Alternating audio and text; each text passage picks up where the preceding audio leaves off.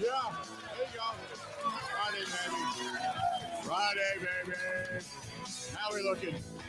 Welcome into the program, the Bill Michaels Show on a Friday. Feeling good, getting ready to get out of town and head up to the mighty Viroqua today. You know what I should do? Nah, I don't think I can get it off the wall. I'm kind of waxing nostalgic by myself here. I feel like I'm it's like 20 minutes before the show and I'm talking to myself walking around the studio. Welcome into the program. Glad to have you. I'm off my game. That's okay. Good morning. And hopefully your weekend is just filled with fun. And don't forget about your mom. Everybody remember moms out there. You wouldn't be here without mom. That's for sure. Give us a buzz, 877-867-1670, 877-867-1670. That's where you can find us. You can track us down via text, 608-321-1670, 608-321-1670. You can find us over on YouTube. Watch the program. Pay attention to us there. Go to youtube.com/Bill Michaels Show, youtube.com/Bill Michaels Show. You can find us on Twitter, on X, at Bill_Michaels, at Bill_Michaels. Find Grant at Wisco Grant, WISCO at Wisco Grant. Instagram, Facebook, TikTok. We are on all of those platforms, including the Twitch app, the Kick app, the LinkedIn app as well. Just look up The Bill Michaels, THE, The Bill Michaels Show, or an amalgamation thereof. And then you can also find us via email. Let your voice be heard. BillMichaels@gmail.com. The website simply thebillmichaels.com. The app is WOZN, The Zone Madison. You can take us anywhere and everywhere. Listen to the program. The app is WOZN, The Zone Madison. After the fact, Spotify, Apple, iTunes, Google Podcasts as well. And tomorrow night, we are back on TV in Milwaukee on My 24 TV, 8 o'clock Central Time. Saturday nights, 8 o'clock Central Time. Hey to Kenny Mack, Angela, Mike, everybody. Day in the life of the Wisconsin sports fan. There you go, Rick, and everybody else that's over there in the cheap seats. Cheap seats. Give it up for the cheap seats. Thank you very much. There you have it. So there you go. That's the beginning of the day today. It was I got up early today and went to the gym. Got a good workout in. It's one of those workouts where like you hurt afterwards, but you feel good. Although my legs are weak and I keep I'm wanting to fall over. But good workout at the gym today, getting ready for tomorrow golf tournament, the Bill Michaels Open, the third annual, taking place in the mighty Viroqua. And I have got banner news out of Viroqua. Welcome in, Grant Bills. How you doing today? I'm doing good. What's this big news? The banner news is that last night I had to take the RV over to Marquardt, and they were doing a couple things to it. And Ernie texted me and said, hey, wait a minute. Joe, Chef Joe, out at Kickapoo Creekside and his wife might not be leaving, which made me feel good. Now this changes everything for you. Yeah, it changes everything. So I don't know what's going to happen, but I know tonight that's where we're going to be. About 6:30 tonight, we'll be at Kickapoo Creekside. And I got a snorkel, swim fins, and a Speedo. I'm going right into that oyster clam chowder thing. I'll be fired up for that. But yeah, I got that. I was like, made my heart smile. I'm like, glad they're not leaving. Then again, if they do leave and they go back to Rhode Island, when we go back to visit Kristen's family, we can go to their restaurant there. But if they decided to do that, but they're kind of like, they don't know if they're going to leave or not. So I said, okay, maybe those in the western portion of the state of Wisconsin make it down to Kickapoo Creekside and say, Joe, don't go anywhere. I'm telling you, the guy's food's fantastic. Fantastic. How you doing today? I am a mess. Why are you a mess? You look and sound great. I'm all over the place. It's you ever have one of those days where you feel like a squirrel in the middle of the street and you don't know which side to run to? That's my day today. I don't know why. It just is. Look at it this way. A positive spin on feeling like a squirrel in the middle of the road is you have good reason to run both ways. You have a lot of good things going on. Yeah. Maybe. I don't know. I'm trying to put a good spin on it. I mean, you're leaving for the weekend as soon as the show's done, right? You're going to pack it up and go. So yeah, that's anytime you have to leave directly after work, that kind of impacts things. But no, I'm doing good. I'm kind of dreading what the Brewers are going to do this weekend. So it was kind of nice to have the day off yesterday just to complain about them without having to watch them lose or roll out some lineup that makes me upset. Should Rodriguez ever be back in a big league uniform? That's a good question. Probably not for a while. And maybe if he comes up as like a hitting coach where he can just throw batting practice. You know? Yeah. He can help the light turn green for struggling hitters. Yeah. Maybe something like that. Other than that, no. We'll talk with, by the way, Tim Allen, voice and host of the Baseball Postgame Show, is going to join us today. Glad to have Tim back. And then I should really leave the producing duties to you and not jump in and get involved. Steve Zautke and I are going back and forth, and I'm like, oh, this is great. I'll check with Grant. And then I immediately text you. I'm like, hey, Steve's down in Indianapolis. They got a lot going on. Racing's happening. They're re-asphalting over here at the Milwaukee Mile. Got a lot of things happening. The baggers are getting ready to come for the Moto weekend out at Road America. Got a lot of racing going on. Let's get Steve on. And you're like, he's already on at 12:35. I'm like, oh, okay. Well, I'm literally on the couch, like, just leave it alone, dumbass. Just stop. Just, go back to your finger painting and picking your nose. And that's about the extent of it. Well, Steve texted me yesterday because I love when Steve comes on, and I love when you talk racing because I think you do such a good job, and Steve obviously does. And I think there's a big part of our audience that knows it, but I don't know racing that well. So when he said, I'm down in Indy this weekend, if you need a guest, I didn't even stop to think what's going on in Indy, or I just said, right, all right, then there must be something to talk about and let's do it. It is a sentimental time of year because that is where I got my start. Every year I hearken back to that. The Indianapolis 500. That's where I got my start in sports radio. I was doing farm reports and police blotter reports in the middle of a little town called Rushville, Indiana, back in 1992. Yeah, 1992. Wow. Been down there since 92. So what is it? 30 years? 30 plus years in broadcasting, I guess. Wow. How time flies. But I'll never forget standing there and Emerson Fittipaldi walking around, and I get this guy that points at me, and I'm like, look like who, me? I was Zippy the Piss Boy. And they said, yes. The guy from France comes over. He's got an interpreter. We need to get you over. Okay. I don't know why I'm talking like this, but we need to get you over, to get your contract done. I'm like, okay. No idea. Went over, did all the paperwork. I was the turn 4 color commentator for a France's version. It's called Force One, was France's version of like ESPN. And they were covering the Indianapolis 500. Apparently, they pointed at me, but they wanted the guy behind me, and he didn't turn around. That's how I got my first sports gig in radio. They just said to go, hey, that guy right over there. We were both wearing black jackets. They said the guy in the black jacket pointed at me. I signed all the paperwork, went over and did the race. I went home that night giddy because they were going to pay me $1,000 for the weekend. I was out of my freaking mind. $1,000. I'm like, I wanted to go into the bar, make it rain, the whole thing, because, you're only 20 something years old at the time. But yeah, I headed in there and learned everything I possibly could learn about IndyCar racing, French drivers, all of that. Any driver from Europe I could possibly latch on to. I was trying to learn anything and everything I possibly could learn about that. And that was my start. I was turn 4. Here they come. They're 3 wide. And then they passed you. And then off they go down to the next the next turn. But that was where I got my start. So every year it's kind of nostalgic. Cool thing.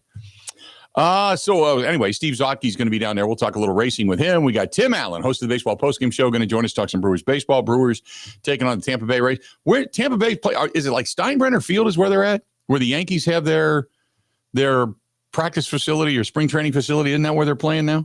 Well, I saw a tweet yesterday that it was like, next stop for the Brewers, George H. Steinbrenner Field or whatever. I'm like, the Yankees, they were just out. And I'm like, right. Oh yeah, that's where the Rays are playing down in Florida. That's right. Yeah, because Tropicana Field was shredded during the hurricane. So now, are they getting a new stadium, or are they just, do we know what's even going on down there? I don't know what's going on down there. I was confused because when did the hurricane hit again? 47 years ago. 47.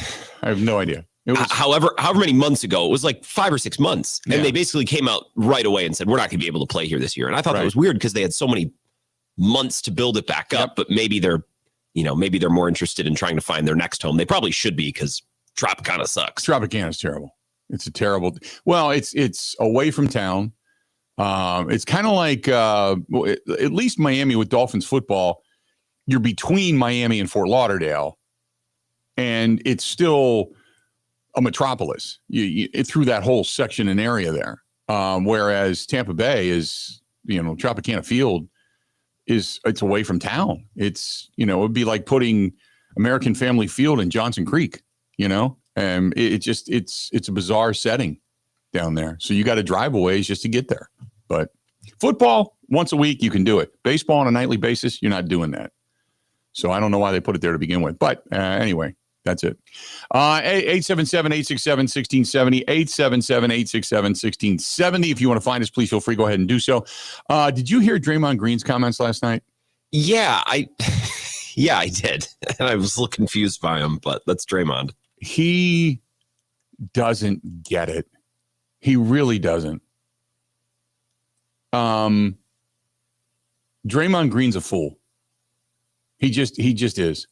He talks about he got teed up again last night, and it's all of his own doing. He's always instigating something. He does stuff. He does stupid things. And so after the game, he talked about his frustration of what he called the agenda to portray him as an angry black man. Whenever you have to pull the race card, that's sad. That's disgusting and sad because there is legitimate racism in the world. This is not it. It's not an agenda against an angry black man. It's an agenda against a horse's ass. That's what it is. It's disgusting that he threw that out there. It bothers me so much because 84% of the league is African American. It's like, what are you talking about? He's just bizarre. This is what he had to say after the game last night. Take a listen. Look like the angry black man. I'm not an angry black man. I'm a very successful, educated black man with a great family. And I'm great at basketball. I'm great at what I do. The agenda to try to keep making me look like an angry black man is crazy. I'm sick of it. It's ridiculous. Then stop doing stupid things.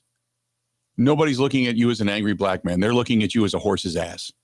You continually doing stupid things. When you got to go to race, you have no argument. Period. I can't believe he even said that. And this is a guy that, has now been allowed on TNT to do postgame. This is a guy that, is pretty good at basketball. He's not great. He's pretty good at basketball when he decides to play basketball and stop with the antics and his own inability to control himself. But when I saw that last night too, that was another story that came out today. And I'm like, it's almost like part of you wants to not acknowledge it because why give him any credit at all and any credence? But it's something that you got to nip it because that's just 100% not true. He's an idiot. Color, when it comes to idiocy, color has no boundary. So don't worry about it. Don't worry about it. You're just an idiot. Leave it at that. Don't put a color in front of it. You're an idiot. Period. That's it. I saw that last night, and that was disappointing coming out of the post game after Golden State got drilled without Steph Curry last night. So there you go. So that's it. Oh, by the way, Ash is in Newport Beach. Excellent. Got to be nice and warm there. I'm waiting for humidity. I want humidity so I can leave my cigars outside. That's what I want. You're the only one who's like, actually, I'm waiting for it to get real humid. You waiting on mosquitoes too, Bill? Anything else you're excited about? No, I'm not a fan of mosquitoes, but I love heat and humidity. I love it. Love it, love it, love it, love it, love it, love it. I mean, the hotter the better. I'm the kind of guy that when you get in the southern portion of the Midwest, like you go to St. Louis, you go up the River Valley through Louisville, Kentucky, Cincinnati, Ohio, a little bit towards Pittsburgh, although you're getting more coastal, you're getting more towards the outer Midwestern portion towards the coast. But like when I go on vacation, I take my week in July down in Indiana. It gets so humid down there. Like there's days you'll come out of the air conditioning and your glasses fog up with condensation because of the difference of humidity inside versus outside. And you got to literally wipe your glasses off to go outside to see. That's the kind of humidity I'm talking about. I love that kind of humidity where you're like, all you're doing is breathing and you feel like sweat rolling down your back. That's good stuff. I love that. I don't know why. I just do. I grew up in it. Maybe that's what the problem is. But I don't get me wrong, love warm weather and everything, but you got to have heat, humidity. Humidity keeps the heat in the pool and the lakes and all that kind of stuff. It acts like a blanket. So then you're tubing and you're jumping in lakes and jumping in pools. And I just love summer. Today we're going to get a taste of it. We're going to be in the 70s today. You're probably out in Madison, you're probably 72, 74, something like that. I think something like that. Here in my house, I Yeah. think it's like 70 today, the high. Near the lake, it's like, I don't know how people live near the lake. They talk about the view, that's fine. But you get about 38 seconds worth of summer. And you always have the lake effect, and it's colder there. And like today, Kristen's house is 61. Here's going to be 72. It's like, why would I want to live over there? I wouldn't even want to live near the lake. Oh, look at the view. Yeah, it's summertime. It's July, right? Oh, let's see, July 27th. You better put on your winter coat just to go outside and lay out in the sun. Couldn't do it. 877-867-1670, 877-867-1670. Tim Allen, host of the Baseball Postgame Show. Bottom of the hour, we'll talk some Brewers. Brewers open up the 3-game set down in Tampa Bay. We got a lot more to get to. And are the Packers better off with Jaire? That was a good discussion this morning that I was listening to on NFL Talk. So I was kind of liking that. This portion of the program brought to you by our good friend over there in Wausau, as a matter of fact, and I'm going to see him this weekend. Probably see him tonight for dinner, as a matter of fact. They're coming down. Dwayne, our buddy Dwayne at Dwayne's Cover It All, DUANES, Dwayne'sCoverItAll.com. As a matter of fact, I know he's coming because I'm bringing my couch cushion so he can fix it. So whether it's boat covers, couch cushions like I have, upholstery, awnings out in front of your business, gym equipment, office furniture, you want to get that redone, save yourself a bunch of money, whatever it may be, Dwayne's Cover It All's got it for you. He can fix it. He can do it. He can. They built the covers for, speaking of racing, for the pit boxes when they wheel those pit boxes out. And it's got inclement weather and everything, and then you see those covers over top of them. There you go. That's Dwayne. That's what he does. He's the guy that's been contracted to do a lot of that stuff. DUANES, Dwayne'sCoverItAll.com. That is Dwayne'sCoverItAll.com. Give him a call directly, 715-870-2119, 715-870-2119. And if you're in Viroqua tomorrow, every time he is in his backswing, you can scream and yell and blow horns and all kinds of stuff because we don't want them to beat us and their foursome that's coming down from Wausau. More of the Bill Michaels Show coming up next. Ready? This is the Bill Michaels Show on the Wisconsin Sports Zone Radio Network. At Potawatomi, where ways to win are endless, another chance to capture epic cash and prizes comes Friday, June 27th. It's the season finale blockbuster drawings. Watch your entries from Enchanted Spins, Unreal Treasures, and Boundless Bounty come together for drawings where $300,000 in cash and prizes is there for the taking. Be there to win your share. June 27th only at Potawatomi Casino Hotel, Milwaukee. More info online. Must be 21 years old to play. When having new Pella windows and doors installed at your home, you get the full Pella experience. That means we're with you from start to finish. Our team doesn't disappear after the work is done. Just like with Vinny, your Pella experience starts with a free in-home consultation. It was a really comfortable kitchen table chat. We knew Pella was going to get it right the first time, and they designed a project with us. They didn't just replace our windows and doors. With customizations driving limitless possibilities, our Pella experts truly listen to your vision, just as we did with Nicole. I felt like they really listened to us. There's so many options that are available. So it was nice to have someone narrow those down, offer some suggestions, and they made sure that the design was what we wanted. Don't wait any longer, because right now at Pella Windows and Doors of Wisconsin, get 0% financing for up to 6 years. Visit PellaWI.com today. Certain restrictions apply. It's 5/31/2025.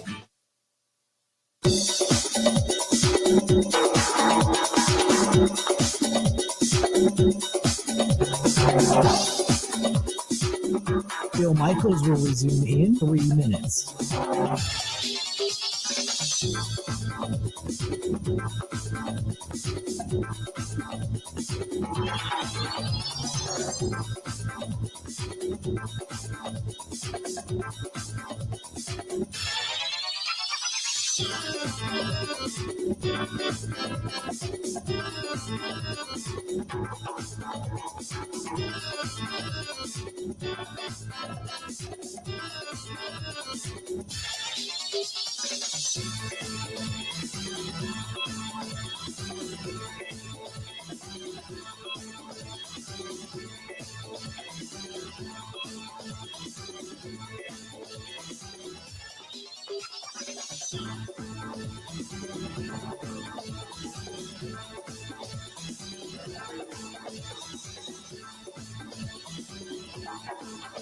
Bill Michaels will resume in 2 minutes.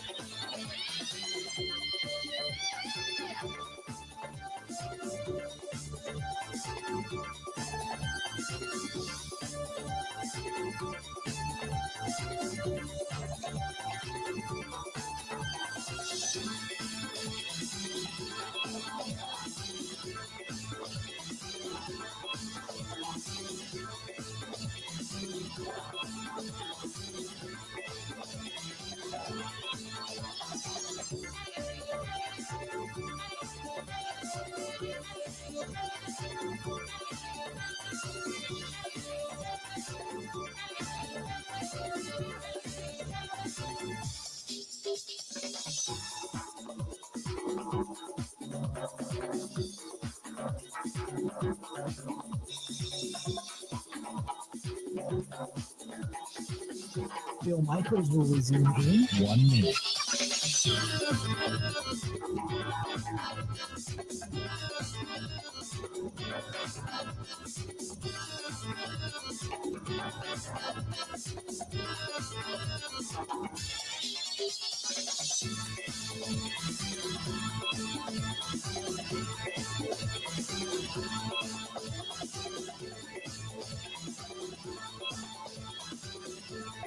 Bill Michaels will resume in 30 seconds.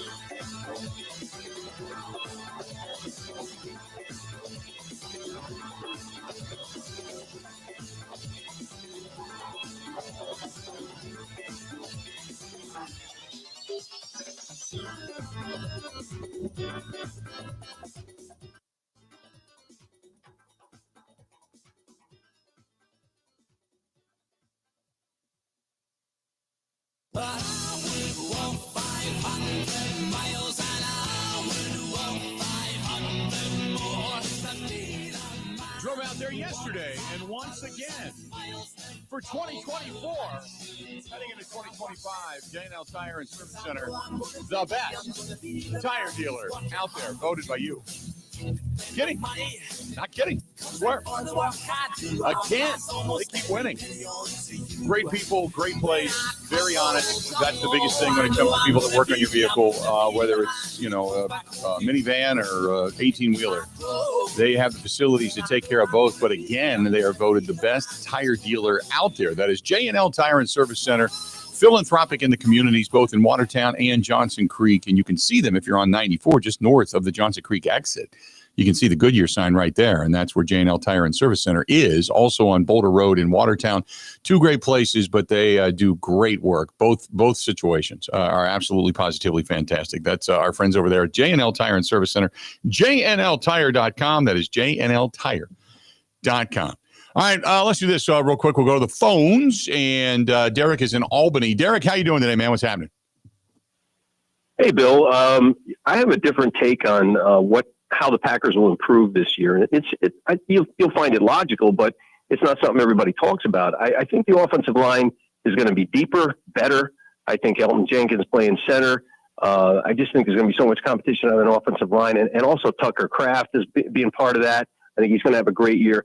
And the kid that we got last year from USC, Marshawn Lloyd. Yeah. I think he's going to emerge. I think last year, what were we, like sixth in rushing in the league? I think this year we're going to be somewhere between 1 and 3. I really think we're going to be among the very best in terms of running the ball, and all that is going to set up Jordan Love for a great year. I think he's going to have an excellent year. I think the play action will be a lot better because of that, because of the offensive line, and by extension, Bill, the defense is not going to have to be on the field as much. If you have ball control drives, and then, if you get leads, say you get a 10-0 lead, or you get leads in the game, that puts your defense in a situation where they can just pin their ears back and go for it. So I just think that a big key, sure, we could, the corner situation with Jaire and, what's going to happen there, maybe getting a better pass rush, but nonetheless, getting Golden, man, that was just such a great moment for the Packers. It was such a great moment, that draft moment. That's exciting. Yeah, no, I completely agree with you. Appreciate the phone call, Derek, as always,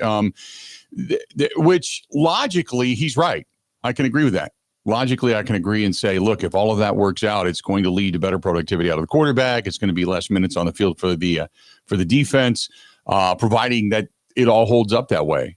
And you would love to see it happen that way. That would be almost like old school football, ball control, grind it out, put points on the board, defense on for less, get out there for a couple of maybe a drive or two, get off the field, 3, 4, 5 downs, boom, you're out, back on, give it to the ball control offense and let them go with it. I would love to see it happen that way.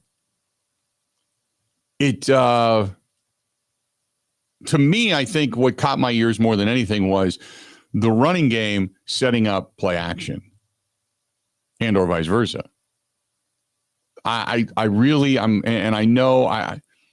don't want to get back into that discrepancy of what is play action. Come on. We all know it when we see it.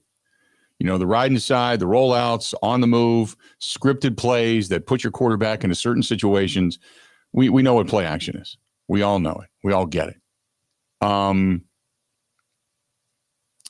more excited about that and seeing that. I don't need to necessarily see the jet sweeps and all that kind of stuff consistently because last year became somewhat predictable. But I'm looking forward to seeing that style of offense come back, for lack of a better term, to what we saw a couple years ago. So that's what I'm excited about. Hey, speaking of football, did you see the story, Grant, about Bill Belichick's girlfriend, Jordan Hudson? She is now banned from the North Carolina football facilities. Yeah, but I thought I just then recently saw within the last hour, North Carolina put out here it is. North Carolina says Jordan Hudson is still welcome in UNC facilities, blah, blah, blah.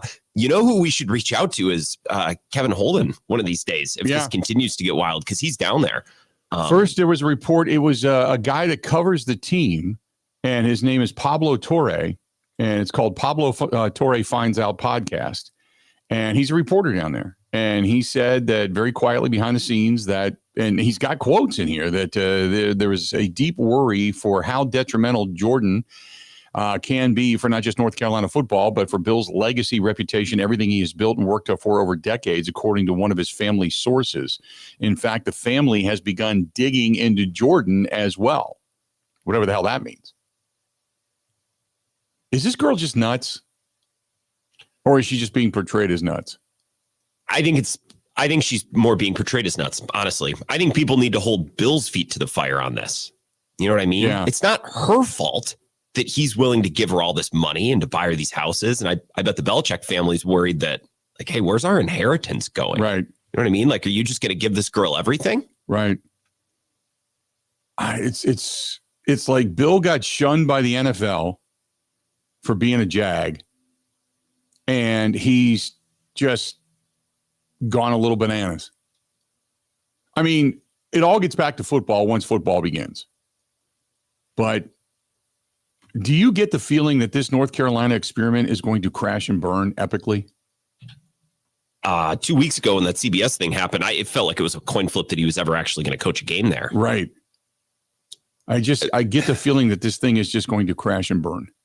Well, it crashed and burned at the end with the Patriots. I think for a lot of the same reasons we're seeing now is Bill's like, no, I want to have my 21-year-old girlfriend and nobody bother me. I want to hire Matt Patricia to coach the O-line for some reason. No one bother me. It's my way. It's just, you know what I mean? It's kind of bizarre the way this is. And it's sad, really. I mean, outward, again, perception becoming reality. It's kind of sad with what's going on. Because, I mean, Bill's a Jag and all, but then again, people are maybe rooting for his downfall because he was such an ass to everybody when he was on top. And even when you go back to when he declined, which probably was one of the best moves he ever had, but when he declined to coach the Jets before he even took the job fully, so to speak, he signed his name and then said, I got to get the hell out of here. And then he went on to the Patriots because he looked at Woody Johnson and said, you're a banana too. So maybe one banana recognized another banana. And it just all worked out because of Tom Brady. Who knows? Speaking of baseball, there's a nondescript segue right there. Let's do this. Tim Allen, host of the Baseball Postgame Show, is going to come back, and he's going to join us when we get back and we return. It is going to be a fantastic weekend to ride, my friends. Get out and enjoy it. Head over to Suburban Harley-Davidson. They got stuff going on this weekend. I saw they had food out. They had tents out. They had all kinds of good stuff happening out there, but they've got a huge selection of bikes. They got parts out there. If you want to go to the parts department and check that out, huge assortment of parts, motor clothes and everything, but just a good family-owned, community-minded dealership that's been around for a long, long time. That's suburbanharley.com, suburbanharley.com for all the information. Right on Main Street in Thiensville, Wisconsin. Call them 262-242-2464. Get a hold of my buddy Todd over there. Todd Berlin. He's the whole head of the whole deal over there. 262-242-2464. Tim Allen next. This is the Bill Michaels Show on the Wisconsin Sports Zone Radio Network.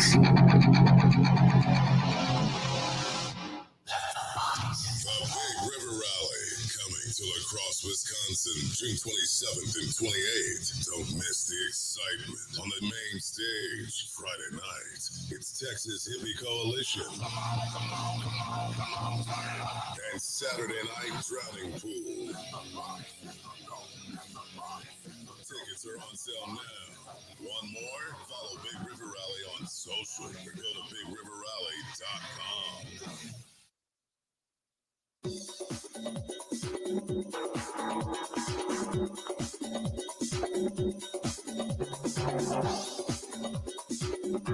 Bill Michaels will resume in 5 minutes.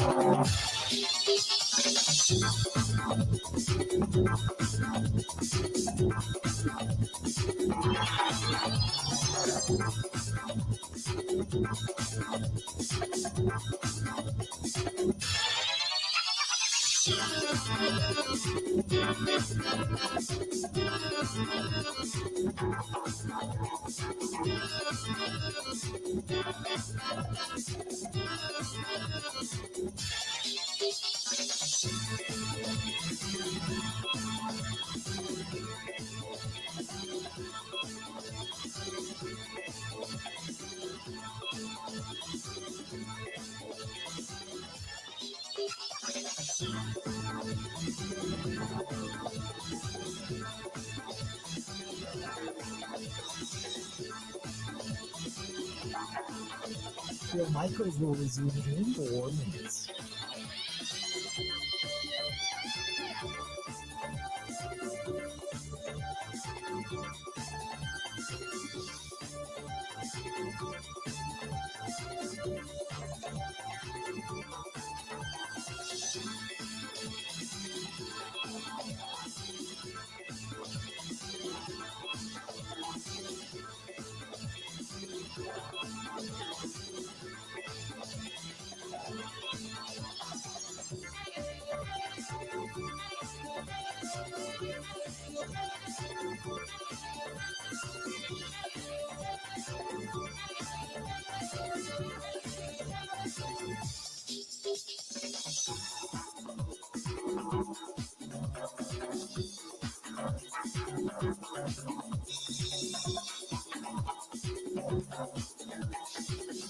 Bill Michaels will resume in 3 minutes.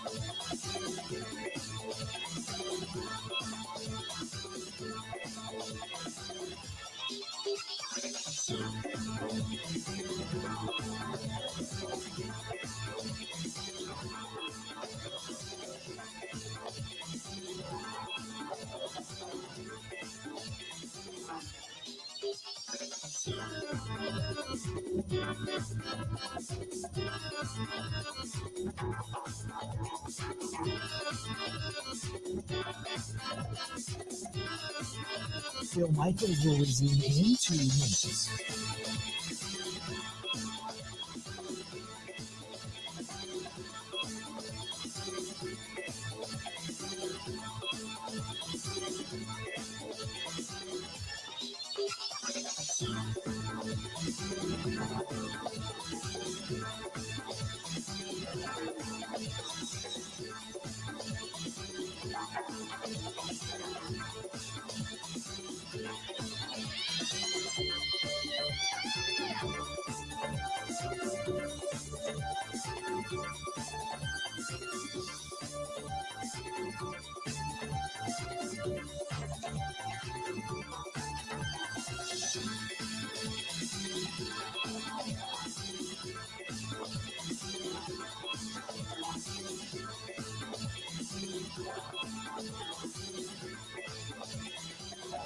Bill Michaels will resume in 1 minute.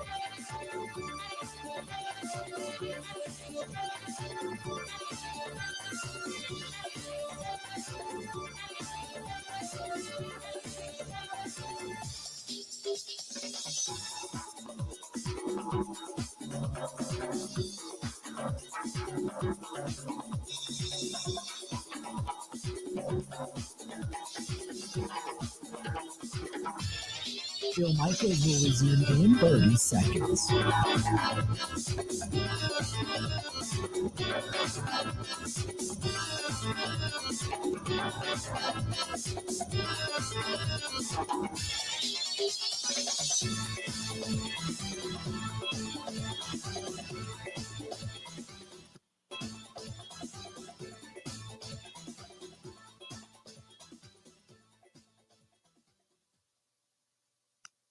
Didn't get the job done. I mean, flat out didn't get the job. You can't walk people. This is the major leagues. This isn't a trial camp. So you got to come in and execute your pitches. Sometimes you don't, but you got to have a big track record built up if you have blips like this.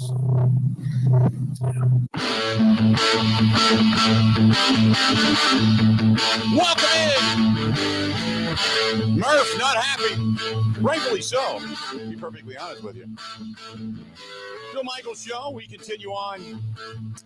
And always good to get him back. As a matter of fact, I've had a couple people that have requested his return on the program. That's how popular he is. The one and the only. Tim Allen, host of the Baseball Postgame Show, joining us on the Highline. Timmy, how you doing, buddy? What's going on? It's great to hear from you, Bill. You too, pal. Let me ask you this. First and foremost, should Rodriguez ever be in a big league uniform again? Ooh, yeah, wow. Yeah, that's tough. I mean, you talk about home runs. I mean, this is a guy that's given up 7 homers in, 18 innings or so. Mm-hmm. I mean, it's not going to cut it. And the clip you guys just played right there is just so Pat Murphy, isn't it? Mm-hmm. You know, this is the big leagues, not a tryout camp. You see that there are things that he's holding his players accountable for. And we did see it out in San Francisco on that road trip, and Sal Frelick and Caleb Durbin. We did see it in Chicago on that road trip with Tobias Myers. And, you know, now we see it in Elvin Rodriguez, and just straight and to the point. Normally these guys, as you know, are super, super positive. I mean, you could ask any of the managers, all 30 of them these days in Major League Baseball, and say, wow, so-and-so had a bad outing. Yeah, but you know, his stuff, the ball came out of his hand okay. You know, they'll always just revert right to the positive. Murph is being tested, Bill, like we haven't seen before. A lot of things, and most things went right for him last year. And now things aren't going according to plan, and we're seeing a different side of Pat Murphy. Let me ask you this. I want to back up. We were talking about this all week. It seems like there's something missing, an energy, an enthusiasm, whatever you want to call it, a hustle, a play hard, whatever. How much do you think they're missing Adames? You know, and it's tough to quantify what it is and what he brought. It really is, because you don't. I mean, we're not in there in the clubhouse, but for media availability, and that's just, you know, little windows of time. But we're not, Bill. You know, obviously on the plane, we're not hanging out on the bus on the way to and from the airport, and to the park each day. And we're not hanging out in the lobby or in the lounge or in the restaurants or going shopping. We're not there to see all that. So it's tough to measure what Adames, meant to that team. We can just go on the guesswork, but I think we all lean toward, he was the guy that kept it a little bit more loose. I mean, we did see a little bubble up of some frustration with Adames last year, but not much. Always smiling, always doing his thing. My guess is, Brewer fans, you're probably right to some degree, and I don't know which degree, because like I said, it's immeasurable. But you're right in some degree that edge might be a Willie Adames, but and the edge that they lost or misplaced. Sorry, that's what Murph said. Sure. They misplaced their edge. He said that a week or so ago. It's almost like something needs to happen that's out of the ordinary. You know, just something to kickstart this team, whether that's name it in baseball. There's special things that occur. A Reese Hoskins brawl with the New York Mets. Yeah, that's what you need. Yeah, something. Yeah, absolutely. Or two immaculate innings in the same game, or maybe a no hitter or a triple play, or how about a big comeback from like 8 down in the 8th inning. It's almost like they needed something to light the fuse here. And certainly, you can't rest on, well, we're not healthy. Right. You got to still have an edge to you, and he'll get there. They're middling right now. They're right there, 19-19, 3 games off the pace, and it's not the end of the world right now. No, and I completely agree. I've been saying this for a while. Hang around 500. Don't fall more than 5 games behind the Cubs. Wait for the cavalry to come over the hill. We know that usually, historically, Christian Yelich starts to heat up come June. He'll start to usually hit the ball, even though he's getting a little bit older. We know Contreras does as well. You're going to get some of these guys back. Garrett Mitchell's going to come back. Eventually, Blake Perkins is going to come back and provide you more defense. All of that will start to happen. And, oh, by the way, then the cavalry starts to come as you start to get some of the arms back, because it looks like they're only 1 start away from bringing Woodruff back, which could happen next weekend, Sunday, I think, for the Twins. They're kind of looking at that going, hey, if he throws well down in Nashville one more time, then he could probably be back for that game. So there's some excitement on the horizon if they can just hang around. Yeah, no, you're right on the money. It's 100% accurate. You got to wait until these guys come back. However, if the offense, I think is somewhat significant, and see if you can follow me on this, Bill, that if you go back and look at all the injuries to the starting rotation, and you said, whoa, man, look at these, just dominoes just falling and falling. You're throwing Elvin Rodriguez and Tyler Alexander and Logan Henderson's in there and Chad Patrick's. And, boy, what do we do? Matt Arnold went out. He sensed the sense of urgency, and he went out and he made a trade. And he gave up quite a bit for Quinn Priester. And I'm not saying it was a panic move, but I think there was some sense of urgency to get a starter in here to at least soak up some innings. And they paid quite the price. Yofiri Rodriguez, a comp pick, and a player to be named later. So that slight sense of urgency to get a starting pitcher, I wonder if he uses that same theory, that same philosophy, if the offense doesn't start picking it up. And again, you're right on the health. Perk's going to be back. Mitchell's going to be back. These guys will get some depth, because the other day you had Daz Cameron and the Vinny was in there. And I mean, come on, right. Who expected that? Nobody expected, and not a knock on Daz or Capra, but I wonder if that same sense of urgency will happen with the offense come, another 6 weeks from right now. Completely agree. Right now, give me your thoughts on the rotation as far as the lineup goes, because to me, it's like Bryce Terang should be your leadoff hitter, Churio, then Yelich, then Hoskins, and it kind of goes from there. Why does he keep messing with it and moving it all over the place? Oh, man, it just drives us crazy. There's, bullpens and lineups. That's what we do in sports talk radio and baseball. we go bullpens, we go lineups. But it's true. I mean, it's absolutely true. How is Bryce Terang? Now, the sickness, okay, fine, but it just so happened to be against a lefty. They wanted to give him another day. How is he not an everyday player? I mean, at some point, you got to turn the horse loose out of the stable and let him run. Like I said, Daz Cameron and Capra, we had Bowers sitting right there. Okay, why didn't he start? Well, a lefty was on the mound. That is just, it disturbs me at times. Yep. It drives me crazy at times, knowing that, look, I'll take my chances. And again, I don't want to knock a Daz Cameron, but he is like a 206 hitter in the majors. Right. I don't want to knock that dude, or Vinny Capra is one forever and all that stuff. But I'll take my chances on Bowers and Terang against a lefty anytime. I would too, especially with the fact that they're actually putting the ball in play. They're contact hitters at this point, and you don't have. I mean, you've got guys that are striking out quite a bit. Look at what Yelich is doing. Churio is not necessarily a guy that's going to take a lot of walks. He's kind of an all or nothing kind of guy right now. You got some guys struggling. Put the damn ball in play, especially when you're a team that's not going to be a power hitting team anyway, because you've got speed on the base paths, and the guy that put the ball in play has speed on the base paths. That's the reason it drives me so nuts. Yeah, and it's Sal Frelick was much better and having a really good season before the injury, and hopefully they get him back sooner rather than later. But Caleb Durbin is a guy that doesn't tend to strike out a lot. Now he's not going to knock the cover off the ball, but I think he's potentially one of those guys you're talking about. Get that ball in play and let's go from there. Now on the other hand, there is a Joey Ortiz sighting here, and that. That's going to be interesting too to look at down the line because they've got a lot invested in him, and he did show flashes last year. He was at a different position, so I don't know if the two are connected. Some say in baseball they are. In other words, if Yelich were to be playing more left field, would he be hitting better? Right. No, maybe not. But Joey Ortiz at shortstop. I don't know, man. If this team goes out and picks up a third baseman or a shortstop, then Turang stays put at second base.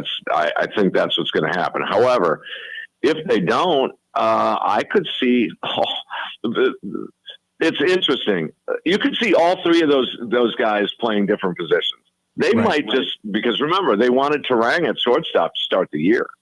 And people forget that the shoulder injury prevented that from happening. Right. Could you see this where they want to move Joey Ortiz back to a comfort zone at third base? Caleb Durbin goes over to second base, and Bryce Turang goes to shortstop. With Pat Murphy, I will not rule that out. So here's my question, Tim, and you just touched on it. So if you're Matt Arnold, and I would assume at this point you're starting to look to say, hey, look, I might need some bats. I might need a bopper. Are you looking at short? Are you looking at third? Or are you just answering yes to all the above questions? Yeah, I think short and third. And quite frankly, you could even throw second base in there because of the versatility. Yeah. I mean, these guys, all three of them can play any one of those positions. And I would say Durbin's the odd man out there. But, boy, what a little firecracker off the bench. He would be if that's where he's got to play. Then you'd have Bowers all healthy. Bowers is your guy off the bench, which I really like. Bowers and Perkins. Perkins a switch and Bowers a lefty off the bench. It's not a bad outfield. On the infield, if you have Durbin coming off the bench, Haas as depth, that's pretty good. So he's going to go out. I would assume they stay in this thing, and that's the thing. Stay in this thing. And then make moves because we all know, Bill, and probably more than anybody, Cubs are going to make some moves. Yeah. There's no question about that. They will make moves at the deadline. Yep, no doubt about it. Cubs have lost 2 in a row, though. They're not running away with it. They're kind of peeing away some opportunities here.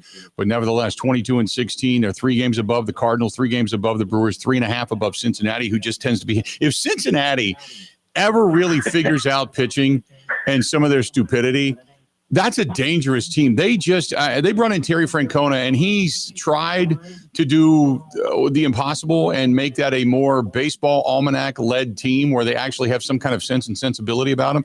That's a good team. It's just, God, they just make so many dumb mistakes. It's like, wow. I don't get it, Bill. That's not a Mensa meeting when they go to the mound by any stretch of the imagination in Cincinnati. Holy crap. I agree with you, man. I don't know. It looks like the personnel is there. And why they're not succeeding. Now, again, we have, a month plus to go on with Francona.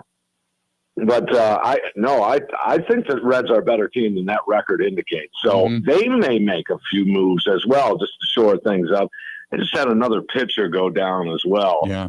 So they're having a little rough luck. And St. Louis is always a little gnat that probably is going to go away at some point. But they're hanging in there too. So, and then Pittsburgh, they just new manager Shelty was let go. So, but yeah, it could be if the Cubs open that door, this could be a wild race in the Central. And quite frankly, earmark this: by the looks of that West and a team or two in the East, guys, there ain't going to be no wild card here. Right. You're going to have to win this division to get in. 100%. Completely agree. Tim, always great to talk to you, my friend. We will chat more down the road, but always love listening to you, and we'll pay attention in Milwaukee every time the Brewers finish up a game. We'll flip it over to you, pal. You got it, Bill. Thank you. Appreciate it, bud. There you go. Tim Allen, host of the Baseball Postgame Show, joining us for a couple of minutes, and love talking with Tim. Just love BSing with Tim when we get a chance to either sit down and talk some baseball or catch up over at the other ball yard. Either way, absolutely fantastic. This portion of the program is brought to you by our good friends at ABC Audio Video. ABC Audio Video, simply done right. And go to abcaudiovideo.com, whether it's a conference room in the business and you want to put up all kinds of teleconference, Zoom conference stuff, or maybe you got a bar, you're a business owner, you want to put a bunch of TVs up and a bunch of sound in your place, you can do that. Or maybe just at home. You just want a simple home theater where you and the family or just you can snuggle up and watch whatever it is, your favorite sporting event or a movie or whatever. They can do it. That is abcaudiovideo.com, abcaudiovideo.com. Call them direct, 262-483-6656, 262-483-6656. More of the Bill Michaels Show next. Covering Wisconsin sports like a blanket, this is the Bill Michaels Show on the Wisconsin Sports Zone Radio Network. When having new Pella windows and doors installed at your home, you get the full Pella experience. That means we're with you from start to finish. Our team doesn't disappear after the work is done. Just like with Vinny, your Pella experience starts with a free in-home consultation. It was a really comfortable kitchen table chat. We knew Pella was going to get it right the first time, and they designed a project with us. They didn't just replace our windows and doors. With customizations driving limitless possibilities, our Pella experts truly listen to your vision, just as we did with Nicole. I felt like they really listened to us. There's so many options that are available. So it was nice to have someone narrow those down, offer some suggestions, and they made sure that the design was what we wanted. Don't wait any longer, because right now at Pella Windows and Doors of Wisconsin, get 0% financing for up to 6 years. Visit PellaWI.com today. Certain restrictions apply. It's 5/31/2025.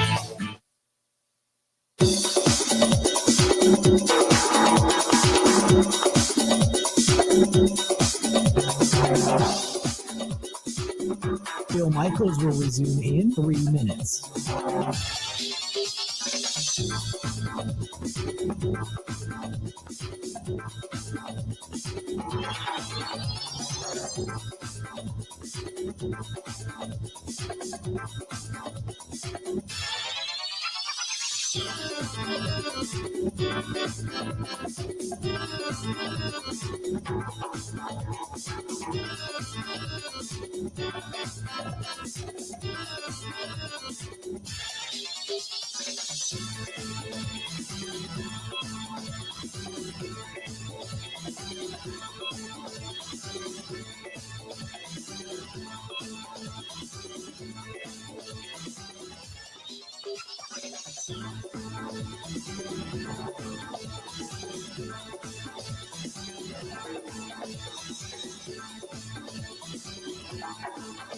Bill Michaels will resume in 2 minutes.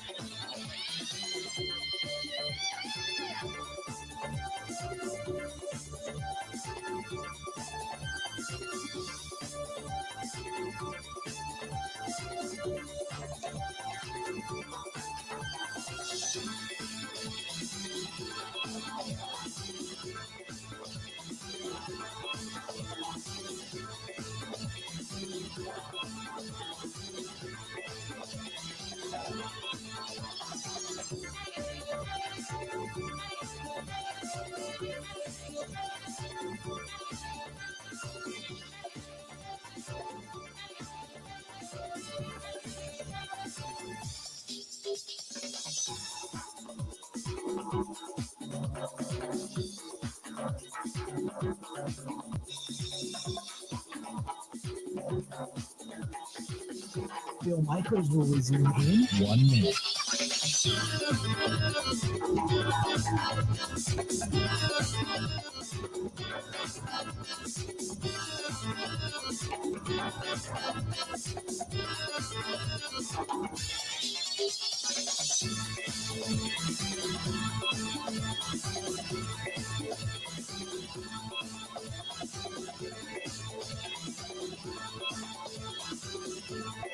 Bill Michaels will resume in 30 seconds.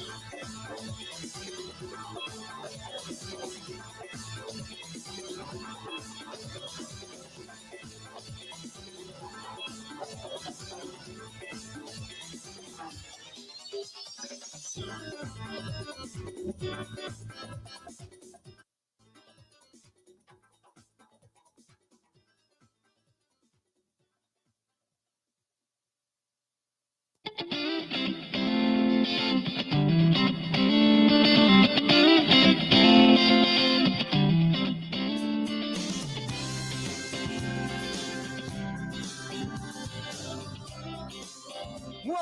in. Phil Michaels Show. Glad you're with us today. As always, we appreciate you hanging out with us. Hey, coming up after the top of the hour, is it better that Jaire stays with the Green Bay Packers? The thoughts are beginning to...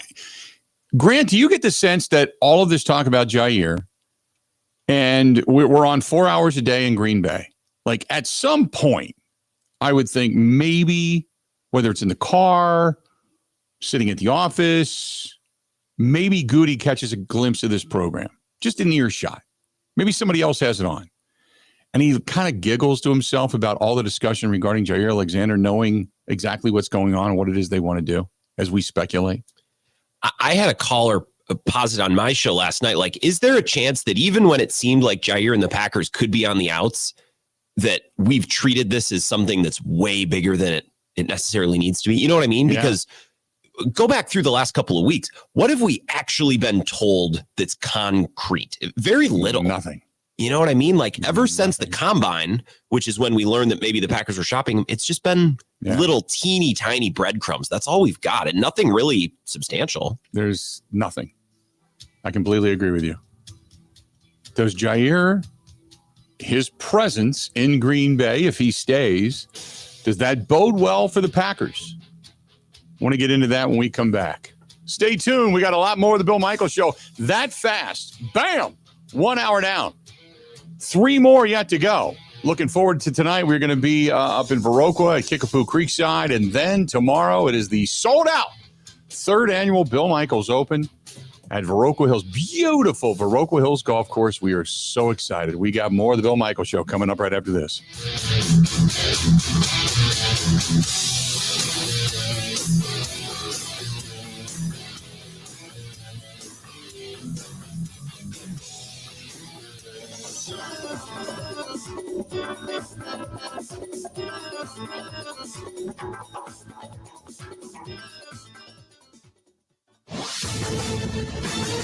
This is a Wisconsin Sports Zone update. Yesterday was a travel day for the Brewers as they made their way to Tampa. It's where they'll open up a weekend series tonight against the Rays. They will do so coming off a 3-3 homestand, dropping 2-3 from the Cubs and taking 2-3 from the Astros. That has them sitting back at 500 on the year. Wednesday's 9-1 loss to Houston. That bothered manager Pat Murphy some because the effort to finish up the sweep may not have been there. I'm not happy by any stretch because we also haven't played great baseball. And again, we've kind of misplaced our edge on a day-to-day basis. There wasn't win tonight urgency when it was 3-1, you know. But we're facing Valdez, and that can take away some people's urgency because he was really, really good. The Brewers did make some moves yesterday. They sent Elvin Rodriguez down to AAA and also sent Aaron Savalik to AAA as he continues his rehab from a hamstring injury from late March. ABC of Wisconsin is the largest apprenticeship program in the state, with more than 2,000 active apprentices in 12 different skilled trades. In the ABC apprenticeship program, you earn while you learn on the job, get paid to go to class, and graduate with a job in your craft, but without the huge college debt.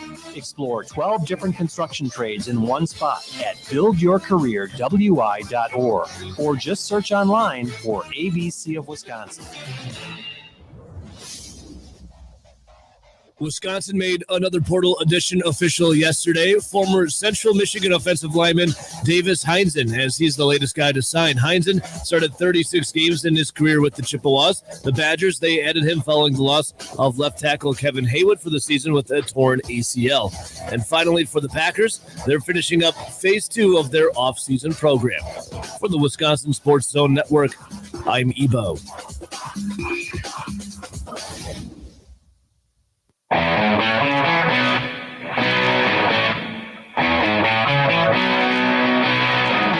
welcome. How we looking? Bill Michaels Show on a Friday. Yeah. Loving it. Enjoying the day today. Beautiful day. It was a little frosty this morning, and then straight up, baby. Warm. Looking for the 70s this afternoon. Tomorrow, 78 degrees and sunny in beautiful Viroqua for the third annual Bill Michaels Open. It doesn't get much better than that. I'll tell you that right now. Looking forward to that after the show today. Then probably about an hour after we get off the air, probably heading towards Viroqua about 6:30 tonight.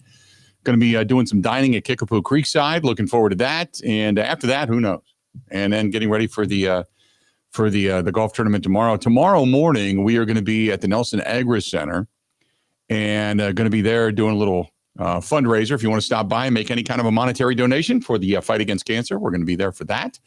Hanging out with our buddy Ernie Betts. And then after that, heading over to the golf course where we've got the tournament. And then afterwards, Kickapoo Corners is doing the Bill Michaels meatball subs, the make your own. And after that, I don't know what we're going to do. Then up early on Sunday and back in the Milwaukee area. So anyway, that's this weekend. A lot happening this weekend. You want to chime in? You can. 877-867-1670, 877-867-1670. You can text us. 608-321-1670, 608-321-1670. If you want to watch the program and pay attention to it, you can subscribe to us for free, by the way. Go to youtube.com. That is youtube.com. And you can check us out there. You can also find us on Twitter, on X, at Bill_Michaels, at Bill_Michaels, or at Wisco Grant, WISCO at Wisco Grant. We are on the platforms, Instagram, Facebook, TikTok, the Twitch app, the Kick app, LinkedIn as well, all those platforms. You can find us simply The Bill Michaels Show, THE, The Bill Michaels Show, or a combination thereof. You can also track us down on the email, thebillmichaels@gmail.com. The website simply thebillmichaels.com. And then you can find us on the app, WOZN, the Zone Madison, which is the Zone Madison, and Spotify, Apple, iTunes, Google Podcasts as well. Plenty of places to find us there. And then don't forget, coming up tomorrow night, Saturday night, each and every Saturday night, that's where you can track us down watching us on TV, My 24 Milwaukee. That's My 24 Milwaukee. So plenty of places to track us down. So there you go. God, what else do we have? Did you watch any good fights last night in hockey, by the way? Edmonton ended up knocking off Vegas last night. They lead that series 2-0. I don't know. I don't know what else there is. I watched a little bit of that basketball game last night, and I watched Steph Curry list Golden State Warriors with the idiot Draymond Green go down in flames. But other than that, didn't have anything else. That was the only game in action last night, too, as a matter of fact. Yeah, the Pacers and the Cavs had 2 nights off, I guess. Yeah. So it was just, well, it was kind of nice because I haven't watched a lot of Warriors, Wolves. I haven't watched a lot of the Western Conference series because they're on so late. Yeah. I can't stay up until 11:30 to watch the end of these games. And I know that makes me a little bit of a baby, but no, I watched a little bit, and then that was pretty much it for me. Cavaliers and Pacers are back at it tonight. Thunder and Nuggets back at it tonight as well, as a matter of fact. So you've got those games that are going to be taking place. And then the good one, the Maple Leafs, because Toronto leads the series 2-0 over the Panthers. So they're back in Panther territory coming up later on tonight. And then the Dallas Stars and the Winnipeg Jets. The Jets, they're on a mission, man, even though Dallas leads that series 1-0 after just barely getting in. They were down and scored that incredible comeback that they had with 1.3 seconds to go. They drop a goal, and then they dropped another one in double overtime to actually advance. But they find themselves down after losing the first game to the Stars. So both of those games coming up tonight, as well as you got postseason hockey, which has been really, really good. And the Maple Leafs and the Jets, that's been – last night, I will say this, the Hurricanes and the Capitals, there was some dirty play going on there last night. I don't know if you were watching any of that. And I don't catch names all the time, and I probably should, but I was just – you got a stick to the face last night.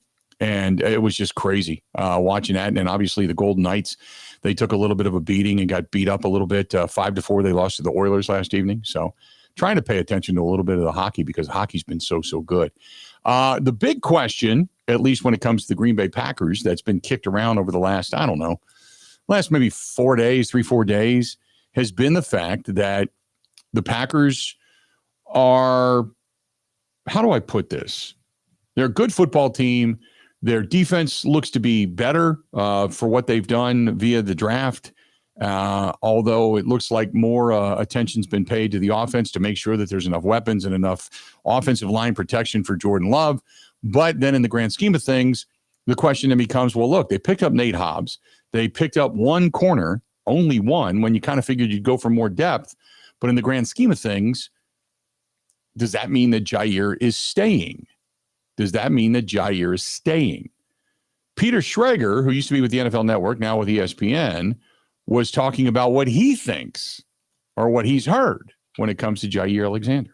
So this is from the Pat McAfee show yesterday, and I just got to scroll through when he starts, because on the McAfee show, these guys ramble. Their questions take forever. Oh, God, so here, let me skip through the first minute of this. This is Peter Schrager, a little bit on what seems like is positive on Jaire. I had a lovely dinner with Matt LaFleur during draft week in Green Bay, and I brought it up, and I don't think he'd mind me saying it, like, we're actually in a good place with Jaire. You know, obviously there was some stuff last year and the coin toss situation a couple of years back, and all that stuff is all head-scratching stuff that it would drive a coach nuts when you're trying to run a disciplined program.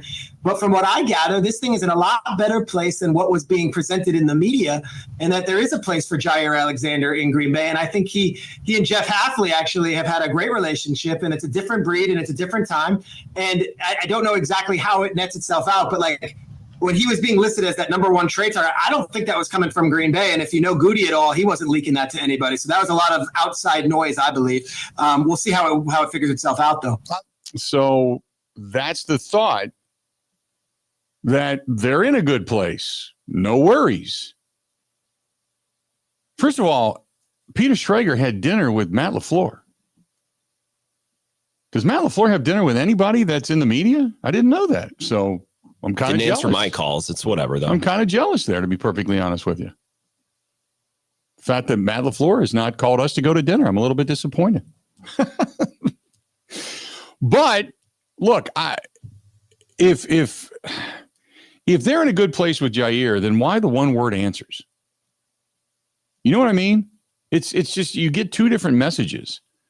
It's our job to talk about it, but I'm kind of to the point where I think, and I was watching some of the scroll on Twitter, was it like 2 days ago, where this whole discussion of Jaire came up. And, about how, the Packers need to get rid of him. He's a detriment. And this, and I'm like, whoa, wait a minute. He hasn't done anything since that day that he ran onto the field as a captain and got suspended. It isn't like he's been one conglomerate mess after the other. So that's wrong. So I'm not worried about that. So what's the next thing with Jaire? What's so detrimental if you bring him back? I don't think there's a problem with it. I don't think there's a problem with it at all. I think, my personal opinion is, I think the Packers are better off if they keep him. Monetarily, you probably wouldn't want to keep him for the money that he's going to make. But if you can get a restructure based upon incentives, I think they're a better team. I really do. I think they're a better team with him on the roster. It's depth. He's a quality player when healthy. All of the above. I think they're a better team. And for the people that are so quick to push him out of town, like, look, if they get rid of him, they still have a quality team. But if they keep him, that secondary suddenly looks really deep and really good. Are they better or are they worse if they keep Jaire Alexander, in your opinion? 877-867-1670. I just would love to know. I think they're a better football team. That's just my take on the whole thing. Some people may differ because I don't know. There's this perception that he's this head case, but you've got Xavier McKinney working out with him. You've got Jordan Love saying that's my guy. I don't see the downside. It's not like people are you don't have to go out of your way to say positive things about somebody, but these guys have. So I I think that would be fantastic. Your left corner would be Jaire. Your right corner would be Keyshawn. Nate Hobbs would be your nickel, most likely, with Javon Bullard right there as your backup. You'd still have a guy like Carrington Valentine. That would be Kalen King. That would still be there as well. You'd have good options on this team, plus whoever else happens to push on this squad to make the squad, like Kazir Brown, Jonathan Baldwin, Tyron Herring, any of those guys. And if you can add that additional depth and keep Jaire a quality guy when it comes to player, I would think that the Packers would be so much better off. The only reason that you could negatively spin a Jaire return is that he costs a lot of money. Yeah, that's true. Right. And if he doesn't play, then that's wasted money. Okay. And you can also talk about his personality. I've kind of gathered that he's more weird. He's more of an oddball than anything. Right. I don't think he's a bad teammate. I don't think he's a bad guy. He's not committing crimes. Mm-hmm. So I look at Matt LaFleur like, hey, man, as an NFL head coach, like that's part of your job description is dealing with different personalities, especially from talented players who might have an ego or might be a little odd. Right. So Matt LaFleur, so what if he's a little odd? Like, that's what NFL coaches are paid to deal with. That's part of the job description for him. Right. And let's be honest, he's probably the oddest guy of the bunch. They don't have a lot of negative characters on this team, if any. If any. They just don't. They try to bring in guys that will fit in, that are good quality, good character, fit into that locker room. And Jaire is kind of the flamboyant character in there. He's the outspoken, the go pack go. He shows up and jumps in front of cameras, and he's the jovial kid. He's like a 12-year-old in a cornerback's body. You know, that's kind of the way he is. And I don't have a problem with that. When you covered the Packers Super Bowl teams, or when you were on that team in the late 90s, there were characters on that team, I'm sure. Yeah. Like who jumped out as like, that guy was a little odd, but man, he could ball. Oh, and you found a way to deal with it. Well, Jermichael Finley was your oddest character. He was the guy that you had to treat him a little differently because you had to, he had these outward sensitive feelings. And if you called him out, he could curl up into a fetal position and go away.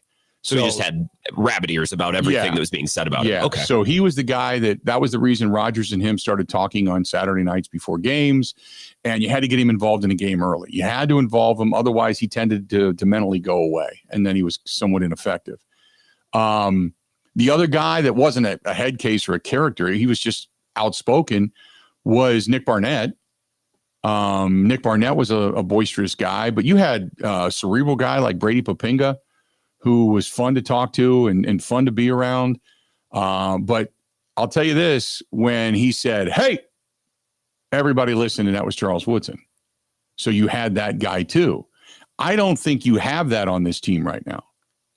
I don't think you have that guy. I don't know who that guy would emerge to be, but that's not the guy. That's the one thing I think this team, this squad is missing, because all of these guys are young and coming up together, which is the reason I kept saying you really could use that one, not necessarily just because of results, whether it's a pass rusher or a safety or a corner or whatever, but you got that guy.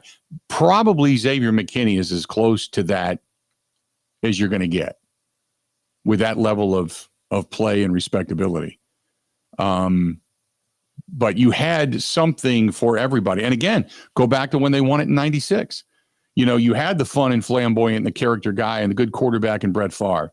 You had a lot of good characters, and you had Gravedigger, and you had, Lambeau Leaper, you had all these different nickname guys. But the guy that carried the big stick that would show up on your doorstep at 11 o'clock at night if you had an issue, that was Reggie White. That was Reggie White. So you had the policing of the locker room guy. I don't know who that is on this particular team, but I think Jaire is probably your character guy.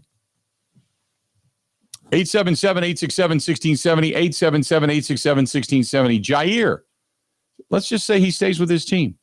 Are they better off?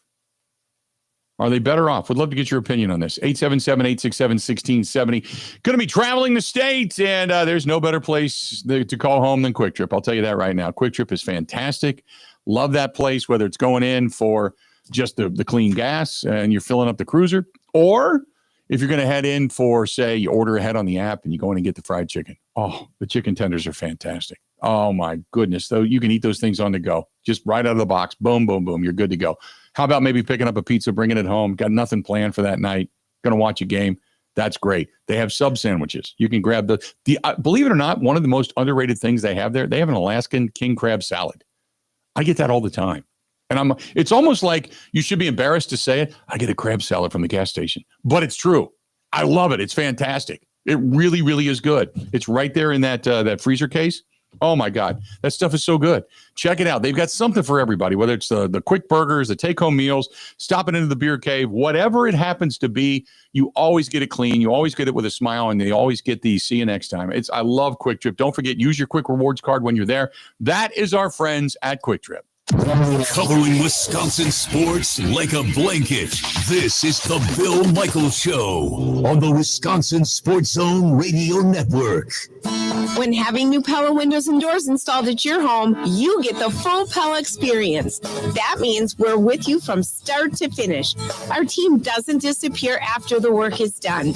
Just like with Vinny, your Pella experience starts with a free in-home consultation. It was really comfortable. Kitchen table chat.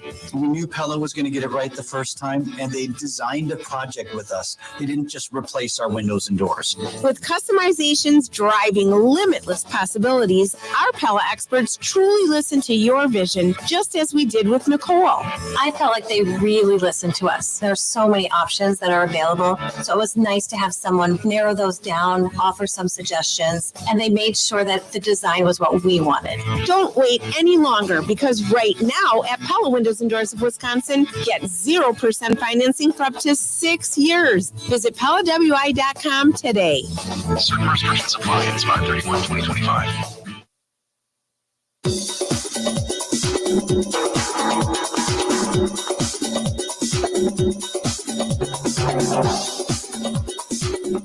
Bill Michaels will resume in 3 minutes.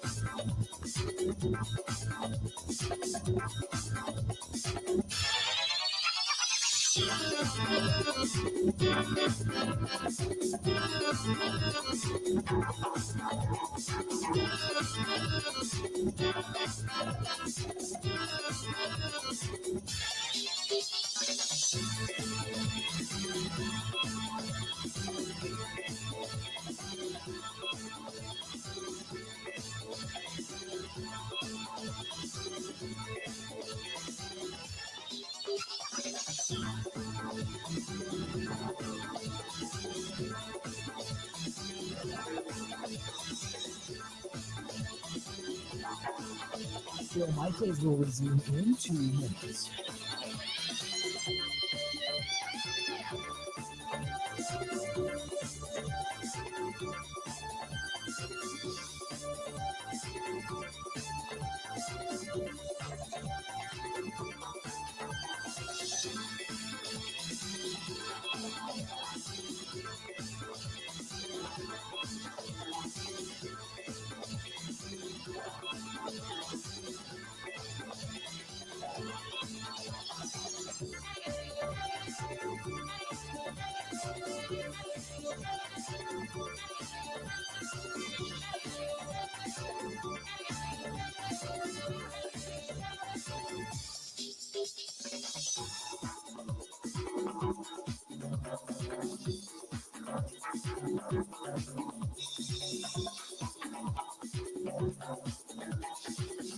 Bill Michaels will resume in 1 minute.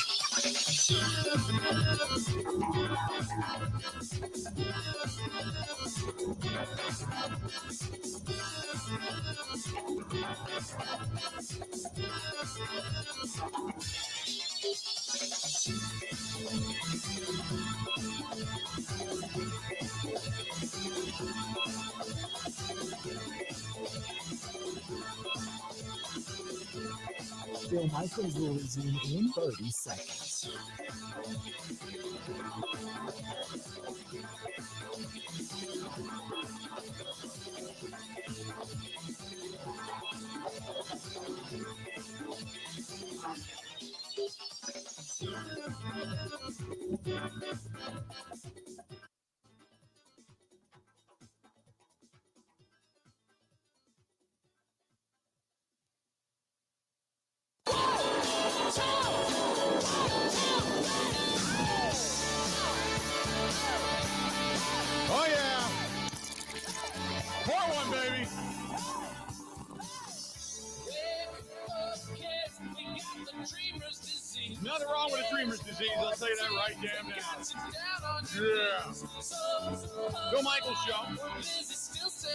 Brought to you by our friends over there at Cousins Subs. And I did Cousins Subs last night.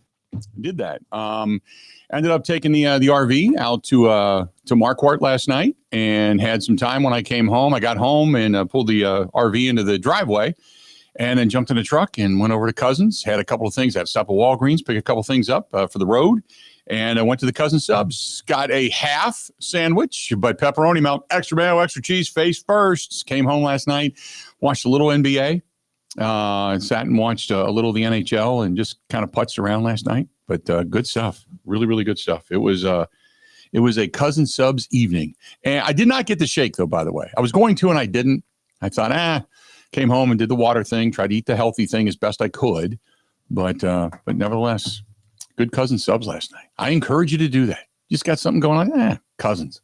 Let Cousins do the cooking. It's fantastic. You can even get delivery. By the way, Cousins delivers too. Download the app. Order right there online. Good stuff from our friends at Cousins Subs, where they believe in better.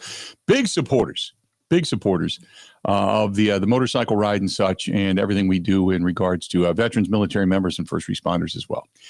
Steven says, Bill had a lady on last year that did a whole podcast about that weirdo. What weirdo are we talking about? What weirdo are we talking about? Is there a particular weirdo? I'm kind of catching up on this a little bit later. Are we talking about Belichick's Are we talking lady? about Belichick? Or are we talking about no. We were talking about it wasn't Jermichael Finley, it was KGB. Yeah, we had Kalen Kaler on to talk about what's going on with that family. Yeah, Right. I remember that now. Yeah, it was KGB. Yeah, boy. I'm pretty sure it was KGB. I don't know. I'm relaxing back in time now. Mentally. Hey, by the way, talking about Jaire, I got a couple of emails here. I want to get to this real quick. This is our buddy Steve. He said, I agree with you. One of your callers, Derek, I think, that the O-line has a chance to be dominant. They just need to cut way down on the penalties. They should be able to sustain longer drives with the running game, setting up the passing game, and vice versa. I think the two new receivers, you're going to see more screens and slants. Reed, Golden, Savion Williams should be able to rack up a lot of yards after the catch, by the way. The two tight ends also going to be prominent. This team has a lot of weapons. Josh Jacobs, Marshawn Lloyd can be formidable coming out of the backfield. I also like the expectations. They're lower, and they will surprise a lot of teams. It's going to be fun to break out the schedule next week. Enjoy the golf outing. Wish we could be there. Drive safe, Steve in Richfield. Steve, you the man. Appreciate it. This one is from Andy, who says, I think it's a detriment to keep Jaire Alexander. He has proven that he's more selfish as a player and as a teammate, and you don't need guys like that on your squad when other young guys are trying to make the team and veterans are trying to come in to establish themselves, such as Hobbs. I say find a bag of balls and get rid of him. Not in agreement with that email. I'm not in agreement with that. I think you keep him, you're better off. You're better off. Now, again, I would like to see the contract reworked. Let's be honest, but I don't think it's terrible. And then this one, this one's from, he said, who's this from? G-Man. G-Man says that he was talking about the schedule. Yeah, the schedules are going to be released next Wednesday. G-Man. The schedule's released next Wednesday. And we already know who they're going to play. We just don't know when and where. That's it.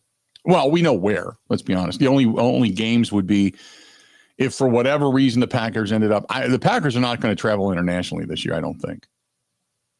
So that's the good news, because I can't stand that. I hate it.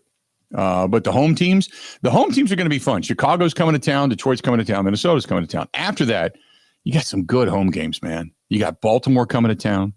You got the Commanders coming to town, the Eagles coming to town, the Bengals coming to town. The only dud in the whole bunch is Carolina. You've got good games at Lambeau Field this year. Really good games at Lambeau Field. Welcome in the Eagles fans. Can't wait for that. On the road, you got Chicago, Detroit, Minnesota, Arizona, Cleveland, Dallas. Packers got to go to Dallas, Denver, the Giants, and Pittsburgh. There's a couple of games I'm want to go to. We'll obviously be going to the Chicago game, probably over to the Minnesota game. I don't know. I'd love to go back to Pittsburgh. Pittsburgh's a fun town. That's a good place to go. Cleveland sucks, but Cleveland's not a bad drive. Cleveland's not a bad drive at all. We could get over there, no problem. And it's always a good time in Dallas. But you ever been to Mile High, Grant, out in Denver? I have been to Denver and a lot of Colorado, but I've never been to the stadium. I might have driven right by it, but I have no memory of that. Yeah, that's a fun town too. Although it's gotten a little bit weird in the last few years, from what I understand. But that's also a fun town. I've been there a few times. That's a good time. But there's going to be some away games we go to this year. And then obviously once we start to get into the season, we'll let you know where we're going to do the postgame show too, because we want to do our friends up at WMAM that have the new bar up there, bar restaurant. And we've been contacted by a place called The Lodge a couple of times, as a matter of fact, from people that I don't know if they own it or if they work there or if they're just people that go there. But they said, you got to come back. We got to. So I said, look, if we can do a postgame show there, maybe we will. We'll go up there and maybe do a postgame show and hang out. And then love to go to Minnesota, but we got some other places we're going to do some postgame shows this year and take it on the road. So I'm looking forward to it. We should have some fun times this year. Good schedule too. But the home games, can't wait. The Carolina Panthers is the only dud. Beyond that, you've got really good teams coming into Lambeau Field this year. There will not be a game in which it won't be a highly anticipated game. Highly anticipated for the Bears and the Ben Johnson coming into Lambeau Field after saying, Matt LaFleur, whatever. Then you got the Detroit Lions, who have basically been beating up on you for the last couple of years. Minnesota, that's always a good rivalry. Here comes Baltimore and Lamar Jackson and Derrick Henry and everything that they have to offer. Here comes Cincinnati with Joe Burrow, Jamar Chase, T. Higgins. Whether or not they sign Trey Hendrickson, we'll have to wait and see, because he will be the one. You hope that they don't sign him until after Cincinnati gets out of town, because that way he's not chasing after Jordan Love. The Philadelphia Eagles, obviously there's a budding small rivalry there going on right now because of what happened twice last year. And then Washington's got the up and comer in Jaden Daniels. I mean, you've got some spectacular games coming into Lambeau Field. I'm excited for this season. I can't wait for next Wednesday night just to see where the schedule falls. Really looking forward to it. 877-867-1670. The other question is, Keith, that is a great suggestion. I was going to go to the question, but Keith had a great suggestion. He said, can you do a wagon wheel on Wednesday night for the NFL schedule unveiling, or are you out of town? No, I'm actually in town. Let's go to the wagon wheel on Wednesday night. Maybe we do that. It's not a bad idea. Keith, you should have gone into marketing, man. Maybe you are. Who knows? I don't know. Hey, the other question is, yesterday, how much run did you get on your show, Grant, regarding Jadeveon Clowney? None. I don't even think he came up. People are like, does he make sense? How much sense does he make to go to the Green Bay Packers? They've got two guys they just drafted that can play edge. Plus they got Van Ness. Plus they got Rashawn Gary. They're trying, and they've got all this faith in the world in Lucas Van Ness. What does Jadeveon Clowney bring to the table? He's available. And Packers fans, we need to talk about somebody. He's a name from the past that at one point in time had a pretty good career that people want to glom onto and say he has to come here. Good, he's got to make a move or he's doing it a disservice. I don't think he got to make a move. I really don't. Real quick before we go to break, Dave listening to us in Mondavi. Dave, how you doing today, man? What's going on? Hey, good. How about yourself, man? I am doing great today. What you thinking? Well, I tell you what, because during the last draft we saw Tim Crumray up in Green Bay, and this past year, our high school, which he graduated from in Mondovi, he was a teammate of mine. We actually had his number retired. That's awesome. Tim's a great guy too. Because I figured you must have some memories of Tim from your time in Cincinnati. Oh God, yeah. Yep. I remember Tim not only as a player, but then we hung out together out in San Francisco when we were out there for Super Bowl some years ago. And we actually went over, there's a down there by the chocolate place down there on the waterfront. We ended up running into each other down there, and we went out and kind of just BS for a little while and had a little bit to eat and walked up and down by the wharf over there. It was really cool. Tim's a great guy. He's a fun guy to hang out with. Well, he's kind of of an example of a guy who is a football player. Yep. Oh, 100%. He was picked in because I think it was the last round of the draft when he was picked because he was too small and too slow. Right. Yeah. He was a guy. He is the epitome of a football player. I completely agree with you. Remember, he had a flat face mask, and because he didn't like it so curved out, because he wanted to be able to see the ground where his fingers would go into the ground. It was so every game he would get that thing pushed against his face, and it was like a badge of honor. He had a bloody nose, cut on his nose, like every game. It was amazing. He actually, like ate pain. Because he actually first cut that nose in high school doing one-on-one drills. Yeah, during one-on-one drills, his helmet came down and split his nose. Maybe he wore it as a badge of honor. I think he did. Well, he did, because we did them pregame warm-ups, and, he had blood dripping off the end of his nose, so that was always a pretty good sign against the other team, Yeah. Yep. No, he was a hell of a guy, man. Or he is a hell of a guy. I shouldn't say it like he's dead, but no, he's a fun guy by all means. Good guy to hang out with and talk to. And the most infamous moment of Tim Krumrie's career was the broken leg in the Super Bowl against San Francisco, when that leg was just flopping behind him as he was still bringing down a ball carrier, and he snapped the fibula in half. And it was so disheartening to that team. It just took the wind out of their sails. It's kind of too bad that that's what his career is kind of remembered by. But, he actually had a really, really solid career. Very good. Yep, very good. He was actually, I think, because that was before they went just to 7 rounds. I think he was like a 9th or a 10th round pick or something like that. Correct me if I'm wrong. He was 10th round pick. I think he was like the third to the last pick or something in the 10th round. Yeah, it was. But again, I've said this time and again, find a football player versus finding an athlete, and that guy's a football player through and through. Big time, man. He always was too, because he was a beast in high school. Yes, he was, no doubt. Games were a lot more. Yeah, appreciate the phone call, pal. You too, buddy. I got to run. I'm late for the bottom of the hour break, but Tim Krumrie, man, good stuff. Based here in Wisconsin, ended up in Cincinnati, and with that really good Cincinnati team that ended up going to the Super Bowl down in Miami, and was facing off against San Francisco. And I'll tell you what, between Stanley Wilson getting caught with 47 pounds of blow the night before, you had the riots that were going on down there in Miami at the time. Remember, with the boat, all the people that were coming over from Cuba, from Haiti. And then between that and then Tim Krumrie, just as things start to look good for Cincinnati, snaps his leg. And it was just like the wind went right out of their sails. And at the end of that ball game, you saw Joe Montana with about 2 minutes and 30 seconds on the clock, go right down the field, boom, and put a dagger through the heart of the Bengals fans. Absolutely. But Tim Krumrie, one hell of a player. Let's do this. We'll step out. We'll take a quick break. We'll come back. A whole lot more of the Bill Michaels Show. Don't go anywhere. We'll be back right after this. Ready? This is the Bill Michaels Show on the Wisconsin Sports Zone Radio Network. Get the Road America app. You can watch and listen live. Get real-time updates on the races, driver interviews, sponsor details, and so much more. Go to roadamerica.com.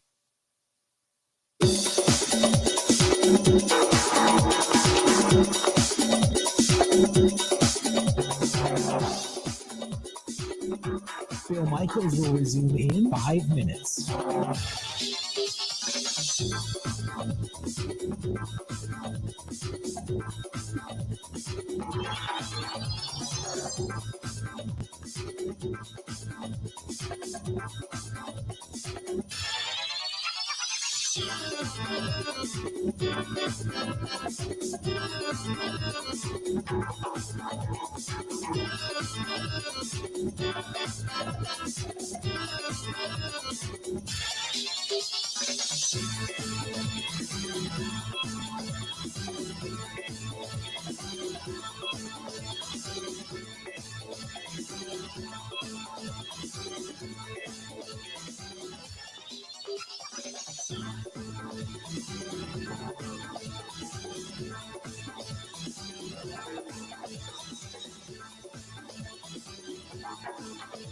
Bill Michaels will resume in 4 minutes.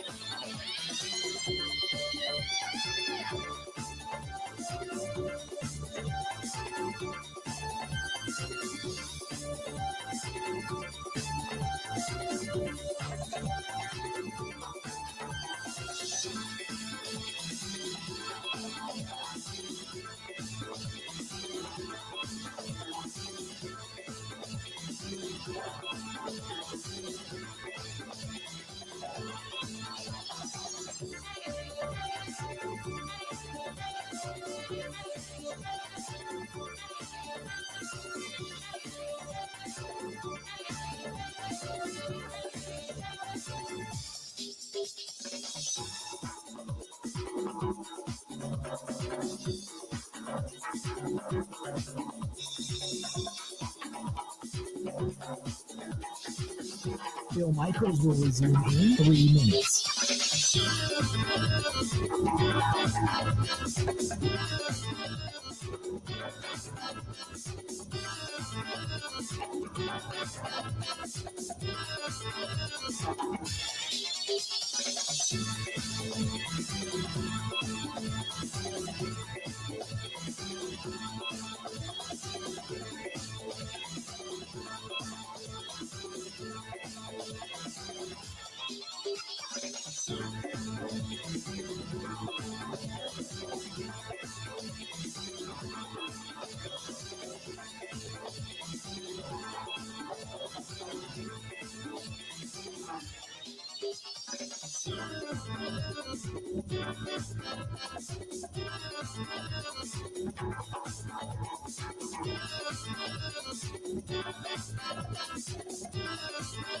Bill Michaels will resume in 2 minutes.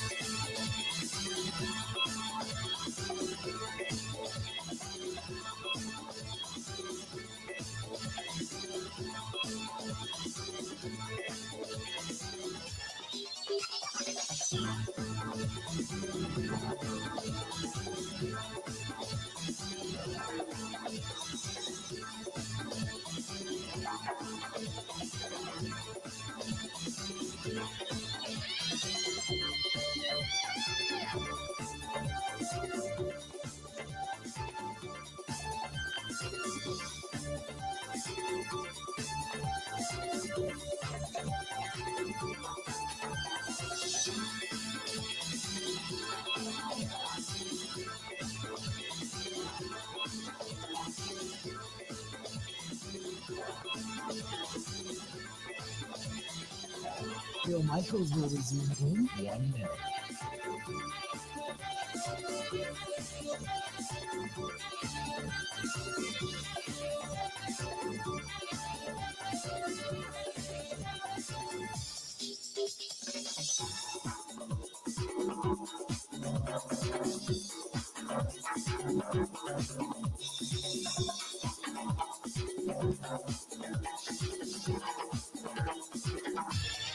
Bill Michaels will resume in 30 seconds.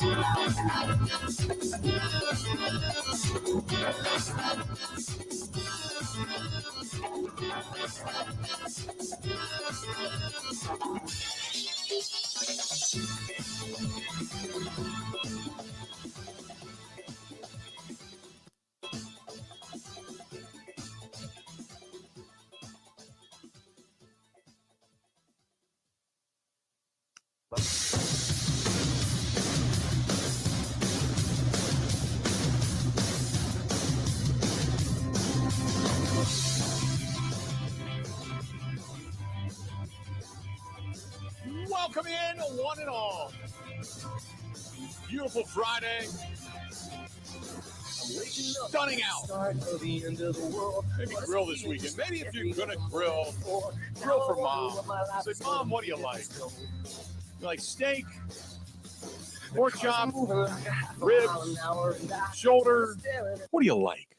What do you like? Filet?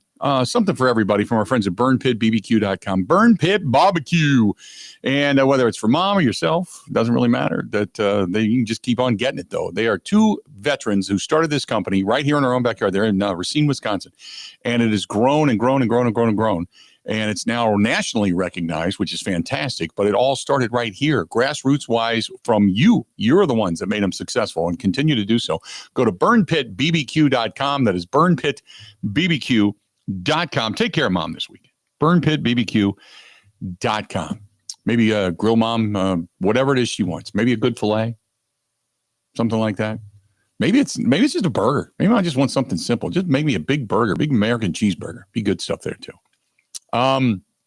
Andrew says trade Dobbs and Jaire for JJ or TJ Watt and one of their corners. Andrew, that will never happen. That's never going to happen. That's a great thought, but never going to happen. Never going to happen. First of all, It's a lot of money you would take on. TJ's going to make some cash this year and cash upcoming too. And you're not going to trade away Dobbs and Jaire, two young guys, for a guy that's 30 plus, that's going into probably his last contract. Or you may not even retain at the end of the season. I don't think that's going to happen. I get it. It's nice to dream, but not going to happen. People who dislike Jaire's mouth. I'm trying to read the rest of this. People who dislike Jaire's mouth, hate Grant. They both blank talk. Okay. Wait, what? Do you blank talk? Do you S talk a lot, Grant? You don't really. Well, definitely not on this show. Maybe on my show I do a little bit, but you don't. I've listened to your show. It's an entertainment product. Yeah. You know, you gotta. I don't know. I wouldn't consider it S talking. No. I don't even know. Jaire's weird. I don't know that he's different than countless other NFL or NBA players over the year where they're cocky and they talk big, but right. I don't think what he's doing is detrimental. The coin toss thing was different, but they suspended him for that. I think 99% of the issue with Jaire is he hasn't been able to stay healthy, and then you get issues that stem off of that. Yeah. You're not communicating with us about your injury, or we think you're healthy and you think you're not. Like, I think 99% of the drama stems from the injury. The rest is just noise. Yeah. I mean, I loved it when nobody had a problem with him talking and walking the walk when he shut down Justin Jefferson and picked it off and did the gritty. People loved it. But if it doesn't work, then he's a detriment. He's an idiot. He's, whatever else it is you want to say. But no, I don't. People just want to say, shut up and play the game. You want to say, shut up and play the game when you're not winning. And there is a time for trash talk. It used to drive me nuts. The Packers would be up by 30 or down by 30, and I would used to see, and it's not a knock on Nick because he was always a very enthusiastic player, but Nick Barnett would do his whole samurai thing after a sack. It's like you're down 42-7. Don't celebrate anything. Just go back to the huddle. There's a time and a place for stuff. But he did it every sack. I mean, that was his thing. That's the one thing I liked, really, or I shouldn't say liked, one thing, but I respected about Clay Matthews, because when the Packers were up a bunch or down a bunch, Clay was like, okay, knocked you down. I'll help you back up. I'm going back to the huddle. I'm going to do it again. But in a big moment when you needed the energy, Clay knew when to flex up and do the monster and all that kind of stuff. He knew when to do it. So sometimes Jaire talks when he shouldn't be talking. You should just shut up and go about the game. But I get it when you're in a one-on-one situation with a lot of the wide receivers and you're trying to get the best of them and vice versa. So I get it. But when it works, it's great. Your guy can jaw jabber all he wants. No problem. By the way, John in Houston says, Bill, you want heat and humidity? Come to Houston. You'll be able to tell everybody you went to hell. 100 plus degrees, 100% humidity, mosquitoes the size of your head. John in Houston. See, you've got me with the 100% or 100 degrees in humidity. I'm good with that. The mosquitoes, I can't stand. I will spray. People say, well, that's all chemicals. I'm like, you know what? If I glow in the dark in the middle of the night in the middle of a forest, I'm fine with that as long as I don't get bit by mosquitoes. I don't care. I could be a nuclear waste dump. I don't care. As long as the mosquitoes stay off of me. Ryan in Manitowoc off the text line says, good question, Bill. I still think there were things that happened behind closed doors when the Packers and Jaire got together that nobody knows about. Was it just I can't go because of my knee isn't fully recovered, or was it you are practicing, get out there and play? And he said no. Maybe it's just me looking for something that isn't there, but I feel like there are some missing pieces to the entire story. The answer is I feel the Packers are to please the media, no details like we're having positive talks or anything like that. See, that's the other thing. And it's what's not said. Ryan, you're right. It's what's not said. So with Schrager, he says, oh no, Matt LaFleur said, we're good. Jaire and the team are good. Jaire and all of us, we're good. He said that apparently to Matt Schrager at dinner during the draft. Then when asked about Jaire, is he there? Is he participating? Are you having him come in? Is he working? He's here.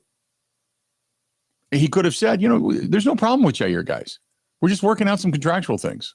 or we're just working out, this off season. But there was none of that. It's what's not said sometimes that speaks louder than what is said. That's a great catch. You're right. Cody from Cochran says, "Hey, Bill, I hate acknowledging it, but I saw a report that the Brewers could possibly trade Peralta. Have you heard any rumors on that? I mean, if they stunk like the Rockies, I could see being true. You wanted to know the thoughts on that. Also, have your shirts been made available? Thanks from Cody. Cody, we have our final launch. I've seen the prototype for the website. Our final launch most likely going to come next week. So I've just been doing other things, and we haven't been able to get together to really meet, unfortunately. But next week, we're all sitting down once we get back from Viroqua next week, because after that, I leave on vacation. So we want to get everything settled before we leave. So, yes, the website will be up and running for the apparel. As far as the Peralta trade, no, I don't see them trading Freddie Peralta unless this thing goes south in a hurry. What you're waiting for all these different pitchers to come back to be healthy. Why would you then trade away Peralta? I don't know where that's coming from, unless people outside of baseball are speculating to say, hey, look, this team or that team, they just need one good pitcher, like a number 2 or number 3. Freddie Peralta off the Brewers. The Brewers aren't going to win this year. The Brewers are going to be behind the Cubs this year. The Cubs are going to be the better team in the division. The Brewers aren't going to go to the postseason. They're going to be looking to trade, so Peralta could be the guy. I don't think that happens. I don't think that happens. You could have Peralta, Woodruff, when you get Quintana back, Savale. You're going to have what is going to look like a decent rotation once these guys all come back. So I don't think you're going to get rid of Freddie Peralta. I don't think it's going to happen. Out of the 608, do a 1-year deal, incentive-based, would give each other 1 year to see if he stays healthy, meaning Jaire Alexander, and still can ball out. He can make some big money, and then next year he can go anywhere if he chooses to do so, or if the Packers want to keep him. They can do that. That's Steve in Sparta. Sparta, the home of the big tunnel, and if you like to pedal bike, Sparta is that place to do it. I've done it a couple of times. It's fantastic. Love Sparta, Wisconsin, just a little bit east up the highway from La Crosse and West Salem and such. Good place out there. 877-867-1670, 877-867-1670. Stick around. We got a lot more of the Bill Michaels Show, and we're going to continue to talk a lot more about, I don't know why Tracy says you got to talk more about Jadeveon Clowney. He could be a real tool in the mix. It's not going to happen. I'm not going to say shocked, but I would be really surprised if the Packers said, you know what? We've told you all about the faith we have in our pass rush. We didn't pick up a ton of edge rushers in the draft, but we're going to go get Jadeveon Clowney. Not unless Jadeveon Clowney said, you know what? I'm going to come and play in Green Bay just because I've always wanted to play there, and I will do it for a room at the Bay Motel next to Mike Clemens. I will do it for some of that chili at the Bay Family Restaurant. And I will do it if I can continually come over and be a post-game show host and guest on the Bill Michaels Show at Burkle's. Because I'd like to come over and get that giant burger at Burkle's. Those are the 3 reasons Jadeveon Clowney would then be signed as a Green Bay Packer. I could see that happening. But beyond that, not going to happen. More of the Bill Michaels Show coming up. This is the Bill Michaels Show on the Wisconsin Sports Zone Radio Network. When having new Pella windows and doors installed at your home, you get the full Pella experience. That means we're with you from start to finish. Our team doesn't disappear after the work is done. Just like with Vinny, your Pella experience starts with a free in-home consultation. It was a really comfortable kitchen table chat. We knew Pella was going to get it right the first time, and they designed a project with us. They didn't just replace our windows and doors. With customizations driving limitless possibilities, our Pella experts truly listen to your vision, just as we did with Nicole. I felt like they really listened to us. There's so many options that are available, so it was nice to have someone narrow those down, offer some suggestions, and they made sure that the design was what we wanted. Don't wait any longer, because right now at Pella Windows and Doors of Wisconsin, get 0% financing for up to 6 years. Visit PellaWI.com today. Certain restrictions apply. It's 5/31/2025. Bill Michaels here. Your two wheels revved up because here it comes. The Big River Rally where the river meets the road. It rolls into La Crosse on June 27th and 28th. Join us for a weekend packed with action. Stunt shows, a killer bike show, food trucks, all kinds of awesome vendors. Friday, Rod's River Run with Texas Hippie Coalition lighting up the stage that night. Then Saturday is the Big River Rally Ride. Miles and miles of pure freedom. Then Saturday night, Drowning Pool rocks the house. Grab your tickets right now. BigRiverRally.com. That's BigRiverRally.com, and I'll see you there.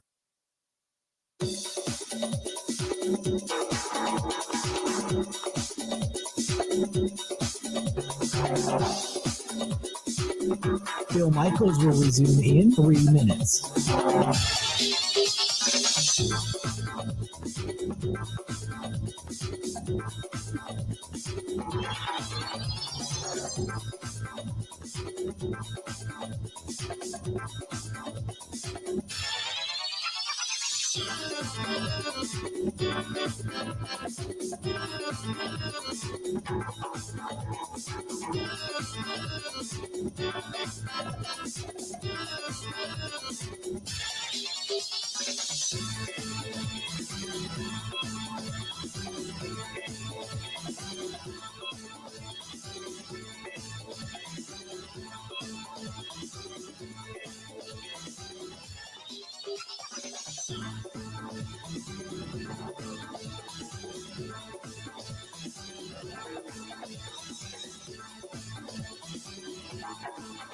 Bill Michaels will resume in 2 minutes.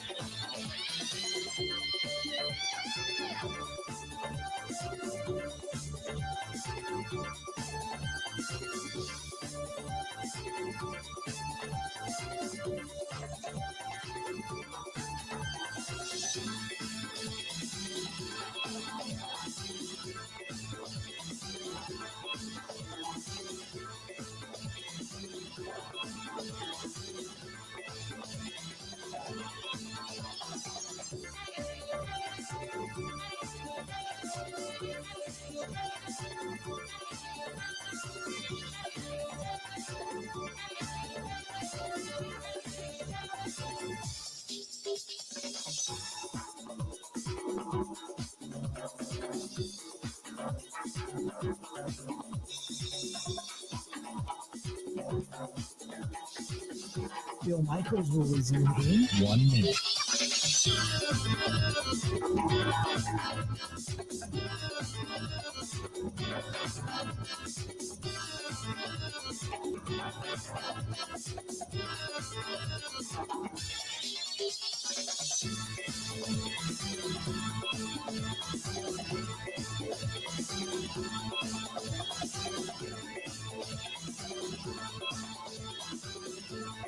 Bill Michaels will resume in 30 seconds.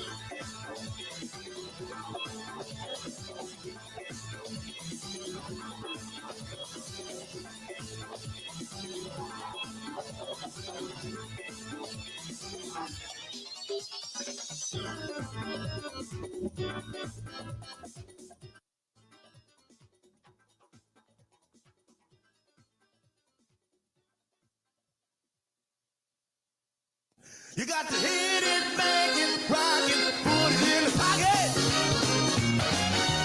Hit it, bang it, rock it, put it in the pocket. Hit it, bang it, rock it, put it in the pocket. How we looking on a Friday? Hit it, bang it, rock it, Good stuff. 877-867-1670, 877-867-1670. That's the phone number to get a hold of us. Always appreciate when you hang out, chime in, all that kind of good stuff. Big weekend coming up. Treat Mom, if you're going to be heading out towards the lake, towards Lake Country, treat Mom because Mom deserves it. They put up with so much crap, it isn't funny. And go to Curly's Waterfront Sports Bar and Grill. Curly's Waterfront, they're going to do some mom food over the weekend and take care of moms like nobody's business. And not to mention, it's going to be beautiful out. Get a space out there on the outside deck. Have mom sit down, relax. Somebody else can wait on mom. Oh, yeah. Not a bad way to go. Just say, hey, mom, just take it easy. Watch the boats come in and out. Watch the sunset. Enjoy whatever food. You like pizzas, you like wraps, you like burgers, you like, whatever else it is they happen to have. It's fantastic. And check out our friends over there at Curly's Waterfront Sports Bar and Grill, right there on the lakefront in Pewaukee. Great stuff, great place, and always a good feel. Next hour coming up, we're going to talk with Steve Zautke. And Steve is from the Traction Reaction podcast. He is down in Indianapolis, bottom of the next hour coming up. We'll chat with him. I saw that Graham Rahal, they were putting their cars on the track, doing the inside portions of the Indianapolis 500 track, Indianapolis Motor Speedway. I saw they were out running today, and it's May and Indy, man. We're getting close. We're getting close. You're going to have qualifying, and who's going to be on the pole, and all that kind of stuff. And it doesn't really feel like when you have the Daytona 500, it feels like summer's like on its way, but you really don't feel like you're there until maybe you get to the Masters, and then you're like, oh God, it's still cold out, but I'm watching the Masters, and before you know it, our flowers are going to look like their flowers, that type of thing. But now that you get the Indy 500, that's like the rite of passage into summer. Are you a big Indy 500 car guy, like on that weekend, Grant, by any chance? I'll pay attention to it, mostly because now we have Steve on so often and you talk about it. Now I'm kind of interested. Yeah. It's fantastic. It's such a cool thing. It's kind of like the Kentucky Derby. In that sense, the Kentucky Derby is kind of the same thing, where it's the rite of passage into summer. So yeah, I'm pretty excited about that. We'll talk with Steve coming up bottom of the next hour. Don't go anywhere. 2 hours down that fast. 2 hours down, 2 hours yet to go. This is fantastic. This is great. And Albert wants to know if I've ever had a veggie burger. Albert, I will tell you about a veggie burger experience that I did have. I'll answer the questions. You bring them, I'll answer them. We got more after this.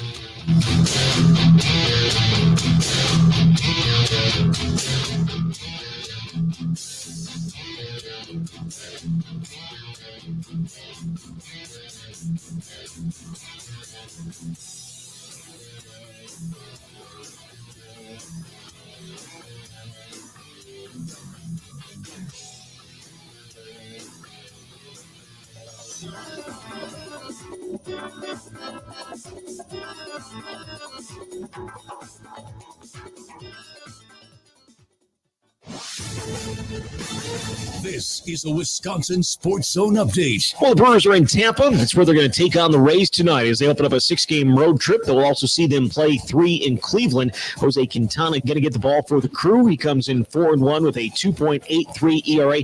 But he's going to be looking to bounce back from a rough outing against the Cubs when he gave up 6 runs in 5 innings. That included giving up 3 home runs. He'd allowed just 3 runs over his first 4 starts combined. Rays enter on a 7-game home losing streak. They will give the ball to Zach Lytle. He comes in 2-5 with a 4.61 ERA, but the righty has been solid of late, giving up just 2 runs over 7 innings and a win over the Yankees in his last start. First pitch is at 6:05. Meanwhile, Aaron Savale made a rehab start in Nashville last night, going 4 innings, allowing just 1 hit while striking out 3. He's been out since late March with a hamstring injury. ABC of Wisconsin is the largest apprenticeship program in the state, with more than 2,000 active apprentices in 12 different skilled trades. In the ABC apprenticeship program, you earn while you learn on the job, get paid to go to class, and graduate with a job in your craft, but without the huge college debt. Explore 12 different construction trades in one spot at buildyourcareerwi.org, or just search online for ABC of Wisconsin. Well, the Wisconsin basketball team officially added another piece to their 2025 recruiting class. And Alexis Bielauskis, the 6'9" forward, is from Lithuania, becomes the 3rd international player on the Badgers roster for the upcoming season. Meanwhile, the NBA Scouting Combine gets going Sunday in Chicago. Former Badgers guard John Tonje among the players that were invited to attend. He's projected to be a 2nd-round pick in July's draft. And the Wisconsin football team added a wide receiver from the transfer portal this week in Hawaii's Dekel Crowdis. He had 16 catches, 402 yards, 4 touchdowns this past season. With this Wisconsin Sports Zone Network update, I'm Zach Heil.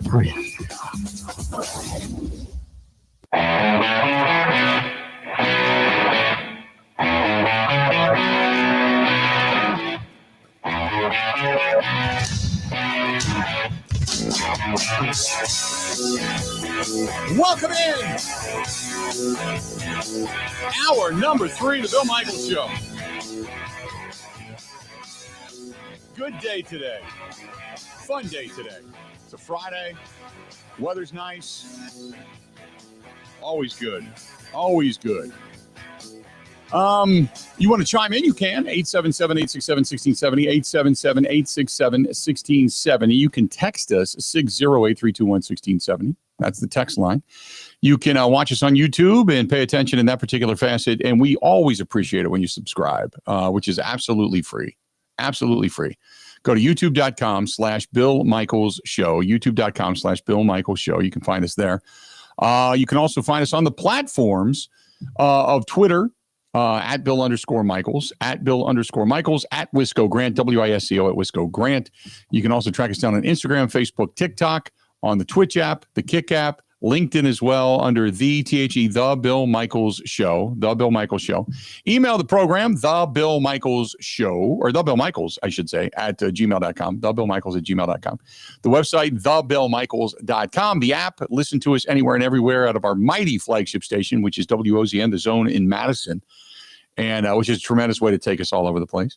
And also you can find us on Spotify, Apple, iTunes, Google Podcasts after the fact. And then don't forget, tomorrow night, 8 o'clock Central Time, it is My 24 TV in Milwaukee, the TV show, Wisconsin Sports Weekly with Bill Michaels airs as well. So there you go. Plenty of ways to track us down. We have not heard from this guy probably since the Packers season ended. Our buddy L, listening to us in Philadelphia. L, how the hell you been, man? What's going on? Hey, man. How you doing? I'm doing good. What you think? I have not talked to you since the draft. How you doing? Oh, man, I'm excellent, man. I can't complain not one bit, man. Just excited for the upcoming season. Yep, I think we all are. What'd you think of the draft? Oh, I loved it, man. It was amazing. I got goosebumps. I almost cried watching Mark Murphy announce go being drafted or whatever, man. The way that he laid it out. Yeah. It was a cool moment. It was beautiful. Yeah, for sure. And then, the last time he got a wide receiver that early, with Javon Walker. Mm-hmm. And, how that turned out with him. He was a great talent, too. Unfortunately, he got injured. Yeah. But it was very exciting. I'm excited, man. I was just going to say, I hear you talking about us possibly, people want us to try to get Jadeveon Clowney. But what I haven't been understanding, people haven't been speaking about that I'm excited about, is that we signed Isaiah Simmons, man. Like, that guy, we're going to move him around, and what we could do with him, I mean, he's pretty much like kick the tires, see what he got in the tank or whatever. Mm-hmm. And I remember, I think like a couple years ago, we were talking about how he was even him. Did he ever play for the Cardinals, or was just the Giants? Oh boy, I think just the Giants. No, he was signed by the Cardinals at one point. Yeah, because then he was traded from Arizona to the Giants, if I'm not mistaken. Didn't he start with the Cardinals? He was signed by the Cardinals, and then he was traded to the Giants. He's like a top 10 or top 12 pick to right, the Cardinals. So I think they drafted him. Yeah. So this is the thing. So I remember a couple years ago, they were talking about us possibly getting him. Because, I mean, from my understanding, he was like a hybrid safety / linebacker. And, it was a lot of talk about us getting him. And now, the fact that we got a whole new, defensive coordinator who seems to be very aggressive, with his schemes or whatever. And for us to be able to just get guys like that to throw them in there, I like who we drafted in the draft as well. I just don't like the fact that they really are really high on this dude Van Ness, man. I'm kind of scared about that. But besides that, I mean, all these young guys we have, I'm definitely excited. I'm waiting for this schedule to be announced to see, I know we coming to not we, but Philadelphia is coming to Lambeau, and I definitely want to come up there. I know a lot of my friends would love to go. It'd be a great trip for us, to go up there, and I want to come up there and see. I don't want to bring the ruckus. I'm sorry with my You're right, because they're horrible fans. If you're coming to Lambeau, L, you let me know. You let me know you're coming to Lambeau. Let me know when you're coming and when you're coming into town and everything, because we'll hook up at some point. Because you've been with us a long time. No doubt, definitely. I appreciate it, man. I wanted to. I was hoping to be able to run into you when I went to Chicago, but you didn't come up there, so It was all good though. But I definitely would. I would love to. But yeah, so once I find out about that, I definitely make arrangements to come up there. And also, I wanted to come to the draft actually, but it was just so much stuff was so expensive. Yeah. You know what I'm saying? I just couldn't make it. But you know what? The draft would have been cool, but L, you get a chance to come to a game in Lambeau Field and actually sit in the bowl, man, and hang out for a while. That's probably the ultimate experience. So hell yeah, man. You let me know. Oh, All right, no doubt. Yeah, I've been to Lambeau before. This is my second time coming, so it's awesome. But all right, bud. Keep up doing what you're doing, man. I've been listening in the shadows, though. That's all right. I just never got around to talk to you. Cool, buddy. I appreciate it. It's great talking to you. Talk to you later. There you go. That's our guy, L, listening to us in Philadelphia. He's been a longtime Packers fan. That guy has been calling me. I might go back all the way. I don't know if it goes all the way back to when I was with the network, but it's been over a decade. Put it that way. He's like Batman. He's just listening in the shadows these days. He's right about Isaiah Simmons. It's funny because when they picked up Isaiah Simmons, and this was something we have not really talked about, he's considered a linebacker with this different level of versatility. Okay. Isaiah Simmons he's a big dude. He's like 6'4", 240, maybe a little bit less. And he's like a tweener. He's like, could be a safety. He could be a linebacker. He's fast enough to do certain things and versatile enough. And I started thinking about it. And when I was growing up, Cincinnati had a guy named David Fulcher, who was a safety at the time. David Fulcher was a big-ass safety, 6'3", 236. I had to go back and look it up. 6'3", 236, came out of Arizona State, okay? But he was a safety. That's a linebacker in today's day and age. Linebackers are just a step a little bit bigger than corners. But that was a safety. In this day and age, he would have been a linebacker or put 10 more pounds on him. He's an edge rusher, for gosh sakes. But I remember David Fulcher used to hit. I mean, he hit people. Loved to hit people. And he was a guy with hands. He played almost his entire career with Cincinnati. I think in the very end, he ended up going to, might have been the Raiders. But he was so Isaiah Simmons, if he could kind of be that, and El's right, man, that's a pickup that went very quiet under the radar, but a lot of people looked at it and went, this is not a bad move at all for the Packers. If Isaiah Simmons gets a little rejuvenation, and here's the thing, and Danny, you're right. Danny said what I was about to say, because Danny writes, you take Isaiah Simmons out of that craptastic organization, as you put it, the New York Giants, and you put him into a real organization that has a legitimate chance to play in the postseason with guys that know what the hell they're doing and a defensive coordinator that can make him better and use his versatility. I say he excels here, and that is going to be the X factor on this team this year. Kudos to Goody for picking him up. That's exactly what I was going to say.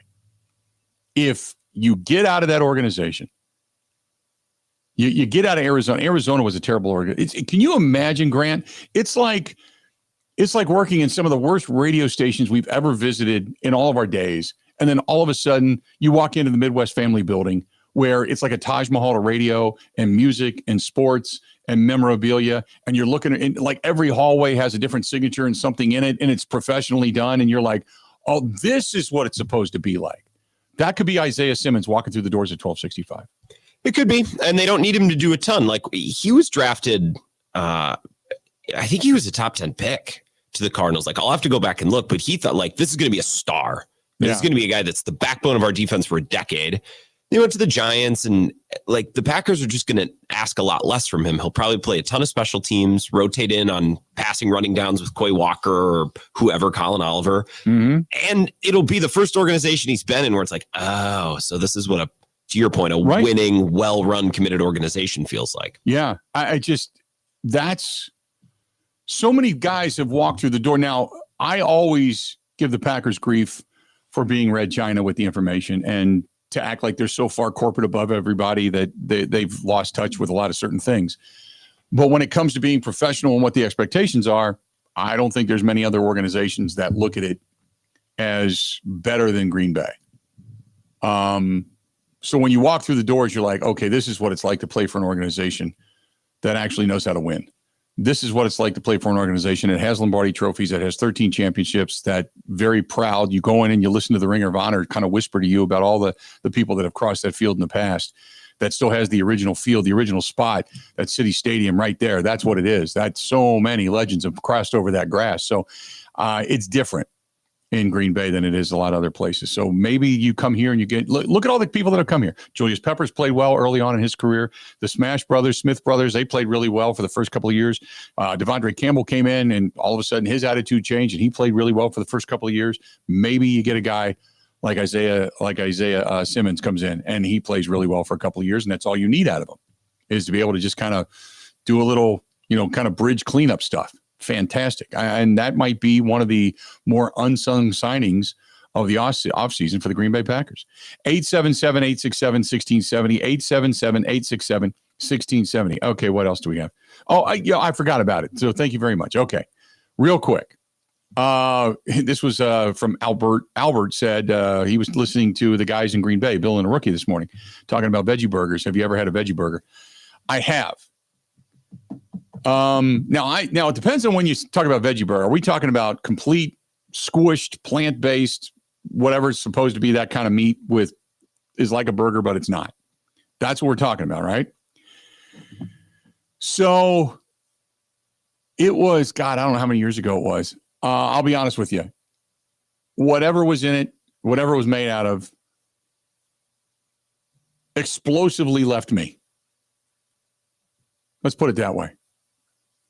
It wasn't the Cheeseburger in Paradise song by Jimmy Buffett. Quarter pounder with cheese. It was nothing like that. It was whatever it was, had a lot of noise on the exit plan. Let's put it that way. And then it brought hell past it. So there you go. That's all I'm going to tell you.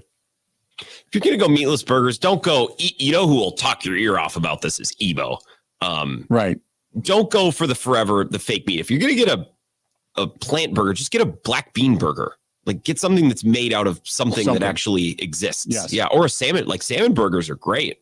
Don't get the plants that are plants. Don't get the plants that are trying to be meat. If you want meat, just get meat. This unholy mix. I don't like it. Kale is not a lettuce. It's cardboard painted green, and it sucks. That was the other thing. I had a friend of mine one time said, come on. Right there. Got to have some kale salad with some, what are they, like crushed peanuts and all that kind of stuff. And, this is great. I'm like, I would rather eat the northbound end of a southbound jackass. I'm sorry. You're not going to eat this stuff again. Ain't going to happen. That was my dad's favorite saying. Say that one more time. My mom would always say, because my dad had the same name as me. So my dad would get home from work and my mom would say, Bill, are you hungry? And he'd say, I could eat the northbound end out of a southbound jackass. That's what my dad would say. I've never heard that before. That's hungry. I don't care who you are. But kale, don't ever give me a kale salad. No, I don't care if you wrap it up in a burger. I don't care if you wrap it up in a pizza. Now, I have you ever had a veggie pizza where they don't where it's cauliflower-based shell? It's not bad. It's all in the sauce. If you got good sauce, you're fine. But if you got terrible sauce and you can taste the actual cauliflower, just no, not going to happen. Can't do that either. So, Dave says, I don't know how they restaurants charge more for veggie burgers, right? You know how to eat a veggie burger? You order it, you get it, you walk into the bathroom, slam it in the toilet, and then you close the lid like you just went in on like a monster Giannis dunk, and then you flex up walking out of the toilet. That's the way you eat a veggie burger. It's the same way you catch a knuckleball. You just wait until it stops rolling and you pick it up. Stops rolling. Yeah, that's it. Fantastic.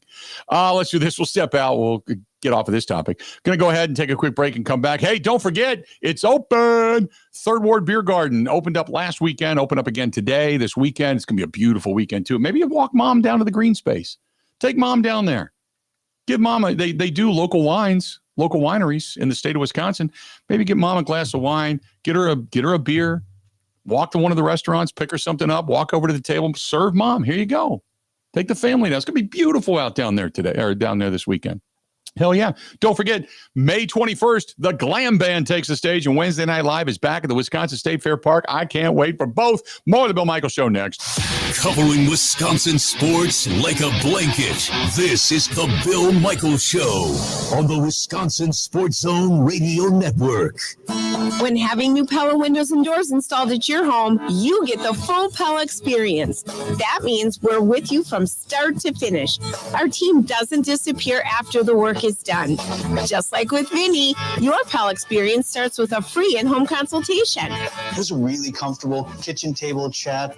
We knew Pella was going to get it right the first time, and they designed a project with us. They didn't just replace our windows and doors. With customizations driving limitless possibilities, our Pella experts truly listen to your vision, just as we did with Nicole. I felt like they really listened to us. There are so many options that are available. So it was nice to have someone narrow those down, offer some suggestions, and they made sure that the design was what we wanted. Don't wait any longer, because right now at Pella Windows and Doors of Wisconsin, get 0% financing for up to 6 years. Visit PellaWI.com today. Certain restrictions apply. It's 5/31/2025.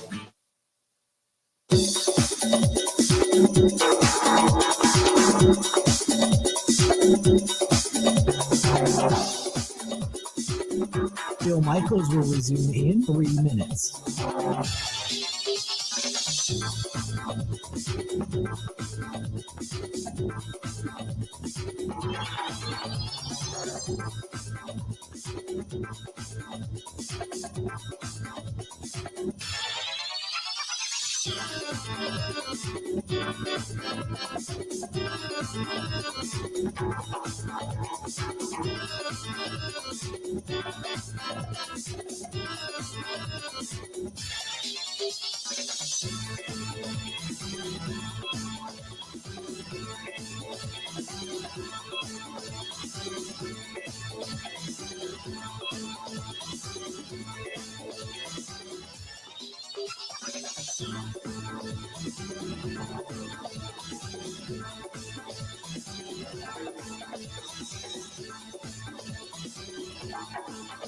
Bill Michaels will resume in 2 minutes.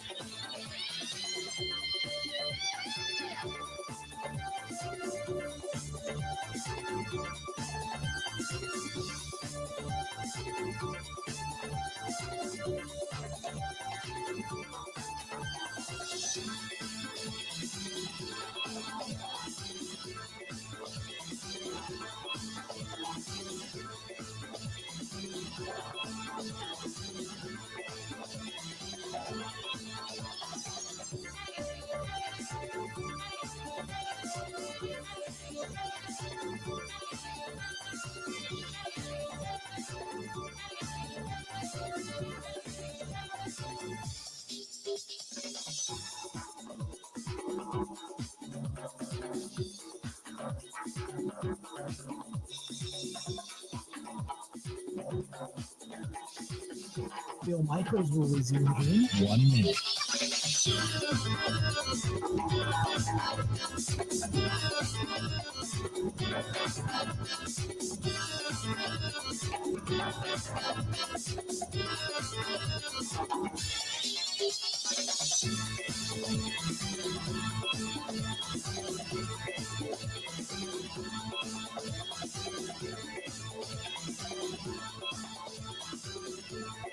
Bill Michaels will resume in 30 seconds.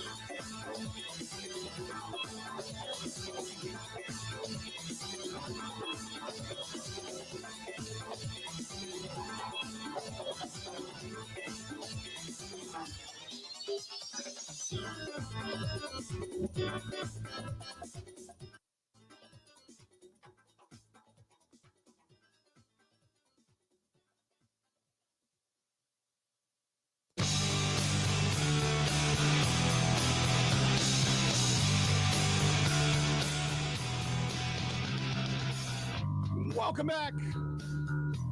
Bill Michaels Show on a Friday. So looking forward to the weekend. Looking forward to heading out to Viroqua after the show today. Should be a lot of fun. Hey, by the way, if you are looking maybe as a CNC machinist, looking for a new opportunity, MIBA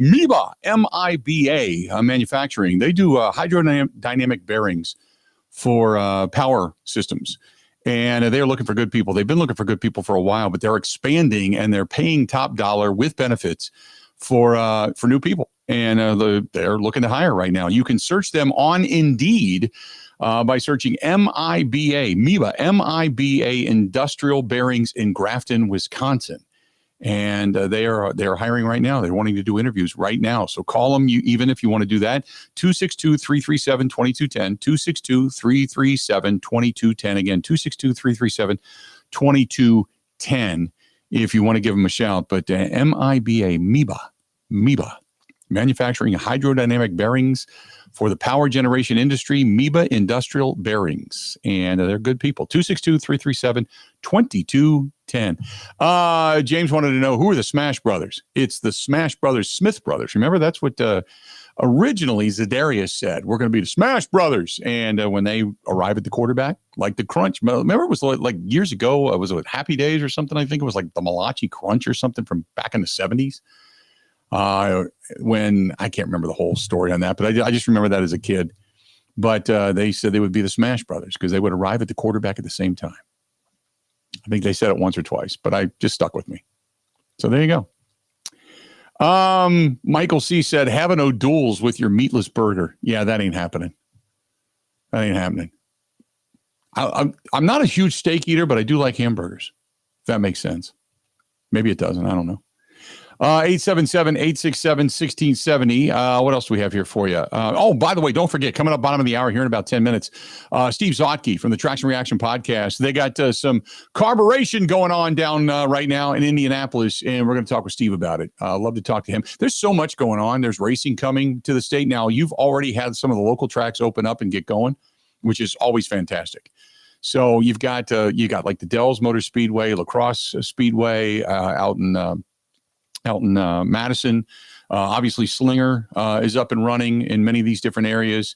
So you got a lot of good tracks. There's one up in Plymouth, a good dirt track in Plymouth where the sprint cars get going. You got a lot of good racing here in the state of Wisconsin, a lot of fun racing in the state of Wisconsin. And then you're going to have IndyCar coming to town twice, once to Road America, then down to the Milwaukee Mile. And the Mile doing some resurfacing down there and cleaning up the track in that area, plus everything that's about to hit down in Indianapolis. It's just a plethora of information when it comes to racing.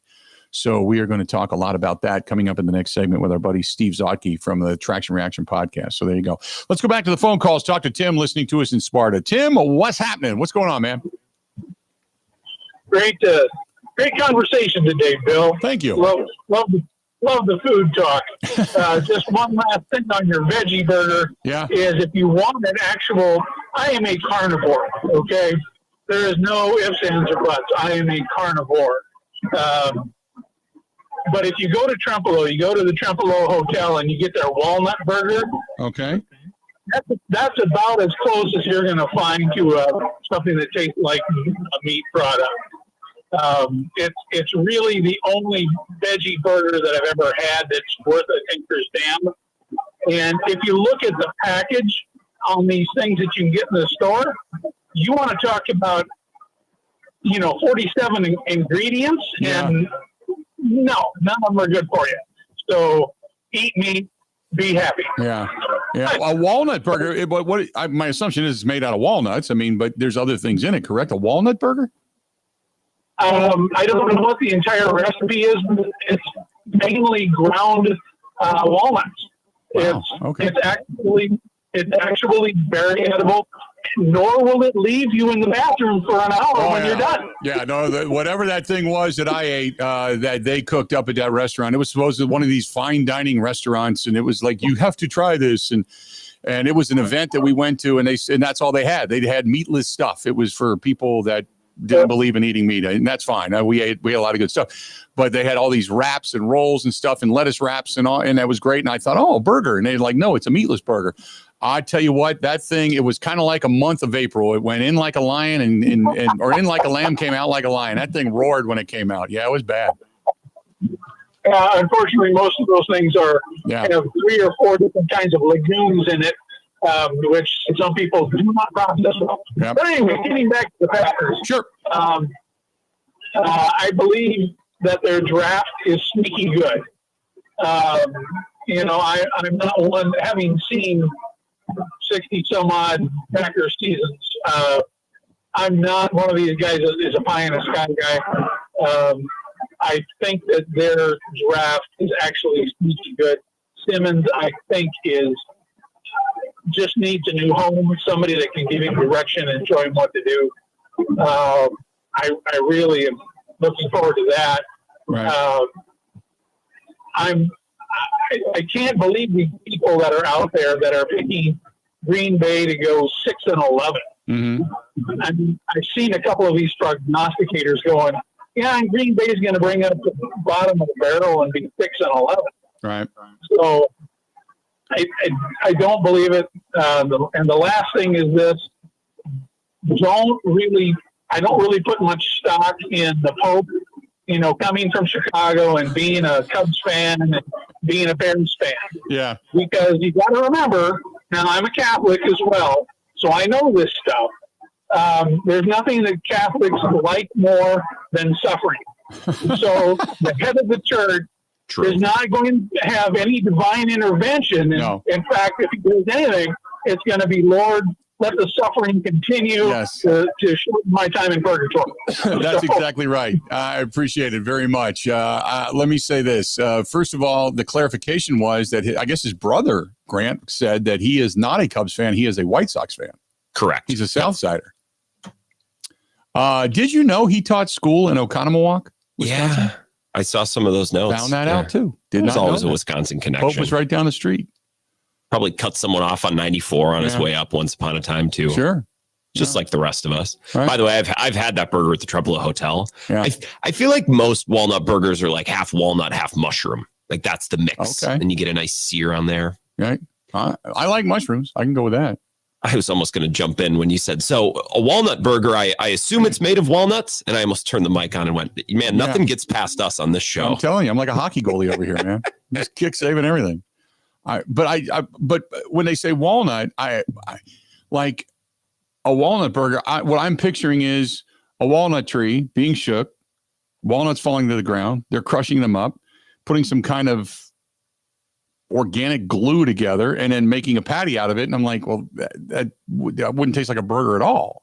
So has it got like a walnut dressing on it? The reason they call it a walnut burger or something? That's the reason I had to ask. I had to get clarification. You get some onions in there. It would be like a patty that's, you know what you put on the outside of a beef Wellington? Sure. You chop up nuts, mushroom, just that, but a patty, okay. I feel like that's what I've had in the past. Okay. So it's as much mushroom as it is walnut, I suppose. Gotcha. I've never done that. And I'm thinking to myself, a burger made of nuts with some kind of glucose to hold it together. That's a colon scraper on the way out, too. It'd just be like a plank of wood. Yeah, exactly. That's what you're picturing. Yeah. It's like you're running down the street, holding onto your rear end going, I got a splinter. By the way, I sent you the screenshot too, but I said, you know who will go off if we bring him in here and bring up veggie burgers is Ebo. Yes. Not because Ebo eats a ton of veggies, but he's like, if you are having a burger, if you're eating meat, have real meat. Otherwise, eat something else. I texted him. I said, are you still here? Because I was going to try to get him to pop in. He says no. Disgusting chemical garbage. I said a caller asked Phil about veggie meat and Forever Burgers, and I was going to see if you'd pop in and educate us for a second. And all he replied is, yeah, disgusting chemical garbage. Oh, that is awesome. That is awesome. And I was going to say, because it wasn't like he was going to come in as the plant-based guru, because all I ever see is his cooking videos of giant hunks of cow laying in a pan somewhere. So. But he'll have plenty of Ebo's not anti-veggie. Him and Jen cook a ton of veggies, but he's like, if you're going to eat meat. Don't get the chemical version. Right. That's not any good for you. Disgusting chemical garbage. Oh, God. It's a Friday. You can just tell, it's like, this is what it's like. If we're going to talk racing when we come back. So we are at the end. We are on like the last two laps of the Indy 500. And right now you are the pit box boss, right? Grant is sitting high up in the pit box and you've got the headset on and you're looking around and you've got, one of the reporters, Danica Patrick's coming over and throwing a microphone in your face saying, hey, you've got 2 laps left, but do you have enough gas to get across the finish line? And Grant's like, I hope so. I don't know. I'll tell you what, as long as Bill goes down there and turns left, I think we're going to be good. We're going to be okay. Unless all of a sudden, next thing you know, he's running on fumes. And when he runs on fumes, next thing you know, you're going to have some sounds coming out of the tailpipe and you're going to sound really bad. I have no idea what the hell's going on. Just pray. That's all we can do is pray. That's what it sounds like right now. That's what this show is. We're running on fumes. Raise hell, praise Dale. That's all I know about car racing. Oh my God. No plant-based crap in their menu. Let me tell you that right now. Actually, they do have some plant-based stuff, but it's really, really good. Eggplant. Yeah, but it's actual plants. Yes. It's not plants that have been juiced Correct. up with chemicals to be meat. It's just delicious vegetables. It's Italian food. I got to go from that to this. Delicious Italian food, whether it's the eggplant. I'm telling you what, the eggplant appetizer is so good. Oh, my God. Every time it comes out, people say, what is this? And they taste it like, oh, my God, this is great. Eggplant appetizer, bruschetta, spaghetti and meatballs, whatever it happens to be. Yes. Put us in the mood for real food. Meatballs that actually have meat in them. Meatballs that are actually full of stuff that used to be alive. Yeah, I like that. There you go. Meatballs, spaghetti, lasagna. Oh, the Italian sausage penne. Oh, so good. Or you go next door over to San Giorgio, Pizzeria Napolitana. Take mom there. Maybe make it an early day. Take mom tonight. Take mom on Saturday. Say, hey, Mom, it's your day. You do what you want on Sunday, but we're taking you out to dinner, damn it. Go to Calderon Club, 838 Old World 3rd Street, downtown Milwaukee, or San Giorgio, Pizzeria Napolitana. And if you go to the bathroom and you hear somebody in there just dying, think to yourself, they just came from a plant-based meal, and they came for a real meal, but they have to get rid of the plant-based one first. That's what you do. There you go. Calderon Club, San Giorgio. They're not paying for this ad. I'll tell you that right now. Covering Wisconsin sports like a blanket. This is the Bill Michaels Show on the Wisconsin Sports Zone Radio Network. When having new Pella windows and doors installed at your home, you get the full Pella experience. That means we're with you from start to finish. Our team doesn't disappear after the work is done. Just like with Vinny, your Pella experience starts with a free in-home consultation. It was really comfortable kitchen table chat. We knew Pella was going to get it right the first time, and they designed a project with us. They didn't just replace our windows and doors. With customizations driving limitless possibilities, our Pella experts truly listen to your vision, just as we did with Nicole. I felt like they really listened to us. There's so many options that are available. So it was nice to have someone narrow those down, offer some suggestions, and they made sure that the design was what we wanted. Don't wait any longer, because right now at Pella Windows and Doors of Wisconsin, get 0% financing for up to 6 years. Visit PellaWI.com today. Certain restrictions apply. It's 5/31/2025.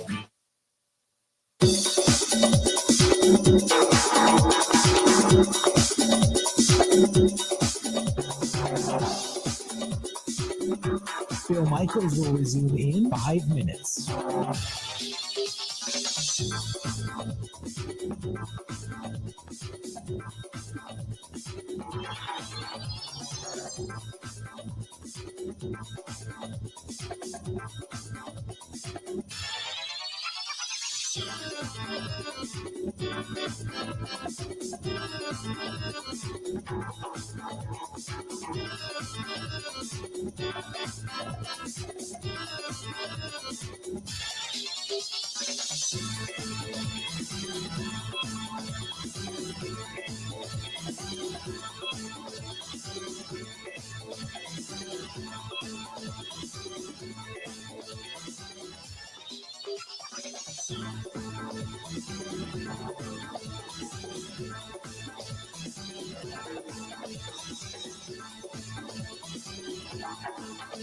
Bill Michaels will resume in 4 minutes.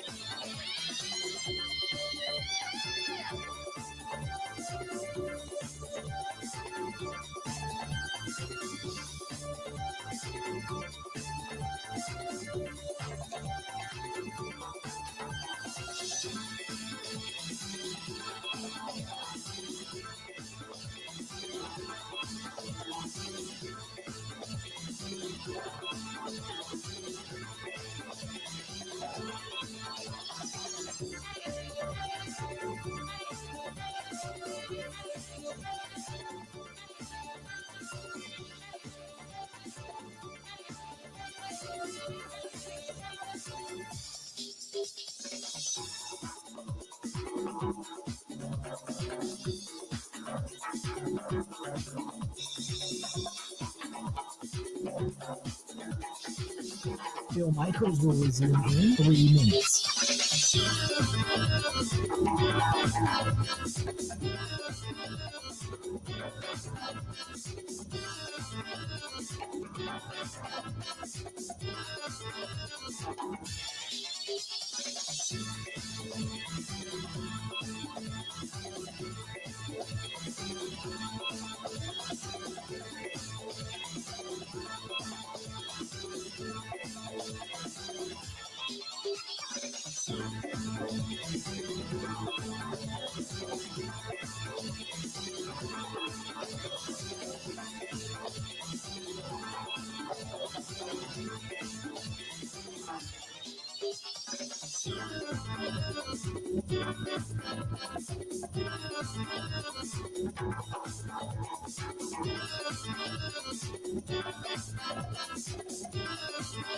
Bill Michaels will resume in 2 minutes.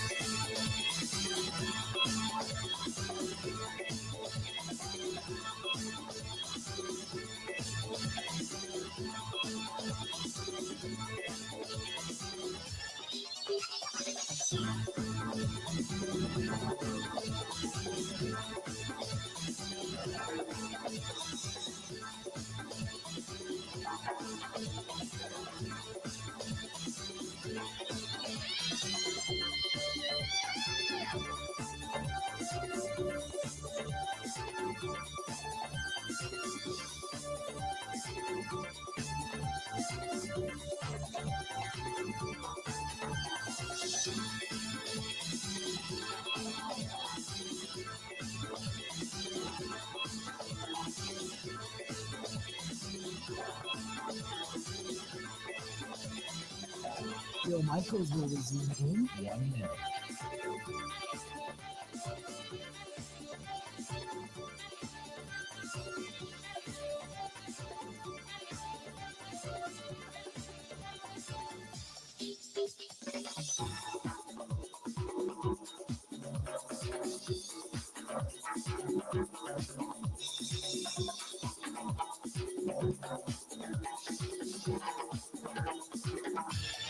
Bill Michaels will resume in 30 seconds.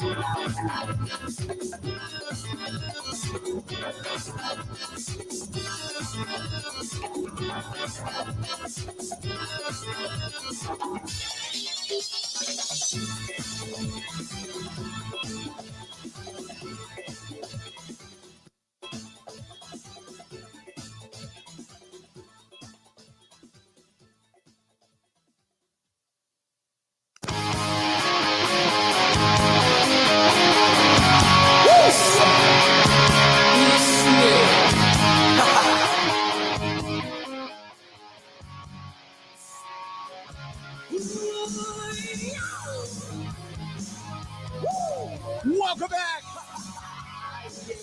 The Bill Michaels Show. We continue on. Hey, weekends are coming up, and it's going to start. We're going to get into the warm months, and we're going to start having fun. But one of the things that kind of the official kickoff is we always look at Memorial Day and then Labor Day. Those are the two big weekends when it comes to our summer, kind of the bookends, if you will. And Memorial Day means one thing, and that is racing. The Indianapolis 500, near and dear to my heart. Not to mention racing back here in the state of Wisconsin. On the phone with us, our buddy Steve Zautke, who covers it like nobody's business. Live down there, live in Indianapolis. Steve, how you doing, bud? Fantastic, and it's a beautiful day down here in Indianapolis. It's sunny and about 68, 69 degrees. Which is damn near perfect for racing. We don't know what it'll be like, obviously, on Memorial Day, but May in Indy is a special month. It is carburation, it is racing, it is testing, it is tires, it is different cars, different drive. There's something to, and everybody has a house there. That's the other thing. Everybody's got a house there, so they all live in that area. It's so it's like there's a buzz the minute you walk into that place, isn't there? Well, it certainly is, and I got to say the community over the last, I'd say, probably 10 years has really stepped up. The Speedway and the IndyCar series themselves have been working hand in hand with a lot of like neighborhood watches or whatever you want to call them, neighborhood community people. And it just, all the houses in the area around here are decorated. They have contests, some pretty nice prizes too. And everybody, it seems like every year it's a little more, and even getting more elaborate decorations and that. And then what they do is the drivers will actually come out unannounced to your house and say, "Hey, thank you. We appreciate what you're doing for the neighborhood, and thank you for supporting IndyCar race." It's a really neat deal. Steve, I'm going to say this right here and right now. This is the difference between IndyCar racing and NASCAR. NASCAR, you don't get that. IndyCar, when they do the decorations of the different sites down at Road America, and then I have seen the drivers drive around in a golf cart very much incognito. I can't, it might have been out of the Graham Rahal team, where he walks up to the campsite and starts talking to him about their favorite driver. The giant heads are his. And they don't even recognize who they're talking to because they're so F-faced in the bag. But they're like, hey, you want a brat? Come on over and hang out with us. We're going to be picked as the best party spot. Not realizing until he says, oh, by the way, nice to meet you. I'm Graham Rahal.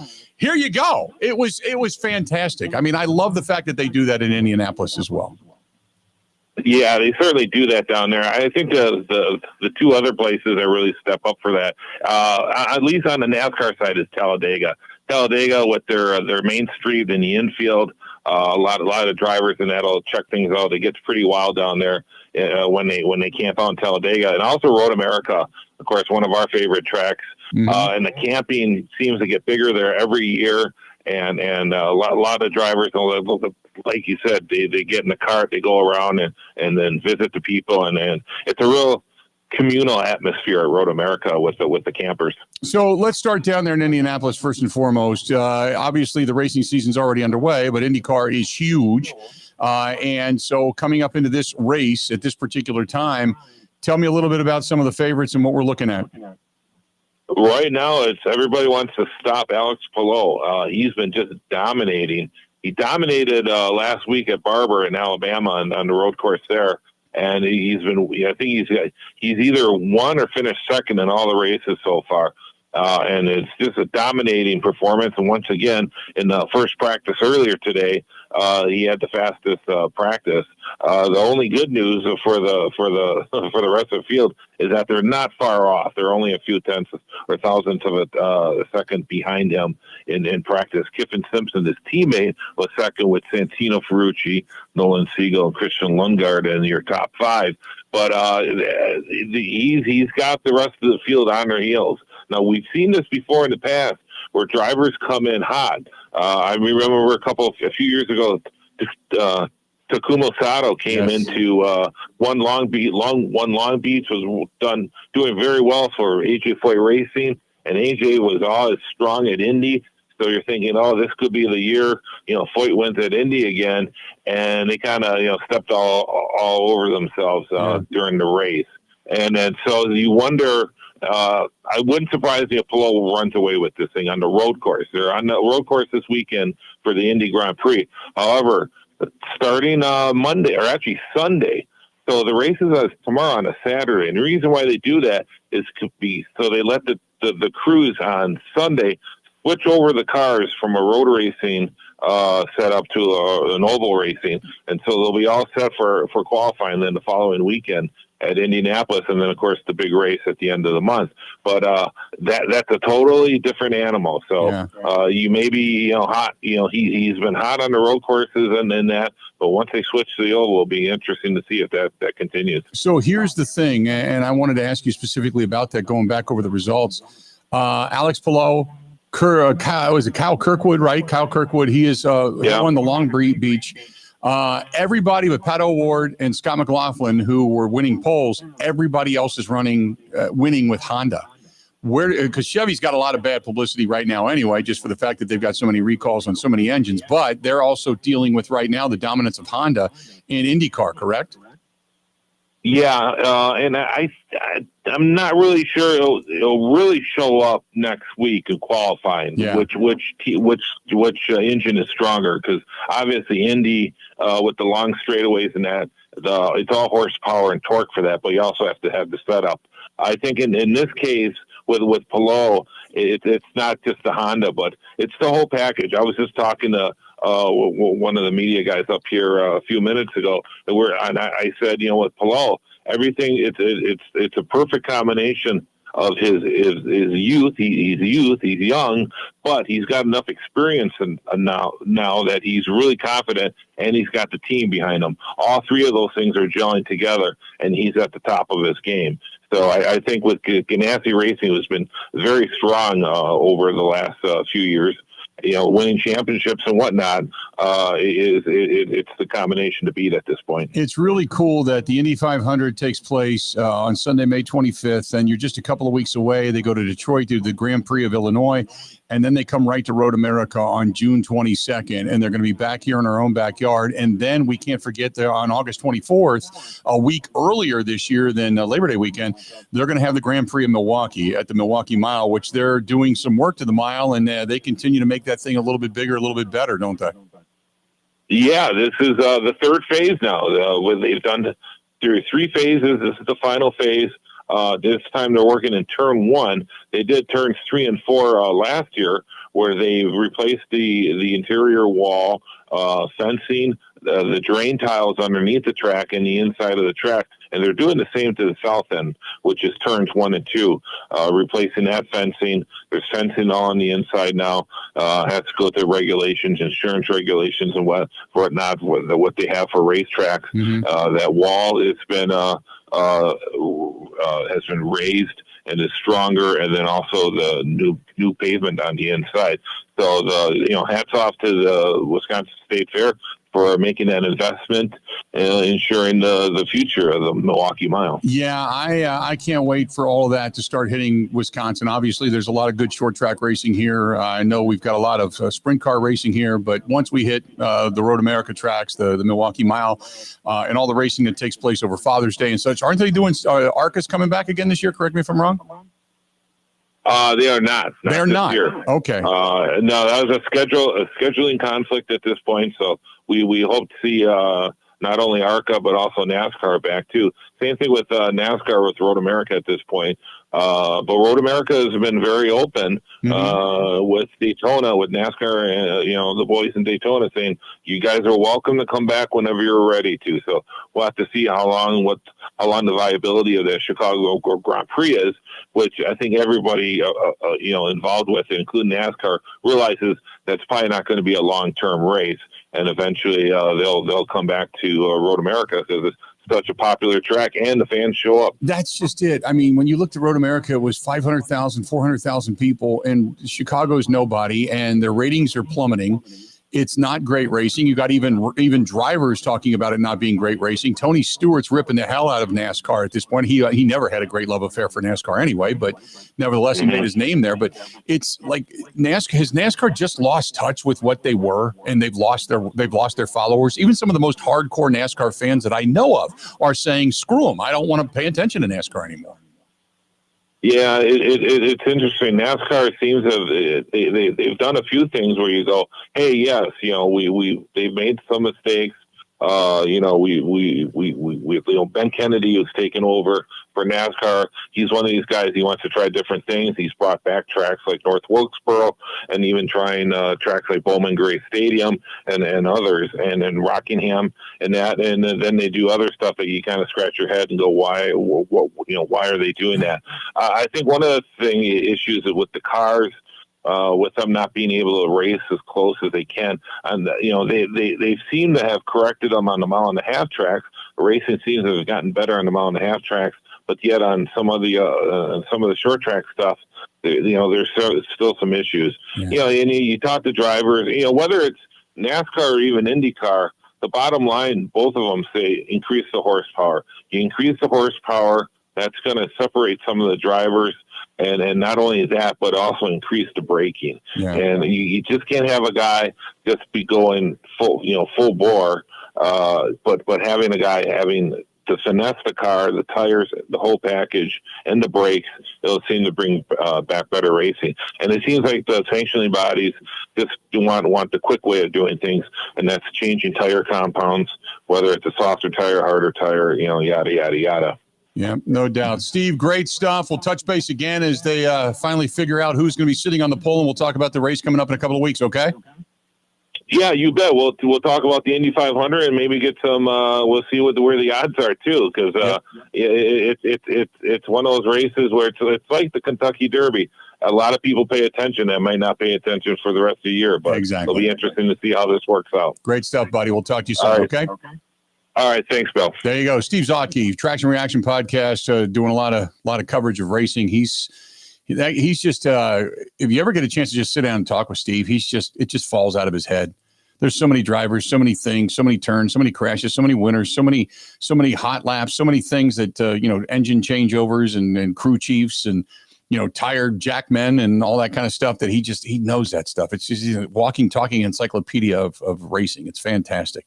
Let's do this. We'll step out. We'll take a quick break. We'll come back. We got a lot more to get to. Don't go anywhere. We still got another hour yet to go. So hang in there on this Friday edition. Big Boar Barbecue. Maybe mom wants some barbecue over the weekend. Right out there in West Salem, if you're out in the La Crosse area. Take mom to breakfast or a lunch. Or cater it in. Maybe you're going to do mom at home, just mom, take it easy. We're going to cater it in, go over and pick up the packages, bring them in, take all of the aluminum foil off, open it up, spread it out, make a nice plate for mom, set her down, say thank you for going through the amount of labor you went through to carry my big ass all over the place all those months. Get a hold of our friends at Big Boar Barbecue. Go to Big Boar, BOAR, BigBoarBBQ.com. That is BigBoarBBQ.com. More of the Bill Michaels Show next. Ready? This is the Bill Michaels Show on the Wisconsin Sports Zone Radio Network. The Big River Rally coming to La Crosse, Wisconsin, June 27th and 28th. Don't miss the excitement on the main stage Friday night. It's Texas Hippie Coalition. And Saturday night Drowning Pool. Tickets are on sale now.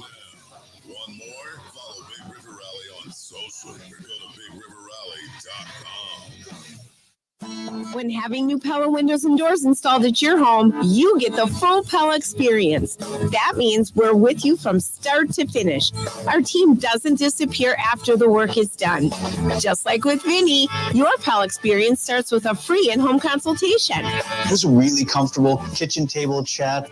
We knew Pella was going to get it right the first time, and they designed a project with us. They didn't just replace our windows and doors. With customizations driving limitless possibilities, our Pella experts truly listen to your vision, just as we did with Nicole. I felt like they really listened to us. There's so many options that are available. So it was nice to have someone narrow those down, offer some suggestions, and they made sure that the design was what we wanted. Don't wait any longer, because right now at Pella Windows and Doors of Wisconsin, get 0% financing for up to 6 years. Visit PellaWI.com today. Certain restrictions apply. It's 5/31/2025.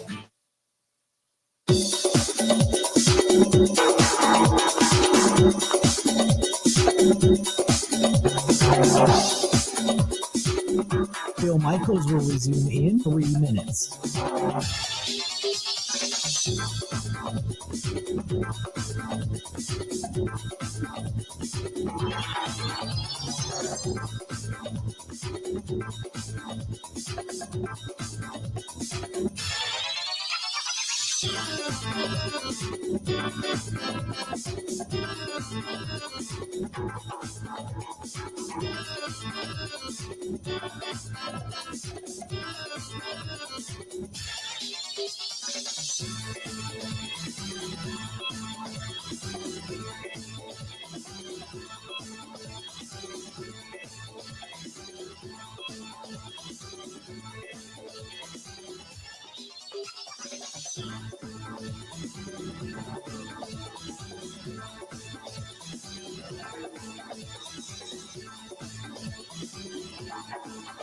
Bill Michaels will resume in 2 minutes.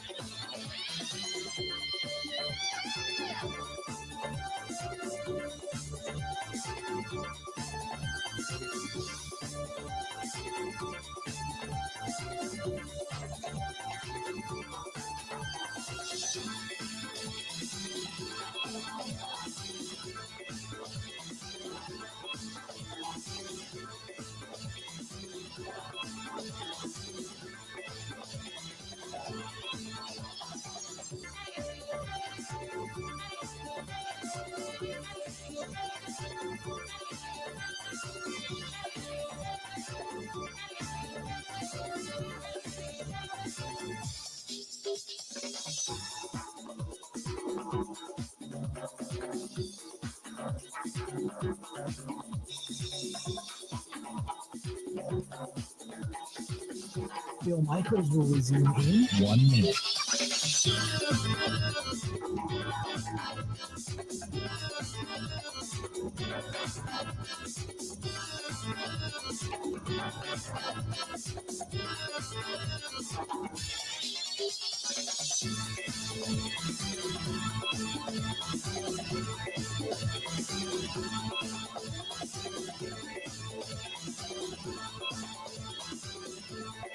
Bill Michaels will resume in 30 seconds.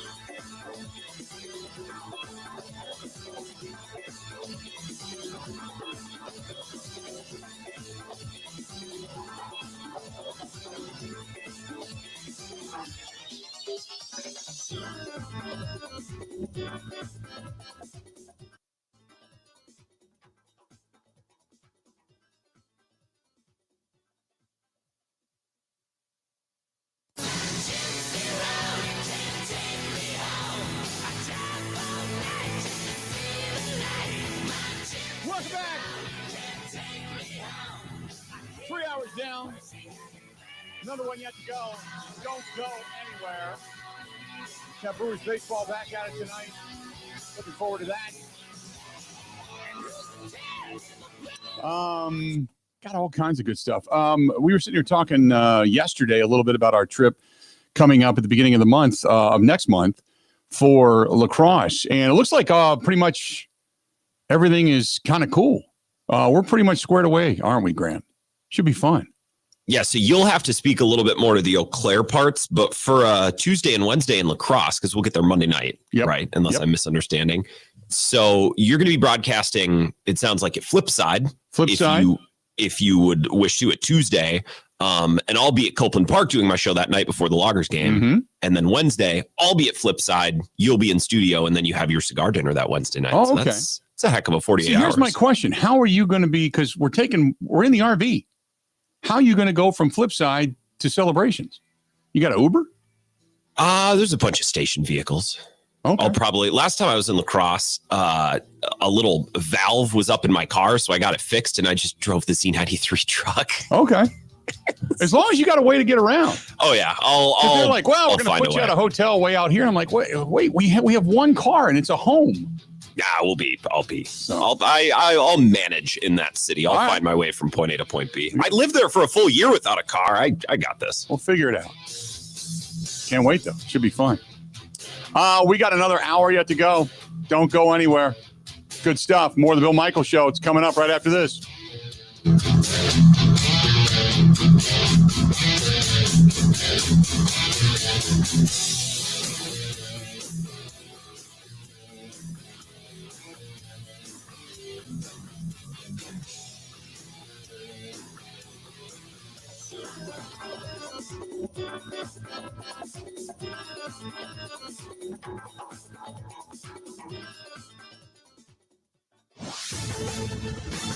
This is a Wisconsin Sports Zone update. Well, the Brewers are in Tampa. That's where they're going to take on the Rays tonight as they open up a 6-game road trip. They'll also see them play 3 in Cleveland. Jose Quintana going to get the ball for the Crew. He comes in 4-1 with a 2.83 ERA, but he's going to be looking to bounce back from a rough outing against the Cubs when he gave up 6 runs in 5 innings. That included giving up 3 home runs. He'd allowed just 3 runs over his first 4 starts combined. Rays enter on a 7-game home losing streak. They will give the ball to Zach Lytle. He comes in 2-5 with a 4.61 ERA, but the righty has been solid of late, giving up just 2 runs over 7 innings in a win over the Yankees in his last start.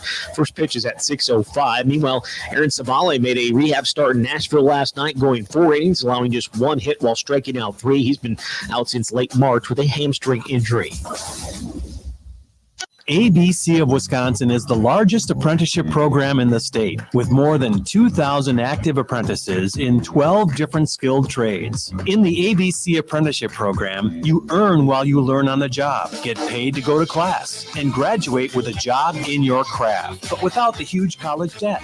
Explore 12 different construction trades in one spot at buildyourcareerwi.org, or just search online for ABC of Wisconsin. Well, the Wisconsin basketball team officially added another piece to their 2025 recruiting class. And Alexis Bielauskis, the 6'9" forward, is from Lithuania, becomes the 3rd international player on the Badgers roster for the upcoming season. Meanwhile, the NBA Scouting Combine gets going Sunday in Chicago. Former Badgers guard John Tonje among the players that were invited to attend. He's projected to be a second-round pick in July's draft. And the Wisconsin football team added a wide receiver from the transfer portal this week in Hawaii's Dekel Crowdis. He had 16 catches, 402 yards, 4 touchdowns this past season. With this Wisconsin Sports Zone Network update, I'm Zach Heil.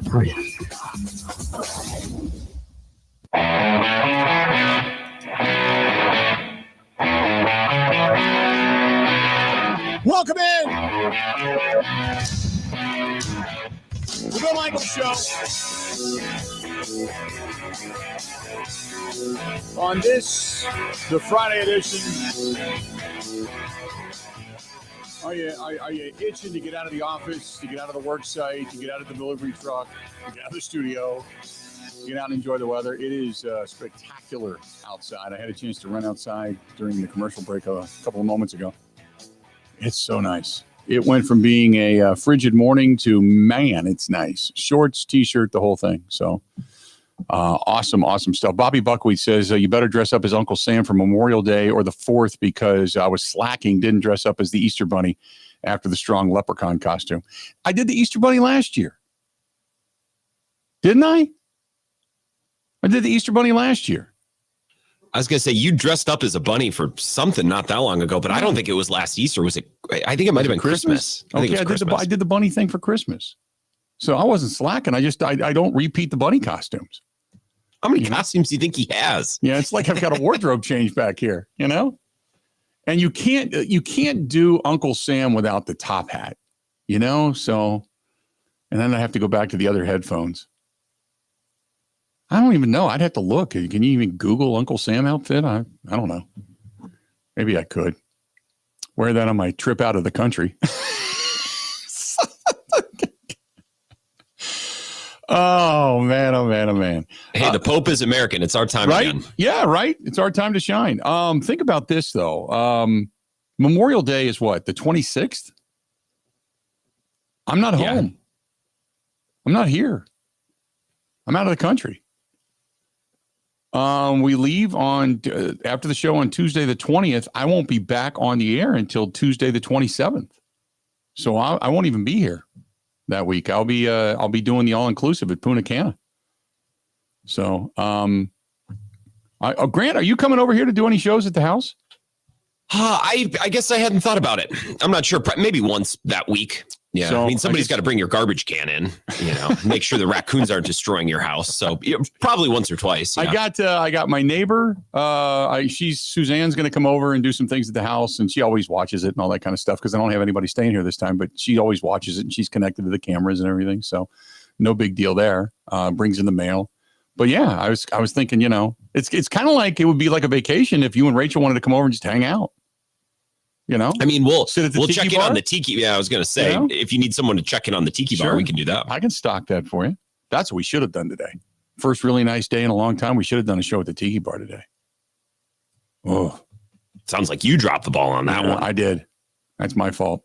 I'm staying in Madison this weekend because my brother's graduating. So we're going to celebrate that tonight and graduating tomorrow. From UW Madison? UW undergrad. Yeah. Oh, okay. Cool. The youngest of the family. Slacker. Took him 3 years longer than my sister, 5 years longer than me to get a degree, but we're proud of him. Okay. We are. Yeah. He's smarter than me and my sister put together 10 times 10. But we're it's not proud even close. Okay. We are. We're very proud. On ahead. Cool.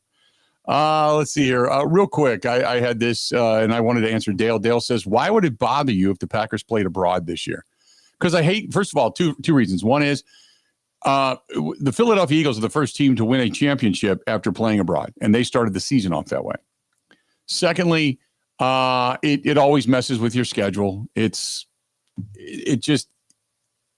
me, it's not. Every coach will tell you they hate it. Every coach will tell you they hate it. They hate the trip. They hate the preparation. They hate the jet lag. The whole thing. They hate it. Okay. Thirdly, I hate taking games out of any city that use taxpayer dollars to build the stadium, and the NFL just says, great, thank you for building that. But by the way, one of those games we're going to take overseas. I hate it. Never been a fan of it. I get it. I get about growing the national or the international audience. I get it for putting Packers fans all over the world. We take a lot of pride in that. I understand it, but I hate it. I know we've got my buddy Graham over there in Scotland.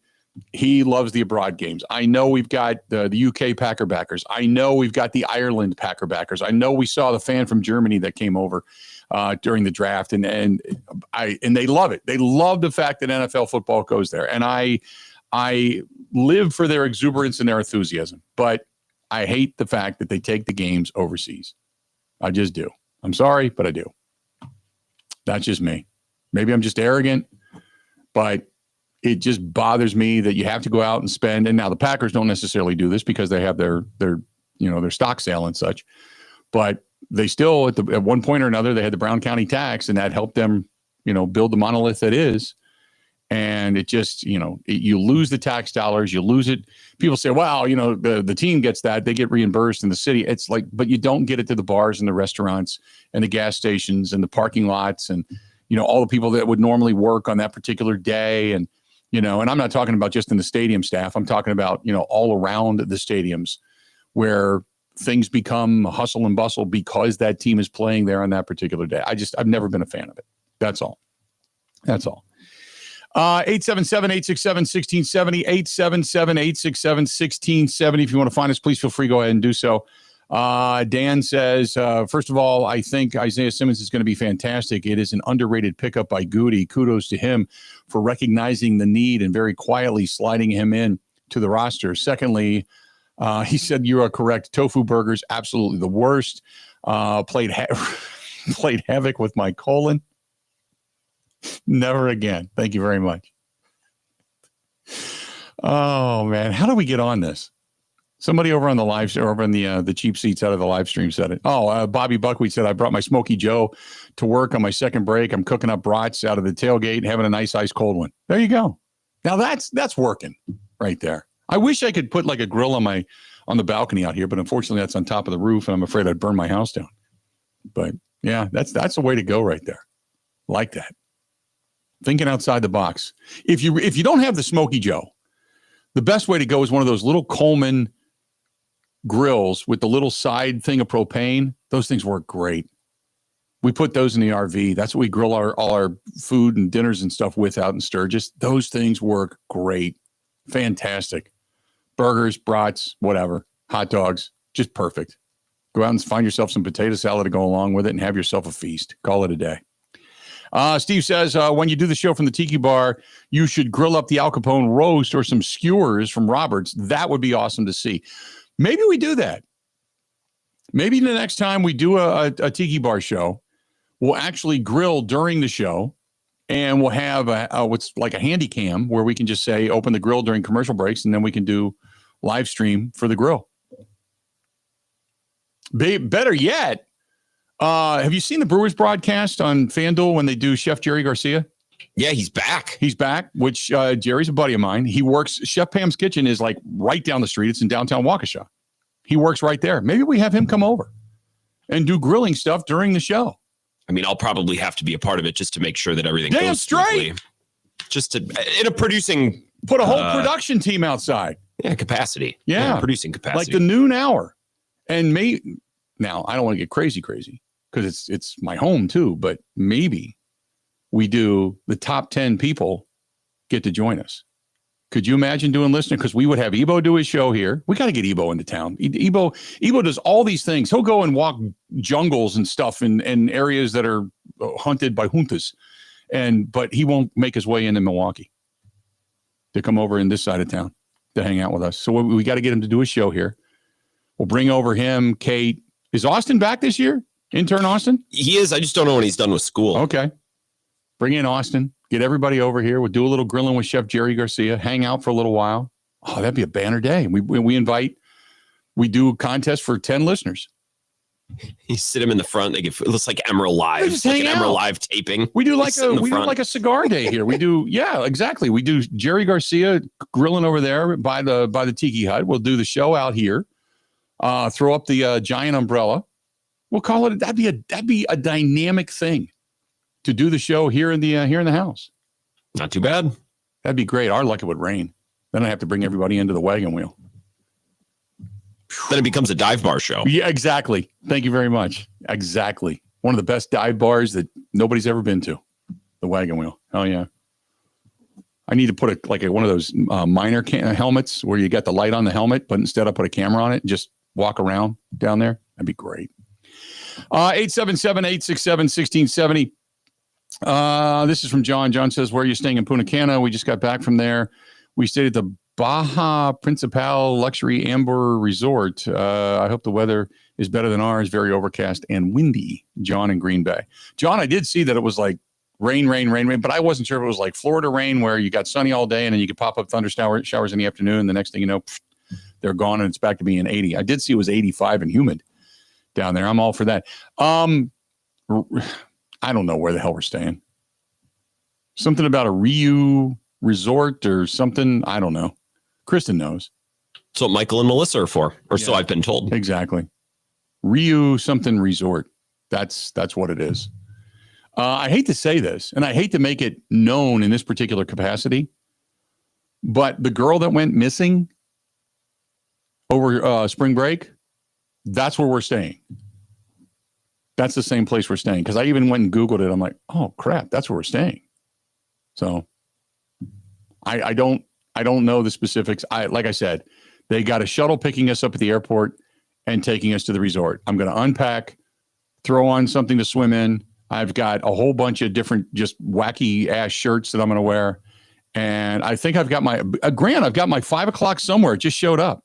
My button up, like bowling style shirt, 5 o'clock somewhere. I got to wear that too on the show one day. Excellent. I got that. On a Friday, fins up. Yeah, it's Friday. I got that on. Maybe I'll grab it during the commercial break. But I got that. I've got that ready to go for the trip. And we're at a resort. I said, just point me to the sand or the pool. And that's all I care about. That's it. That's it. Yeah, Michael C. talking about Bobby Buckwheat over there on the live stream and doing a few doobies at the house. No, you can't. We can't bring people over for a sit down. Yeah, we got Chef Jerry Garcia. He's going to be like, what do you guys want to eat? And then next thing you know, we got Bobby Buckwheat and Michael and everybody in the back yelling, bag of Funyuns, please. Because you're all weeded up. I can't do that. Oh, my God. Let's do this. Let's take a quick break. We'll come back, reset, put the train back on the tracks. Holy mackerel. Sometimes when things go bad, they just go wildly bad. This portion of the program, you know what? Take mom for a big, giant meal inside a Bloody Mary. You can do that. Sobelman's Pub and Grill. Sobelman's in Milwaukee on St. Paul Avenue. Been there for 25 plus years. And then in Waukesha on William Street, right across the street from La Station. Sobelman's, great place. Dave Sobelman, just a great guy. Him and his wife are just fun people. They have 2 locations. Again, Milwaukee, St. Paul Avenue, and Waukesha on William Street. They always say, let's catch up and get together. Meet at Sobelman's. Milwaukee and Waukesha. This is the Bill Michaels Show on the Wisconsin Sports Zone Radio Network. When having new Pella windows and doors installed at your home, you get the full Pella experience. That means we're with you from start to finish. Our team doesn't disappear after the work is done. Just like with Vinny, your Pella experience starts with a free in-home consultation. It was really comfortable kitchen table chat. We knew Pella was going to get it right the first time, and they designed a project with us. They didn't just replace our windows and doors. With customizations driving limitless possibilities, our Pella experts truly listen to your vision, just as we did with Nicole. I felt like they really listened to us. There are so many options that are available. So it was nice to have someone narrow those down, offer some suggestions, and they made sure that the design was what we wanted. Don't wait any longer, because right now at Pella Windows and Doors of Wisconsin, get 0% financing for up to 6 years. Visit PellaWI.com today. Certain restrictions apply. It's 5/31/2025.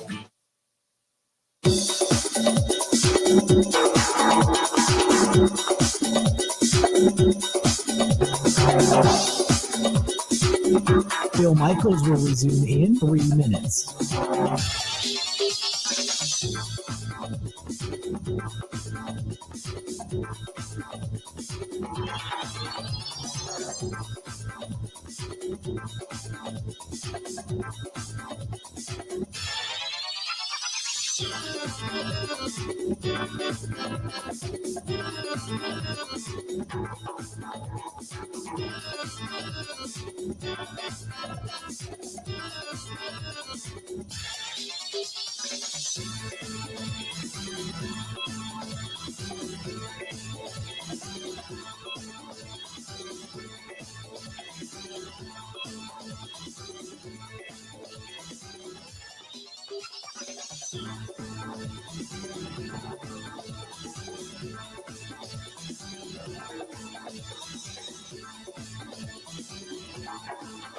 Bill Michaels will resume in 2 minutes.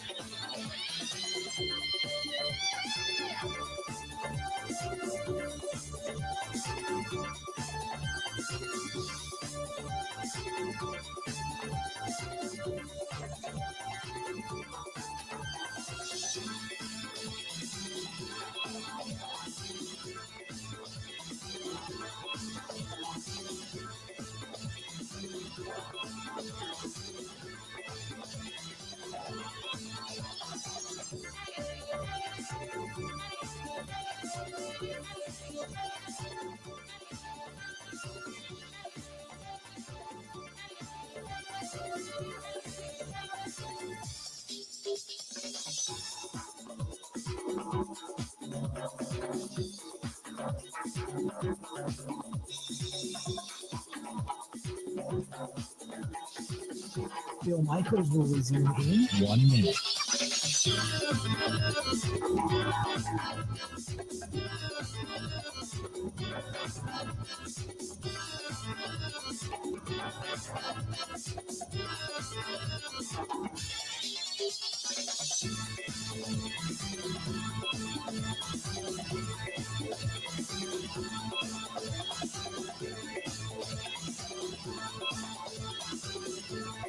Bill Michaels will resume in 30 seconds.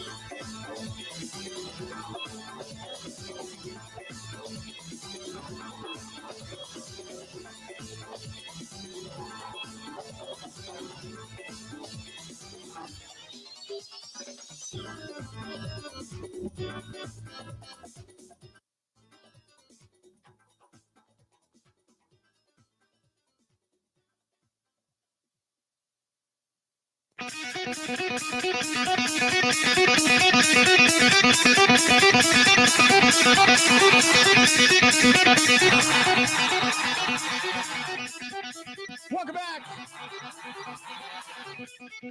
Bill Michaels Show. Yes, Kyle wanted to know. He said, hey, you got cigars for your first golf outing of the season. Damn straight. Stopped down Nice Ash, picked up a couple of Perdomo 15th anniversary champagne cigars. You better believe it. Oh, yeah. The Nice Ash downtown. As a matter of fact, they got music tonight. And I don't know when Wednesday night or Friday Night Live starts again, but I know that I think it's the end of the month. But Friday nights will be shutting down the streets, music out in the streets. Be pretty fun. It's always is. But the Nice Ash Cigar Bar, they had live entertainment last night, tonight, tomorrow night as well, with the big walk-in humidor. If you want to go down there and get yourself a good box of sticks, you can do that. They also have a really good bourbon and whiskey club down there. But if you just want to go relax, take a load off, go down there for the vibe, listen to some really good music, that is a great place to go. That is The Nice Ash. The Nice Ash Cigar Bar, 323 West Main Street, downtown Waukesha. Grant, here you go. Right behind me. There it is. That's the shirt. I am ready to go. Yeah, you're ready. I'm ready to go. I went and grabbed it out of the closet. It's in. There's like 6 shirts that are like that. They're all in bags, and all I got to do is, because they're those, I don't know what the material is, but they really don't wrinkle. So all you got to do is just fold them twice, pop them right into the suitcase, and they weigh nothing. So I'm extremely. Yeah, I heard that. Is that in your? Is that in your place, or is that no? mine? That was not in my place. A car was driving through the living room. Like, what the hell? That's exactly was that? what it sounded like. Well, it's 5 o'clock somewhere. Just remember that.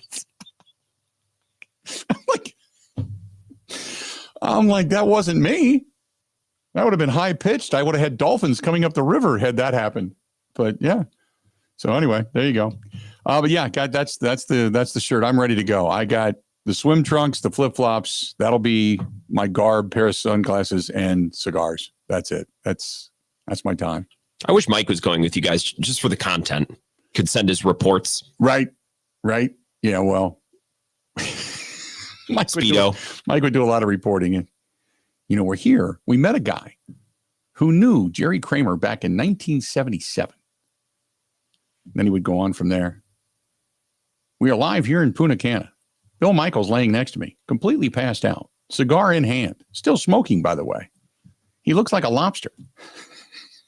It's 5 o'clock somewhere shirt is unbuttoned down to his belly button. That's pretty good. 3 people walked by and tried to button it back up so they didn't have to see it. So, good stuff. Oh, my goodness. 877-867-1670. You want to find us, please feel free. Do it. Tim Allen, host of the Baseball Postgame Show, coming up bottom of the hour. You're going to hear that conversation discussing some Brewers baseball. This is from Tamara. Tamara wants to know the favorite player that the Packers got out of the draft this year, the favorite player and then the most impactful player. Two different questions. I like that, Tamara. Thank you very much. Okay, let's be honest. The most impactful player probably has to be, at this point, Matthew Golden. My favorite player is Barron Sorrell, the edge rusher out of Texas, who was the 4th-round draft pick, and he brought his family there, and he just wanted the draft experience. I mean, I think he has endeared himself to everybody, but Matthew Golden did as well, walking out, shouting to Go Pack Go, walking down the runway, taking the selfie with all the fans, knowing he had just been drafted into that town right there, gets a chance to look up as he's drafted to see the stadium he's about to be playing in. But also, I think the need for impact from him is probably less. It's probably less than maybe what Sorrell could put pressure on Lucas Van Ness and Rashawn Gary, or at the very least, add additional rotation. The sneaky kind of pick, probably Colin Oliver, because he can play inside and outside. He's got some versatility. But another guy you're really depending on that nobody wants to talk about, it's because he's a big lineman. And that is Warren Brinson.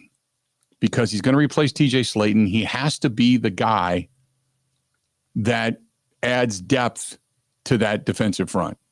So when you talk overall about somebody that needs to have an impact, maybe it's not a big impact, but it has to be an impact of, he has to be at least a good rotational player.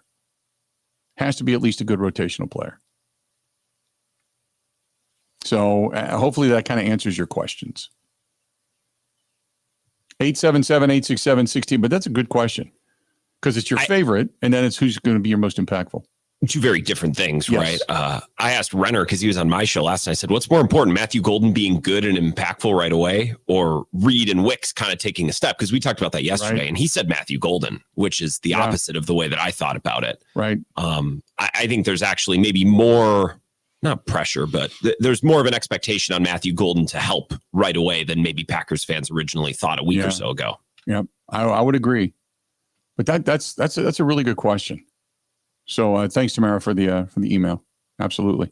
877-867-1670, 877-867-1670.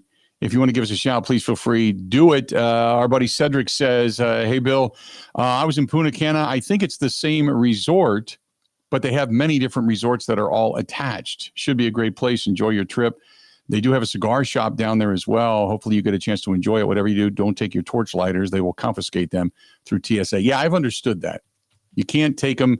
You can't take them as carry-on for sure. And even the small ones, I think they take out of your luggage. So I just bought 2 beautiful torch lighters that I was thinking about taking. And then I read all the TSA stuff, and you can't take that. You can't even pack it in your checked baggage. So I will not do that. But I did hear that they've got a cigar place down there. So looking forward to that. This is from Kat. Kat says, and that's a K-A-T, by the way. Kat says, looking forward to the Baggers coming to Road America. Do you do much with them? They're going to be there May 30th through June 1st. We always love the opportunity to go there and watch the speeding motorcycles roar through Road America. You always talk about the IndyCar series, but do you get up there for that? Superbike Week's always fun. It's always, as a matter of fact, in the first year of the racing baggers, when you talk about guys, Troy Herfoss is one of the bagger guys' names. It's his first year running the baggers, and his PR staff reached out to us to get him on the program. So I love that. If you've never watched the racing motorcycles, man, as a motorcyclist, it freaks you out because you're like, I'll never do that. I could not. That takes a whole different set of cojones, man, to do that. But yeah, I racing at Road America. I'd go to Road America just for a weekend, just to spend time there. It's such a cool place. Troy says, hey, guys, with what's been changing regarding the Milwaukee Brewers, guys going down and guys coming up, is this a little bit odd for Matt Arnold not being able to bring up the top-notch talent? It seems like whoever they brought up in the past has always been able to produce. You've got some of these young pitchers that just can't get the job done. Rodriguez never belongs in a major league uniform again, to answer your question from earlier today. That is from Troy. No, I mean, look, whenever you're filling out rosters, David Stearns did this. He'd always say, I remember sitting in Maryvale at spring training one year. We were talking about the plethora of guys in the outfield. And that was back when they had Tony Gwynn Jr. and they were bringing in Jackie Bradley and they just had a plethora of these guys. And I said, how are you going to be able to work all that? He said, everybody's going to get 400 at bats. Everybody. He said, we're going to work the roster. This is what we do. Because you're not going to have the same guy every day. We don't run the same lineup out there, which much to the chagrin of some fans, I completely agree with. But he said everybody's going to get 400 at bats. So because they manipulate the roster so much for injuries, for pitchers, the whole thing, to get guys up that they want to take a look at, all that stuff, you don't hit on every guy. It seemed like it for a long time because they've just had so much success. But hovering around 500 right now, and especially with some of the losses that they've taken, this is something that as Brewers fans, we just haven't become accustomed to over the last few years. It's always either been a really close game or it's been a game in which they were down and then they came back and you had this legitimate hope. And you haven't had that in a while. So I get it. I get where you're at on all that stuff. But trust me, I don't want to say it's going to work out because that's not true. Because you just don't know. But it's not as bad as they're still at 500. They're still only 3 games back. The one thing they have not been able to do, and this is completely true, do you realize that trailing after 7 innings, meaning the 8th and the 9th innings, they have 0 comeback wins? 0 come from behind wins this year. They are 0 for 16. 0. Not once. It's like if you use your closer in the 7th inning and then the game's over because the Brewers just don't come back. They don't have that pop. They don't have that excitement. This is what Grant and I have been talking about all week. They don't have that right now. And they've got to get that. They've got to figure out a way to get that. When they're leading after 17 or after 7 innings, they are 17-2. It's almost automatic. When they are tied after 7 innings, they've won ball games. But they have never won a game when they're trailing after 7 innings this season. And that's kind of an ominous statistic because you just feel so deflated looking at this team trailing going in to the 8th inning and you're like, well, man, this is over. And that's just kind of the way you that's the reason they don't have that pop and excitement. So hopefully something begins to grow, but it just seems like that for now. But it's still a very, very, very young season. Speaking of that, Tim Allen, host of the Baseball Postgame Show. Going to hear his voice when we come back. So don't go anywhere. Hey, by the way, when the Brewers do come back to town or for anything downtown for that matter, or, many festivals going on or concerts going on, Stenny's, they're always running shuttles, man, whether you're going down there for great food, taking mom out to Lake Country over the weekend, or you just want to go get a Bloody Mary and take the shuttle to the games. They can do it all for you. 2nd and National in Walker's Point, also on Watertown Road in Pewaukee. Both places have the same fantastic wings, the same fantastic food, the same fantastic service. They're just great people. Stenny's continuing to grow right here in our own backyard. After 35 plus years downtown, they now have the first anniversary party going on out there in Lake Country. And then they've got a new one coming in the fall up in Mequon. I kid you not. Stenny's continues to grow. Stenny's, 2nd and National in Walker's Point, Watertown Road in Pewaukee, a new one on the way. Stenny's, you should be here. Covering Wisconsin sports like a blanket. This is the Bill Michaels Show on the Wisconsin Sports Zone Radio Network. Bill Michaels here. Your 2 wheels revved up because here it comes. The Big River Rally where the river meets the road. It rolls into La Crosse on June 27th and 28th. Join us for a weekend packed with action. Stunt shows, a killer bike show, food trucks, all kinds of awesome vendors. Friday, Rod's River Run with Texas Hippie Coalition lighting up the stage that night. Then Saturday is the Big River Rally Ride. Miles and miles of pure freedom. Then Saturday night, Drowning Pool rocks the house. Grab your tickets right now. BigRiverRally.com. That's BigRiverRally.com, and I'll see you there.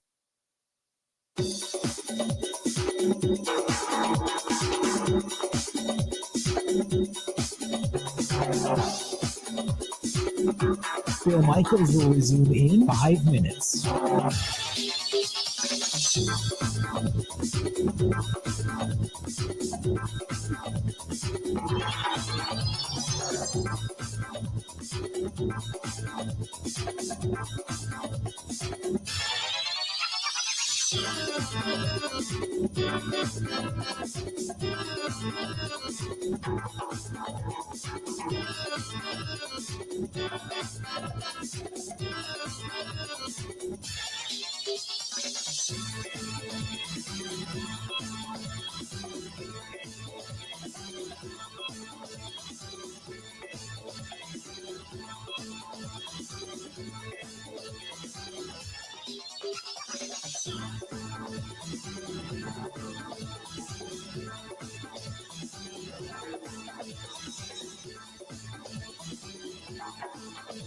Bill Michaels will resume in 4 minutes.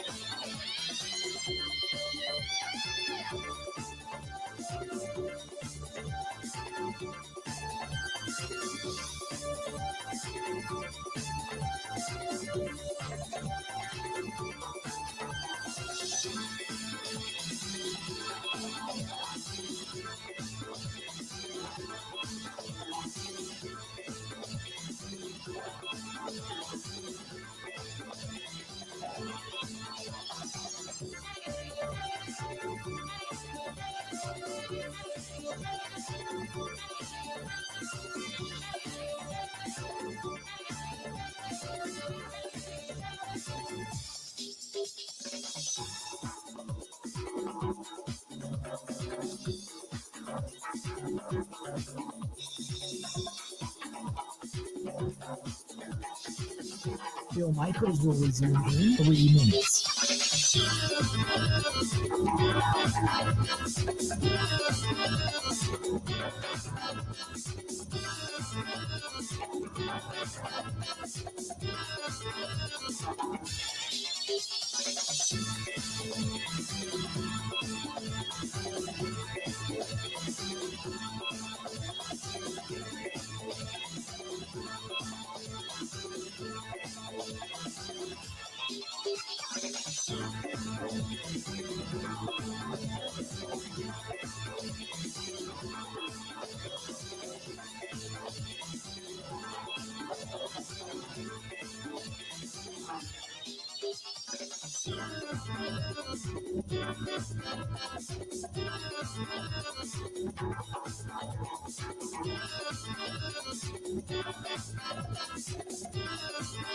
Bill Michaels will resume in 2 minutes.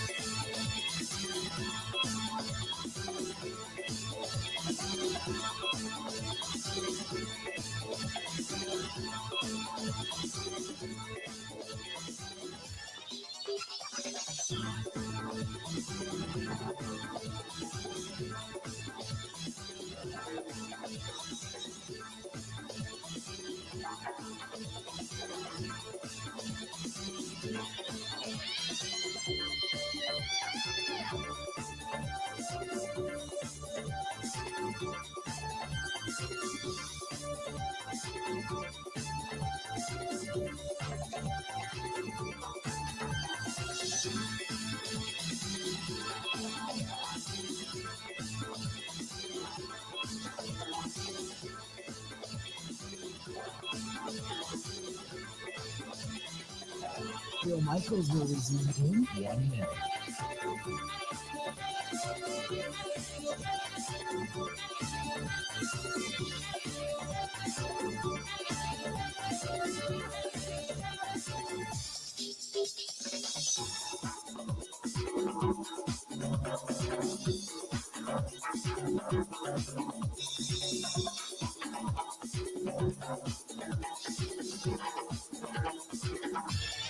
Bill Michaels will resume in 30 seconds.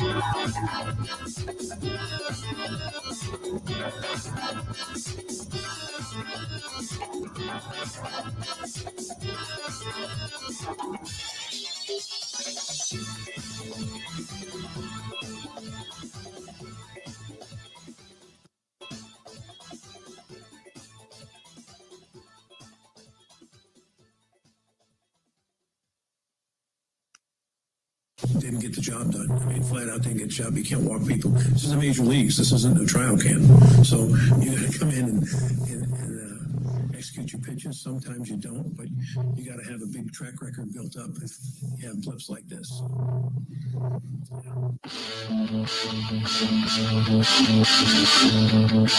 Welcome in. Murph not happy. Rightfully so. To be perfectly honest with you. Bill Michaels Show. We continue on. And always good to getting back. As a matter of fact, I've had a couple people that have requested his return on the program. That's how popular he is. The one and the only, Tim Allen, host of the Baseball Postgame Show, joining us on the hotline. Terry, how you doing, buddy? What's going on? It's great to hear from you, Bill. You too, pal. Let me ask you this. First and foremost, should Rodriguez ever be in a big league uniform again? Ooh, yeah, wow. Yeah, that's tough. I mean, you talk about home runs. I mean, this is a guy that's given up 7 homers in, 18 innings or so. I mean, it's just it's not going to cut it. And the clip you guys just played right there is just so Pat Murphy, isn't it? You know, it's the big leagues, not a tryout camp. You see that there are things that he's holding his players accountable for. And we did see it out in San Francisco on that road trip. And Sal Frelick and Caleb Durbin. We did see it in Chicago on that road trip with Tobias Myers. And, now we see it in Elvin Rodriguez, and just straight and to the point. Normally these guys, as you know, are super, super positive. I mean, you could ask any of the managers, all 30 of them these days in Major League Baseball, and say, wow, so-and-so had a bad outing. Yeah, but his stuff, the ball came out of his hand okay. They'll always just revert right to the positive. Murph is being tested, Bill, like we haven't seen before. A lot of things, and most things went right for him last year.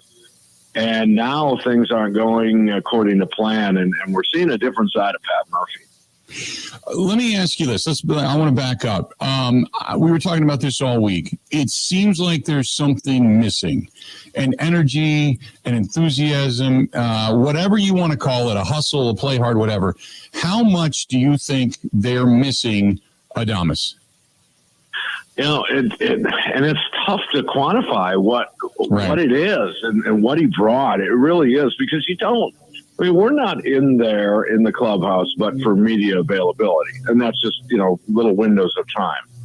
But we're not, Bill, obviously on the plane. We're not hanging out on the bus on the way to and from the airport and to the park each day. And we're not hanging out in the lobby or in the lounge or in the restaurants or going shop. We're not there to see all that. So it's tough to measure what Adames, meant to that team. We can just go on the guesswork, but I think we all lean toward, he was the guy that kept it a little bit more loose. I mean, we did see a little bubble up of some frustration with Adames last year, but not much. Always smiling, always doing his thing. My guess is, Brewer fans, you're probably right to some degree, and I don't know which degree, because like I said, it's immeasurable. But you're right in some degree that edge might be a Willie Adames, but and the edge that they lost or misplaced. Sorry, that's what Murph said. Sure. They misplaced their edge. He said that a week or so ago. It's almost like something needs to happen that's out of the ordinary. Just something to kickstart this team, whether that's, name it in baseball. There's special things that occur. A Reese Hoskins brawl with the New York Mets. Yes. That's what you need. Yes, absolutely. Or 2 immaculate innings in the same game, or, maybe a no-hitter or a triple play, or how about 2 triple, a big comeback from like 8 down in the 8th inning. It's almost like they needed something to light the fuse here. And certainly, you can't rest on, well, we're not healthy. Right. You got to still have an edge to you, and he'll get there. They're middling right now. They're right there, 19-19, 3 games off the pace, and it's not the end of the world right now. No, and I completely agree. I've been saying this for a while. Hang around 500. Don't fall more than 5 games behind the Cubs. Wait for the cavalry to come over the hill. We know that usually, historically, Christian Yelich starts to heat up come June. He'll start to usually hit the ball, even though he's getting a little bit older. We know Contreras does as well. You're going to get some of these guys back. Garrett Mitchell's going to come back. Eventually, Blake Perkins is going to come back and provide you more defense. All of that will start to happen. And, oh, by the way, then the cavalry starts to come as you start to get some of the arms back, because it looks like they're only one start away from bringing Woodruff back, which could happen next weekend, Sunday, I think, for the Twins. They're kind of looking at that going, hey, if he throws well down in Nashville one more time, then he could probably be back for that game. So there's some excitement on the horizon if they can just hang around. Yeah, no, you're right on the money. It's 100% accurate. You got to wait until these guys come back. However, if the offense, this is, I think, is somewhat significant, and see if you can follow me on this, Bill, that if you go back and look at all the injuries to the starting rotation, and you said, whoa, man, look at these, just dominoes, just falling and falling.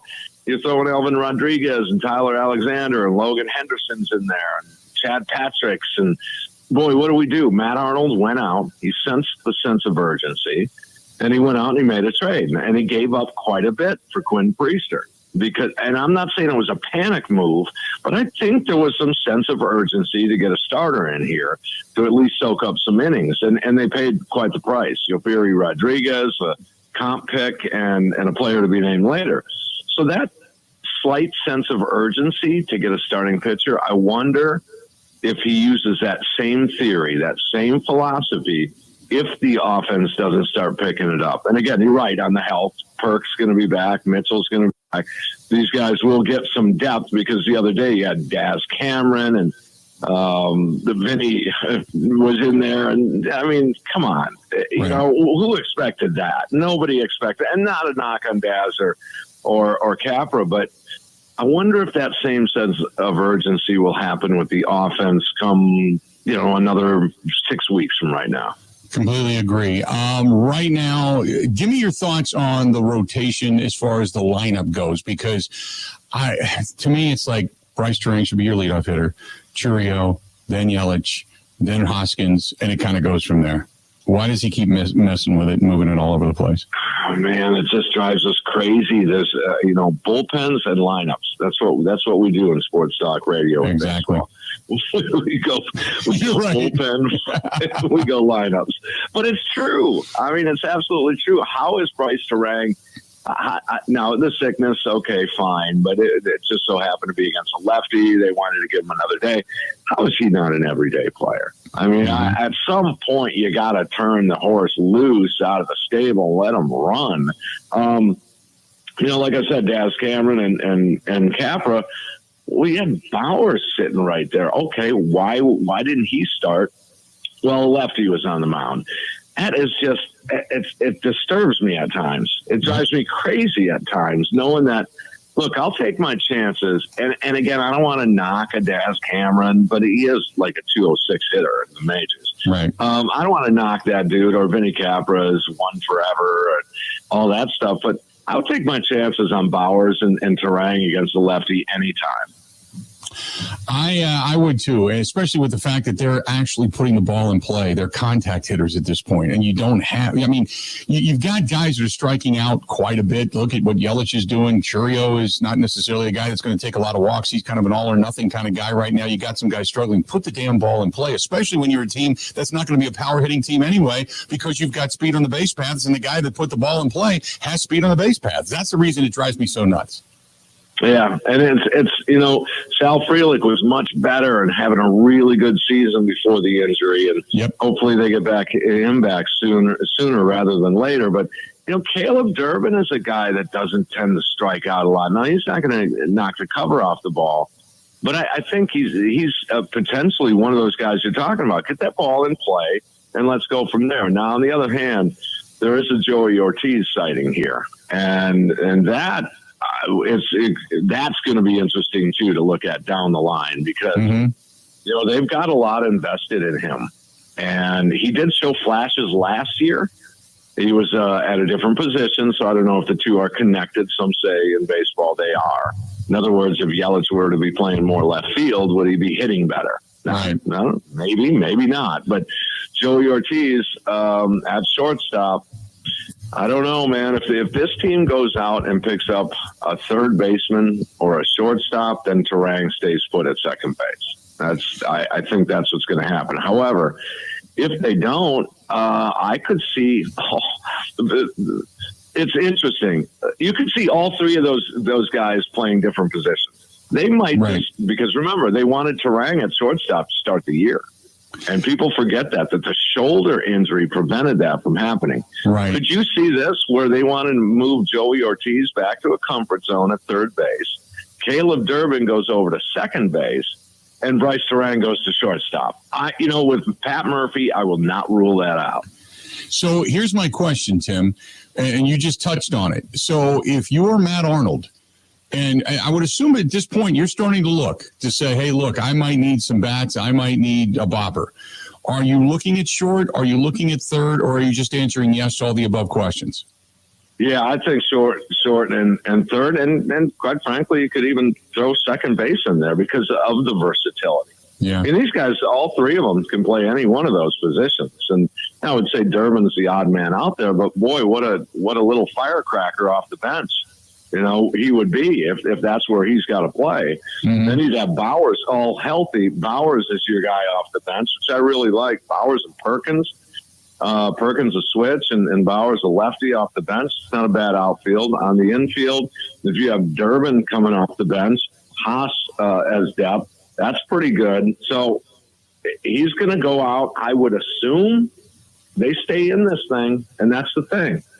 Stay in this thing and then make moves, because we all know, Bill, and probably more than anybody, Cubs are going to make some moves. Yeah. There's no question about that. They're starting to feel it at the deadline. Yeah, no doubt about it. Cubs have lost 2 in a row, though. They're not running away with it. They're kind of peeing away some opportunities here. But nevertheless, 22-16. They're 3 games above the Cardinals, 3 games above the Brewers, 3.5 above Cincinnati, who just tends to be. If Cincinnati ever really figures out pitching and some of their stupidity, that's a dangerous team. They brought in Terry Francona, and he's tried to do the impossible and make that a more baseball almanac-led team where they actually have some kind of sense and sensibility about them. That's a good team. It's just, they just make so many dumb mistakes. It's like, wow, man, that's not a Mensa meeting when they go to the mound by any stretch of the imagination in Cincinnati. Holy crap. I agree with you, man. I don't know. It looks like the personnel is there. And why they're not succeeding. Now, again, we have, a month plus to go on with Francona. But I think the Reds are a better team than that record indicates. So they may make a few moves as well just to shore things up. They just had another pitcher go down as well. Yeah. So they're having a little rough luck. And St. Louis is always a little gnat that probably is going to go away at some point. But they're hanging in there too. So, and then Pittsburgh, they just new manager Shelty was let go. So, but yeah, it could be if the Cubs open that door, this could be a wild race in the Central. And quite frankly, earmark this: by the looks of that West and a team or two in the East, guys, there ain't going to be no wild card here. Right, you're going to have to win this division to get in. 100%. Completely agreed. Tim, always great to talk to you, my friend. We will chat more down the road, but always love listening to you, and we'll pay attention in Milwaukee every time the Brewers finish up a game. We'll flip it over to you, pal. You got it, Bill. Thank you. There you go. Tim Allen, host of the Baseball Postgame Show, joining us for a couple of minutes and kind of shooting the stuff and talking a little Brewers baseball and getting you ready for the Brewers and the Tampa Bay Rays coming up a little bit later on this evening, and I'm excited for that as well. We're going to be sitting out in Viroqua at Kickapoo Creekside, having a little dinner, maybe a beverage, and then watching the Brewers game as well. This portion of the program brought to you by our great friends over there at Smoke on the Way. Take Mom there. They're taking reservations right now for downstairs for the Mother's Day brunch. Take Mom to Smoke on the Water. They're going to open up the garage doors. The breeze will be coming in. The boats will be going by. The lake is right there. It is a great setting. That is Smoke on the Water on Okauchee Lake, Wisconsin Avenue. You can't miss it. It's just a fantastic place. Or take her to the good old-fashioned Wisconsin type of place, and that's Sloppy Joe's Saloon and Spoon on Hubertus, in Hubertus, both places owned by Joe and Ellen Hennis. Both places fantastic. You cannot go wrong either place, and both of them have these big smokers, so if you want to do some brisket or barbecue or anything like they do it. They specialize in that as well. Smoke on the Water in Okauchee, Sloppy Joe's Saloon and Spoon in Hubertus, both places fantastic. We are going to wrap things up on this beautiful Friday edition of the Bill Michaels Show coming up next. Covering Wisconsin sports like a blanket. This is the Bill Michaels Show on the Wisconsin Sports Zone Radio Network. Discover an unreal treasure this May at Potawatomi. Don't miss your chance to win a share of $300,000 in cash and prizes. Just play with your rewards card for entries. Prize drawings on Thursdays. Unreal treasures this May at Potawatomi Casino Hotel, Milwaukee. Your win is waiting. More info online. Must be 21 and a rewards member to play. When having new Pella windows and doors installed at your home, you get the full Pella experience. That means we're with you from start to finish. Our team doesn't disappear after the work is done. Just like with Vinny, your Pella experience starts with a free in-home consultation. It was a really comfortable kitchen table chat. We knew Pella was going to get it right the first time, and they designed a project with us. They didn't just replace our windows and doors. With customizations driving limitless possibilities, our Pella experts truly listen to your vision, just as we did with Nicole. I felt like they really listened to us. There's so many options that are available. So it was nice to have someone narrow those down, offer some suggestions, and they made sure that the design was what we wanted. Don't wait any longer, because right now at Pella Windows and Doors of Wisconsin, get 0% financing for up to 6 years. Visit PellaWI.com today. Certain restrictions apply. It's 5/31/2025.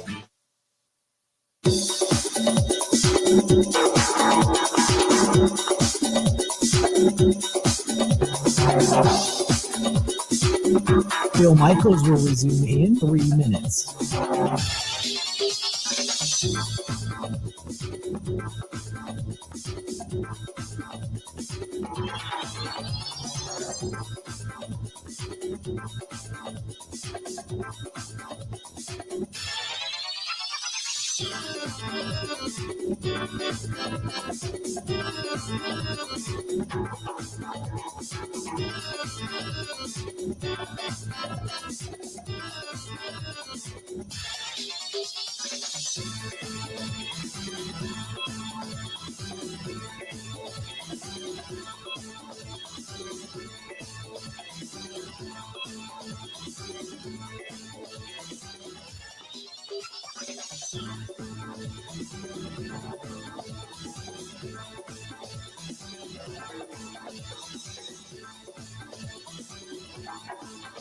Bill Michaels will resume in 2 minutes.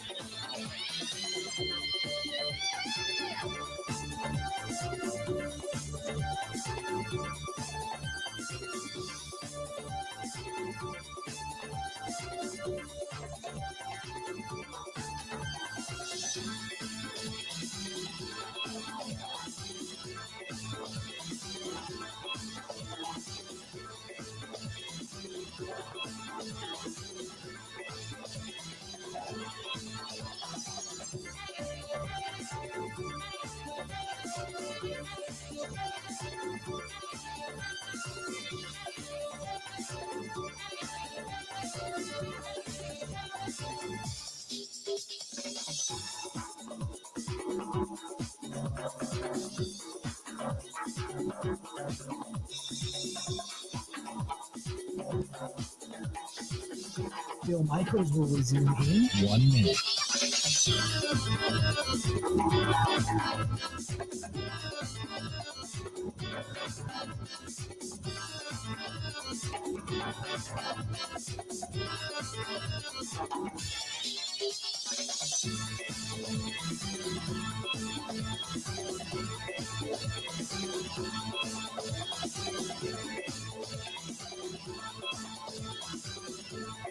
Bill Michaels will resume in 30 seconds.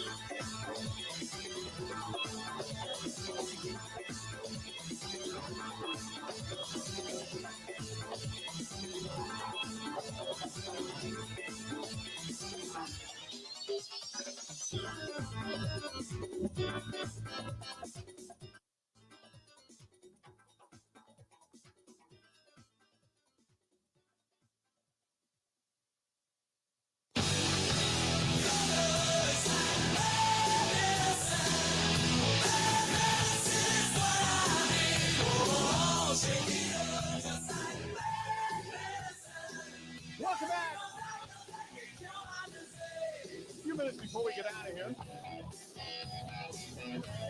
Good to have you on board. Yeah. Coming up this weekend, you've got the Brewers down in Florida taking on the Tampa Bay Rays at the Steinbrenner Field, which is the practice facility, spring training facility for the New York Yankees, because the Tropicana Field is a mess. So that's where they're going to be, and kind of a spring training facility ballpark. Well, it is a spring training facility ballpark, so that's where they're going to be playing this coming weekend. And then what else do we got this weekend? You've got more NBA playoffs. You got more NHL playoffs. You've got the Indy Grand Prix. I'm sure there's some NASCAR running around somewhere. Anything else you got going on this weekend, Grant? Just doing a graduation party tomorrow. That's right. Celebrating a graduation. Right, yeah. But that's about it. Got the graduation party. We are going to be probably, I don't know, about an hour away from getting out of town and heading over towards Viroqua. We will, if you're going to be in the area tonight, we'll see at Kickapoo Creekside about 6:30-ish, between 6 and 6:30, I would guess. We should be there and hanging out. I got some friends coming to town, Dwayne and Amy, and one of Dwayne's employees from Dwayne's Covered All, our buddy Justin, who is coming down as well. They got to force him in the tournament coming up this weekend over at Viroqua Hills Golf Course. We're going to be playing golf there tomorrow.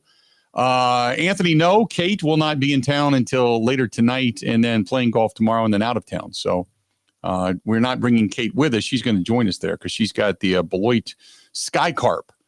And she's got that game this evening. So after the game is over and she does her thing there, then she's going to join us in Viroqua. She may hang out with us if we're still out and about later tonight by the time she gets there. But nevertheless, we'll be there. So it'll be myself, Kristen, Nikki, who is one of the members over there at Viroqua Hills, and then Kate. That's going to be our foursome tomorrow, playing in the tournament. So good stuff. I think that's it. I think we've covered everything today. We talked about everything from veggie burgers and the way to blow them out to the Brewers, who just got blown out, and talked Packers, talked a little Draymond Green, talked some NBA, talked some NHL. I think we got everything today, Grant. We even talked racing. We nailed it. Racing. Yeah. We got it all. We're good to go. All right, that's it. That's going to do it. I am on my way. I will see you in Viroqua coming up a little bit later on tonight. Until then, time for us to go.